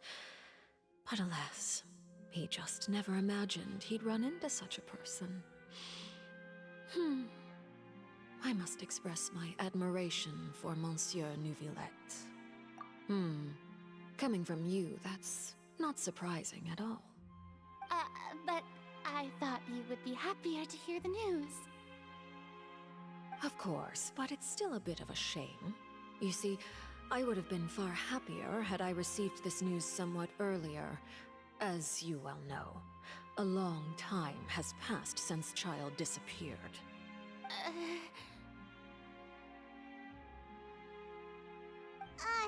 Well, in any case, there's no need to worry. We know for sure that Child is still alive. Oh, and just how do you know that? Because we found evidence that proved he left the Fortress of Mirapede. And where did he go after leaving the fortress? Well...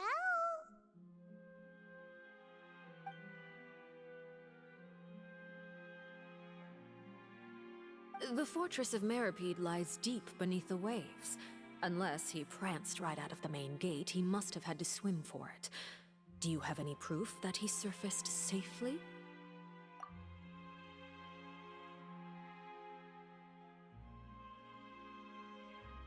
Ah, that is good news at least.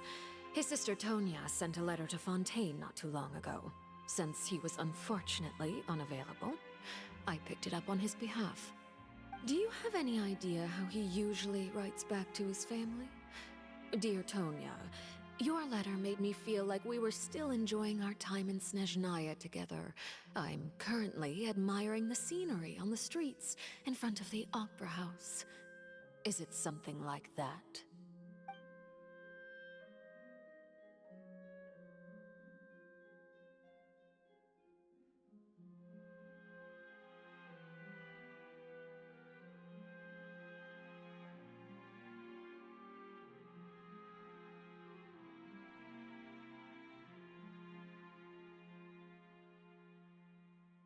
All letters tend to follow the same few formats anyway, right? As long as the contents are accurate, it doesn't matter so much how it's written or how it's worded.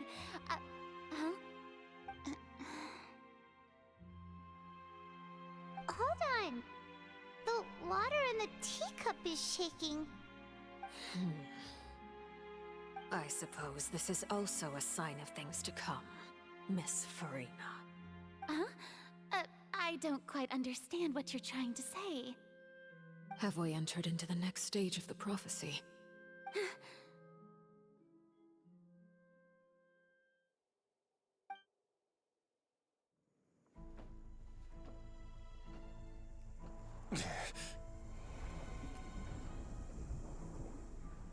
My thanks to you both.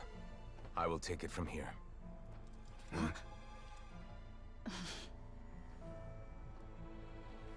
Sure you don't need a hand? Quite sure. Wow. So, what's your secret, huh?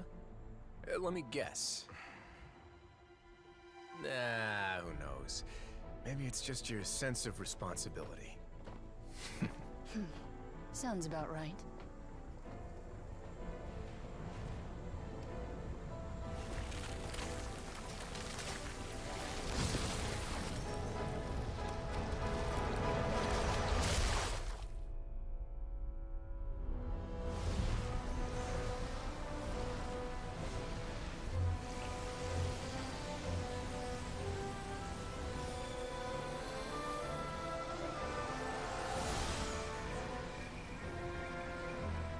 A day may come when the prophecy is fulfilled, and the waters burst forth. But it is not this day! This ancient power could easily obliterate an entire race. A tsunami of fury would unleash endless catastrophe.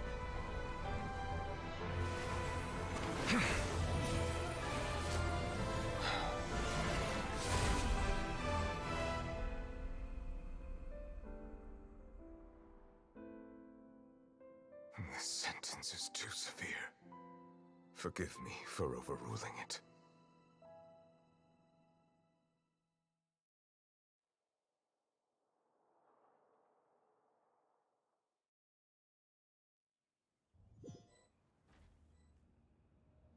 All right. Seems like the problem inside has been suppressed. Let me guess, we're safe for now. Indeed. But only for now. I win this bet. You owe me a present. Very well. It was indeed just as you said. You made a bet? We made a bet on the size of your entourage. Cloran thought you wouldn't come down by yourself. I figured you would have at least brought a few people along for appearance's sake. It appears I underestimated just how confidential the mission was. Shouldn't you have gotten used to confidential missions by now? That's just how the courts operate. So what gift must the loser give? Tea? He already has tons of tea in his office. I'm thinking about a set of legal codices. That wouldn't happen to be a dig at my lack of legal awareness, would it? Well, I'm sure His Grace doesn't consider the fortress to be outside the law. I was under the impression the residents of a place like this would be uninterested in the legal codices. That was obviously a joke. Anyway, you've still got some unfinished business to attend to in the overworld, correct? No need to stay here if you have a pressing matter. We all know you can't leave Palais Mermonia for long. Thank you. I hope everything went smoothly with the Fatui Harbinger.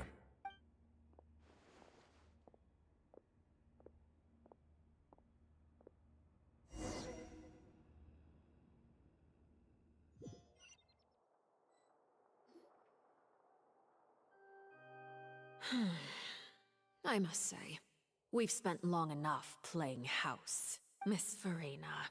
As the Hydro Archon, I am sure you understand the exact meaning of the phenomenon we just witnessed. Or should I say, that's what I originally thought. But looking at your expression, was I wrong? And you haven't a clue? What are you trying to say? At this point, I don't think there's any more need to speak as diplomatic representatives. Allow me to speak to you now as just a Fontainian. You know the prophecy by heart, and also that every part of it is being proven true. Yet, here you are relaxing, drinking tea, and eating desserts as if it's all nothing more than a few stray bugs in your garden. Do you really think that's acceptable? The prophecy's hanging above our necks like a guillotine. Every faction is looking for a way to either avert the disaster or save their own. Even the orphans of the House of the Hearth have devoted everything to saving their homeland. But you? It beggars belief just how nonchalant and carefree you have been. From the very beginning, you, the god Focaloir, you have utterly failed to take action. You're wrong. I've never ignored the prophecy, nor have I just been passing the time in self-indulgence. Retract your accusation and stop doubting the wisdom of the gods with such absurd conjectures! I am not alone in my doubts, you know. All the children of Fontaine may be harboring the exact same thoughts right now. Oh, great Hydro Archon. How are you going to save them? Save us?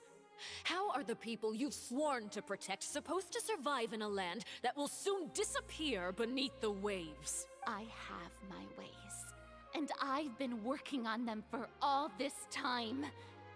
Even if you look down upon me, you have no right to judge me. Fontaine will be saved. Even if I still cannot see the true future right now, as long as I continue on as I am, I will be able to hold my head up high.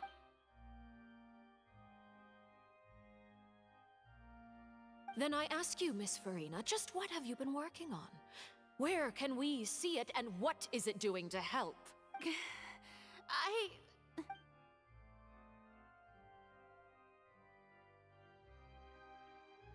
My machinations are just like the prophecy itself. They will only reveal themselves at the fated time. It is just that beings like yourselves are unable to perceive them as of yet. I see. As a god, the proof of your labor always lies beyond prying mortal eyes. Allow me to be so bold as to ask another way.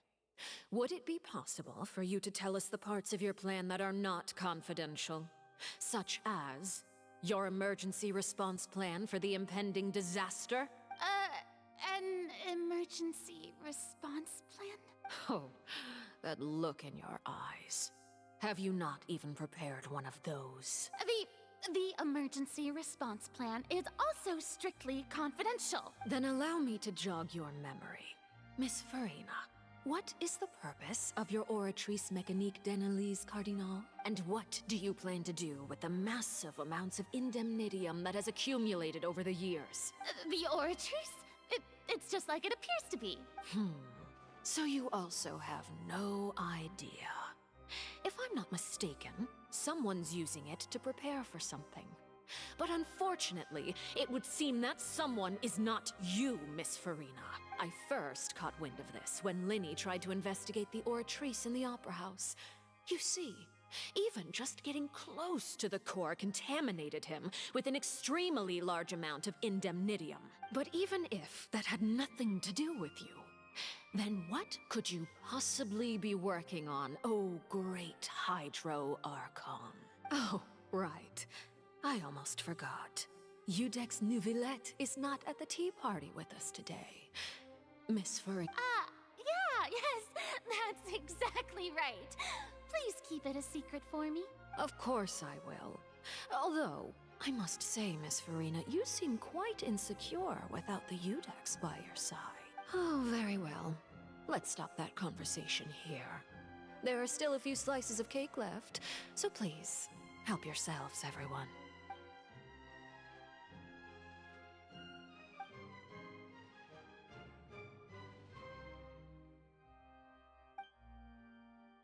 Traveler, I heard that you were recently commissioned to handle a few matters on behalf of the Udex. Why don't you take an extra slice of cake? Those who work hard deserve gratitude and praise. You too, Paimon. Thank you. Paimon will take you up on that offer.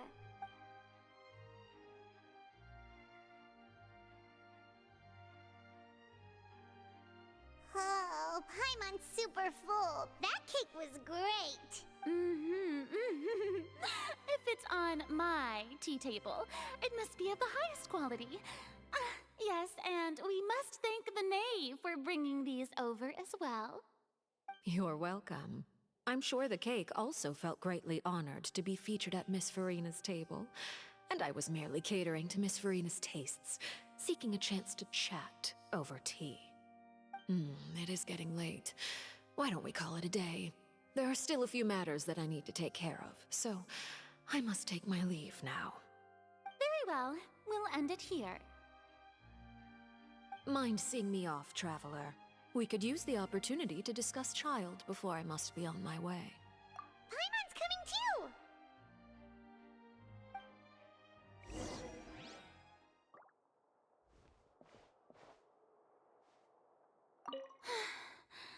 The tea party turned out to be even more difficult than I'd imagined. Why are you looking at me like that?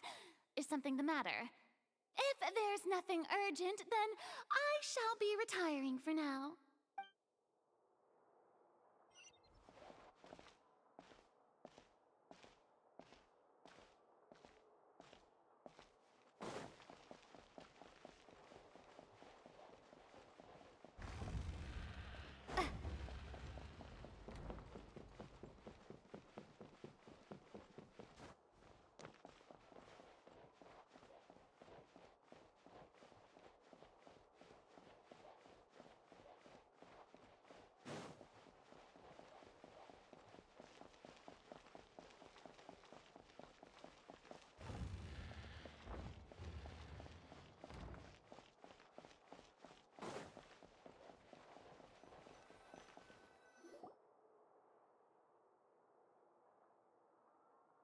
I'm glad that you were willing to come with me. Of course, Child was just an excuse. I have no interest in your dealings with him. That's what Paimon thought. You lent your aid to the children of the House of the Hearth. As their father, I would like to express my gratitude. That was all. Formal topics should be discussed in formal settings, and informal topics in informal settings. I know you just returned from the fortress of Meripede. Relax. I have no intention of trying to get anything out of you. Linny, Lynette, and Fremine are still there, and I trust their judgment and abilities. They've all been working very hard and have always done all they can to fight back against anyone who tried to stop them, especially Linny. You mean Wriothesley. He's a tricky one to deal with. It's unfortunate that Linny's so eager to prove himself that he can't learn to rely on others, including me. By the way, and you can just consider this a bit of idle gossip, but what's your impression of Furina? You are outside of our disputes, and the freest person in all of Fontaine, able to move around most easily. Allow me to share my perspective with you. And that's everything that happened during the trial. Master Child was declared guilty and immediately transported to the Fortress of Meripede. Didn't he say he was coming here on vacation?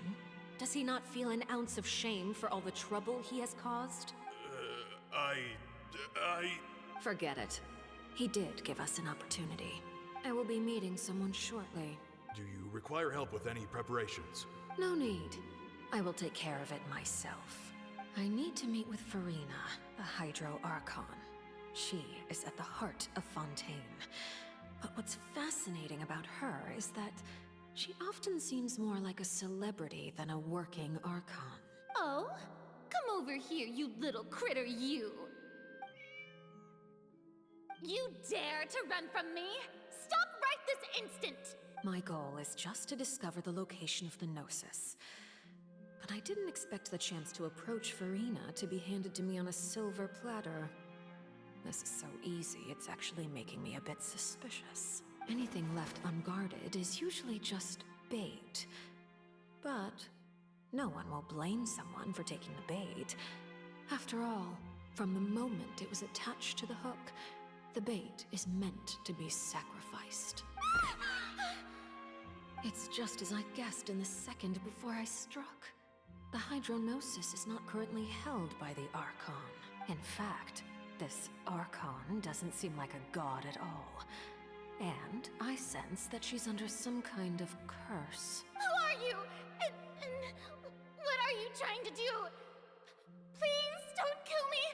I'm begging you, please! The fear in her pupils is genuine, so perhaps she's not bait after all. Either way, targeting her has lost all meaning.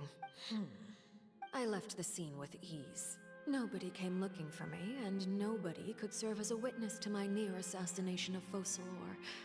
I suspect even Furina dares not mention this incident to anyone. Not long after, my informants confirmed what I had guessed. After returning to her quarters, Furina quietly cried alone. She was so scared that she could not sleep that night, nor could she even bring herself to eat her cake. There's no doubt that there's something wrong with her. I began to entertain the possibility that she is not the true Hydro Archon. Perhaps Iudex Neuvillette is actually the genuine article. I have to find the Gnosis. If the Neuvillette hypothesis is correct, he is probably in possession of it. Alternatively, it might have been hidden in a place that's hard for ordinary people to access. Yes, Father. My dear children, please speak. News from the Fortress of Meripede.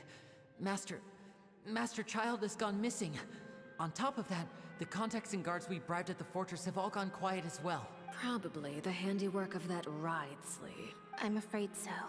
This is a good opportunity. The value of a Harbinger is much higher than most would imagine. We now have an excuse to exert diplomatic pressure on the Fontaine authorities. Set up a meeting for me. I would like to meet the Hydro Archon and Iudex Neuvillette. Oh, and I have an additional mission for you three. Yes, Father. Tartaglia's disappearance was not a part of my plan, but I can use it to make a breakthrough. With this as my excuse, I can ask for an official audience and continue my investigation of Farina and Udex Neuvillette. The initiative belongs to the House of the Hearth. My wish to investigate the fortress of Meripede will be a front. Linny and his group will be responsible for the actual intelligence gathering.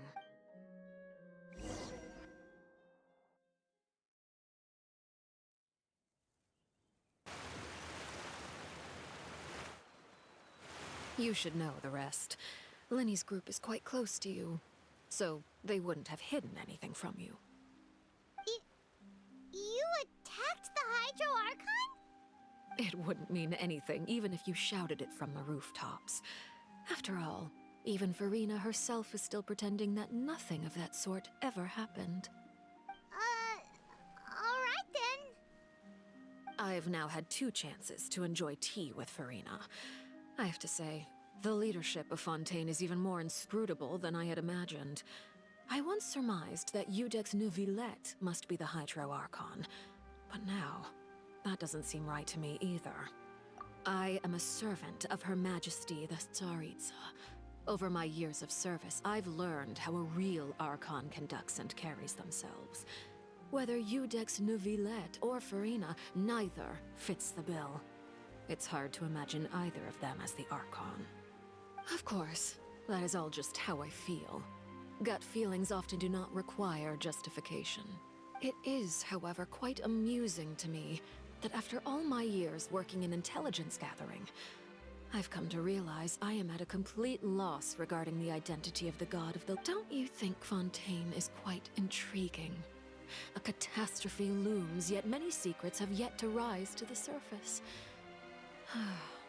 It looks like Fontainians will have no choice but to save themselves. Ultimately, though, one must survive in order to do anything else. Should the need arise, I would be happy to cooperate with you. You don't need to commit to anything right now, of course. I have a feeling that the situation will continue to evolve, and as your name is often connected with noble deeds, I'm sure we will work together someday. He certainly returned quickly. You must want to catch up with each other, so I'll leave you to him. Neuvillette, is it over? For now, yes. But this issue will prove quite thorny in the long term. I'm concerned that sooner or later the prophesized events will occur. Thank you for protecting Farina.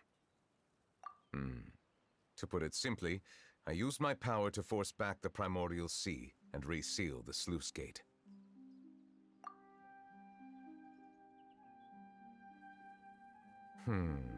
So as expected, the knave has turned up the pressure on Farina. She's trying to feel her out, though I'm still unsure as to her motives. Permission granted. Whoa. It can't be that you're the real Hydro Archon, right? But that's just a speculation on our part, though. You can't tell us? Then that's okay. We can talk about something else. We won't try to force you. You guys in Fontaine are super strange. If by the phrase, you guys, you are referring to Farina and I, then although I'm not sure just what you are trying to imply, I must clarify that I do not share her positions on a multitude of topics. I believe so. The fortress has a long and complex history. It has seen much grief and suffering. And now, another catastrophe will soon be upon us. I mourn this turn of events. Huh? Why is it raining all of a sudden?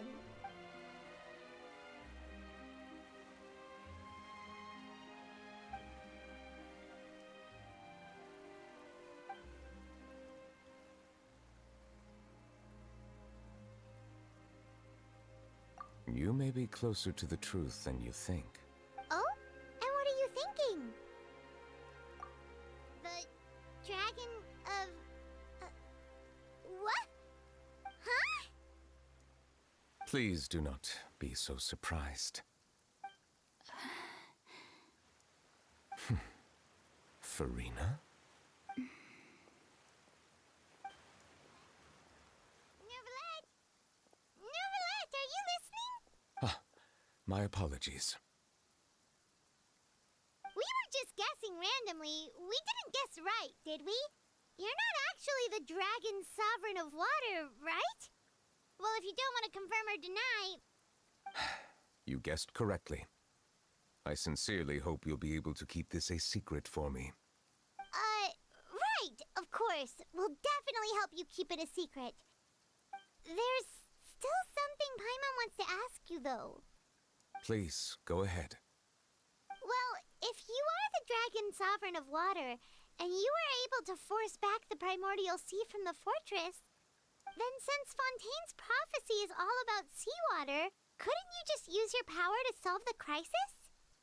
None of the currently living dragon sovereigns in the world, myself included, possess our full dragonhood. They say that when the first usurper arrived on Teyvat, they seized a part of the dragon's power.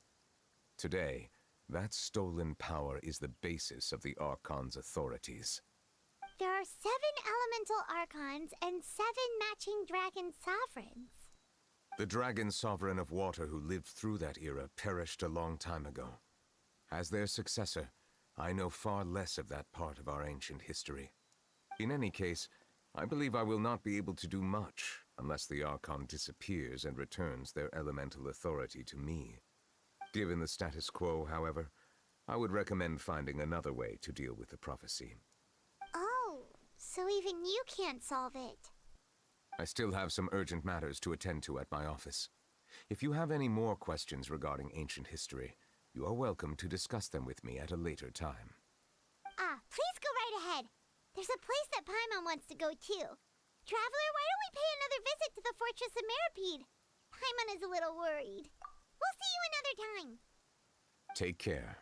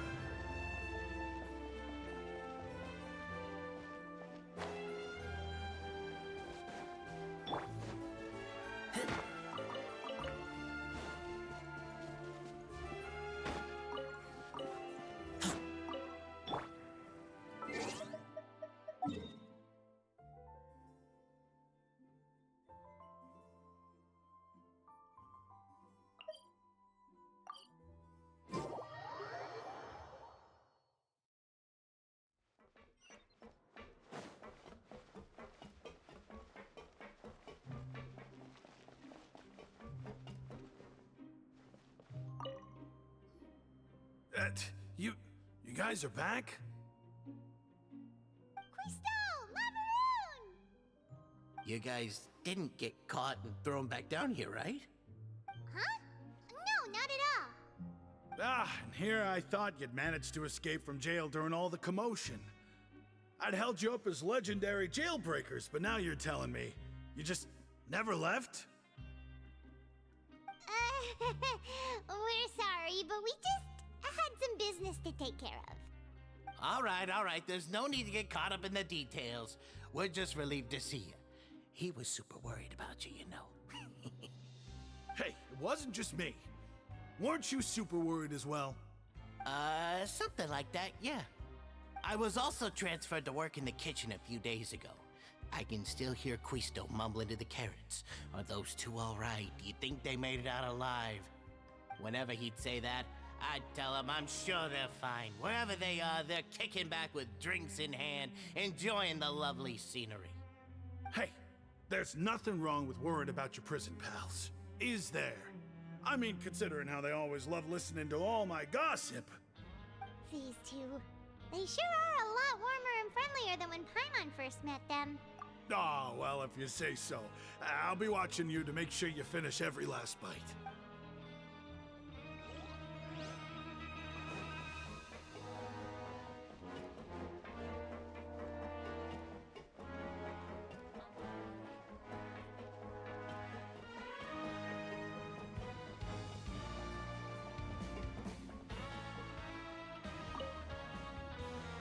Sijuin! Traveler, Paimon, you're back! Are you still doing alright? Did either of you get hurt? We're fine, but what about you guys? It was such a huge mess. How bad was it? A few people sustained superficial injuries, but that's about the extent of the damage. Monsieur Nervulette paid us a visit. It was all thanks to him that we managed to suppress the crisis for the time being. Oh, of course, we must also thank you for the help you provided. How did Nervulette know that he was needed here? Well, Monsieur Nervulette has strong resonance with the hydro element. When the water level rises, he can feel the waves produced. I ran into the bombshell bros while bandaging the injuries of the wounded. They were mumbling the whole time about how you just ran down without a word. I'm so relieved to see that you're both all right. If you're not too pressed for time, please stay with us a few more days. Just let me know if you get a craving for any particular dish, so I can have Mr. Walsey get your meals prepared. Oh, and please feel free to visit the infirmary for a break at any time. I'd like to take the opportunity to spend some more time observing your facial muscles as well. Your happy smiles are quite contagious, you know. They're so memorable, and I've missed them immensely while you were gone.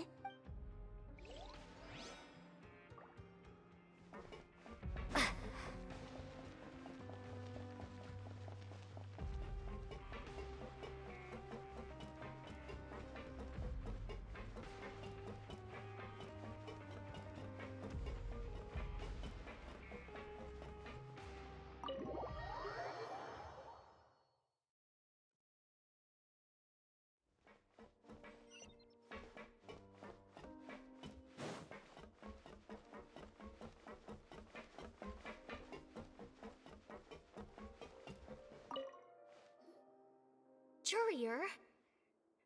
Miss Sijuin told me you still haven't eaten.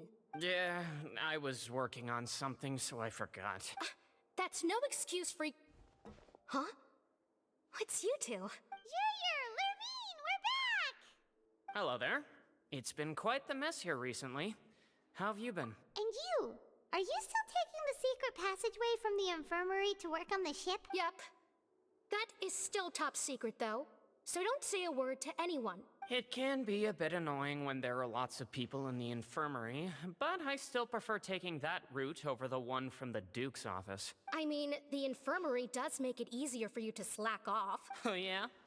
Then why are you also here so much? You two really are just using your jobs as a cover for your relationship, aren't you? Not at all!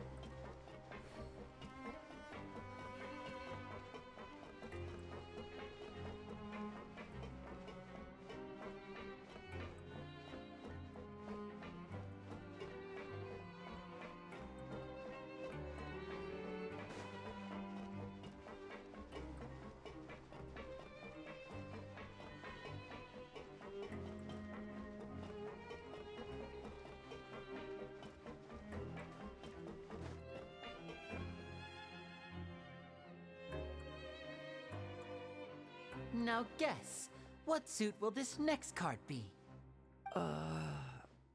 A bare-teeth cat? Well, well, look who it is. Traveler, Paimon. Hello, everyone. Looks like you're recovering nicely from it, eh? Mm-hmm. Thanks to everyone's support. Oh, right. I managed to work up the courage to thank Miss Clorand in person. Whoa, how did she react? She told me that it was nothing. It was as if saving a life wasn't a big deal to her at all.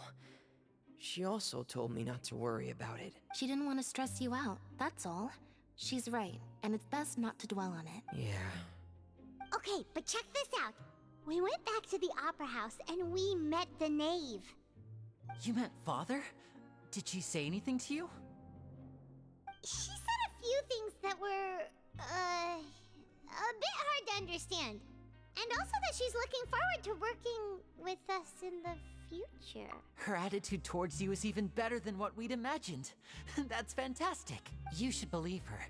She has her own way of doing things, and she'll do everything in her power to help. Mm-hmm. Father is very capable, and also trustworthy. Oh, Paimon just remembered that she thought Lenny was a bit too proud as well. She said that you should learn how to rely on others sometimes. Got it. That does sound like something that Father would say. Hey! Are you going to stay here for the next few days? Looks like it, yeah. Excellent. I will host a tea party. For real?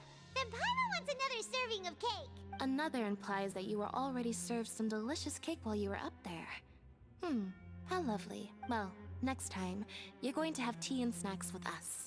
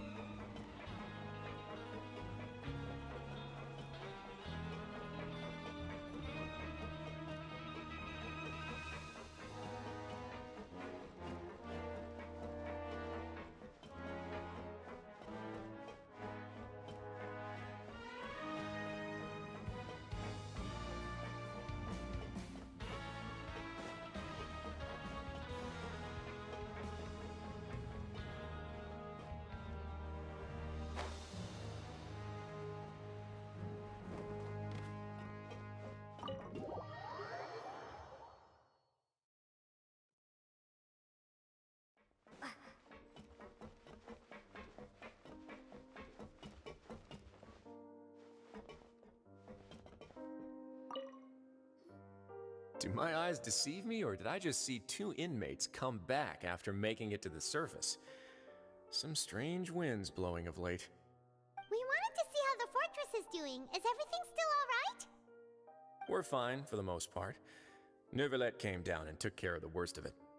If that's the case, why don't you just ask him to stay here? Oh, yeah, what a brilliant plan.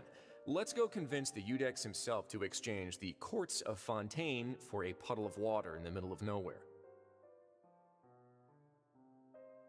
He came here in a hurry and left without even stopping for a cup of tea. He did remember to take Miss Sigewinne's gift with him, though. He sure sounds super busy. Miss Clorand has left as well. She also took her gift from Miss Sigewinne. Were the gifts milkshakes? Neuvillette got the milkshake.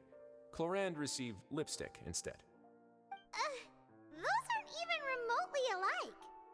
Well, it's Neuvillette's own fault for making Sigewinne worried about his health by working so much. But besides that, our head nurse is still pretty fond of picking out beauty products for the ladies. Oh, and I have some gifts here for you as well. Are these from Sigewinne too? Nope, they're from yours truly. You've already wrapped up your work at the fortress, so you can return to the surface at any time. You haven't yet served your full prison term, however, so you may continue to use your cell until your term is up. For real? Then we could stay here for a really long time?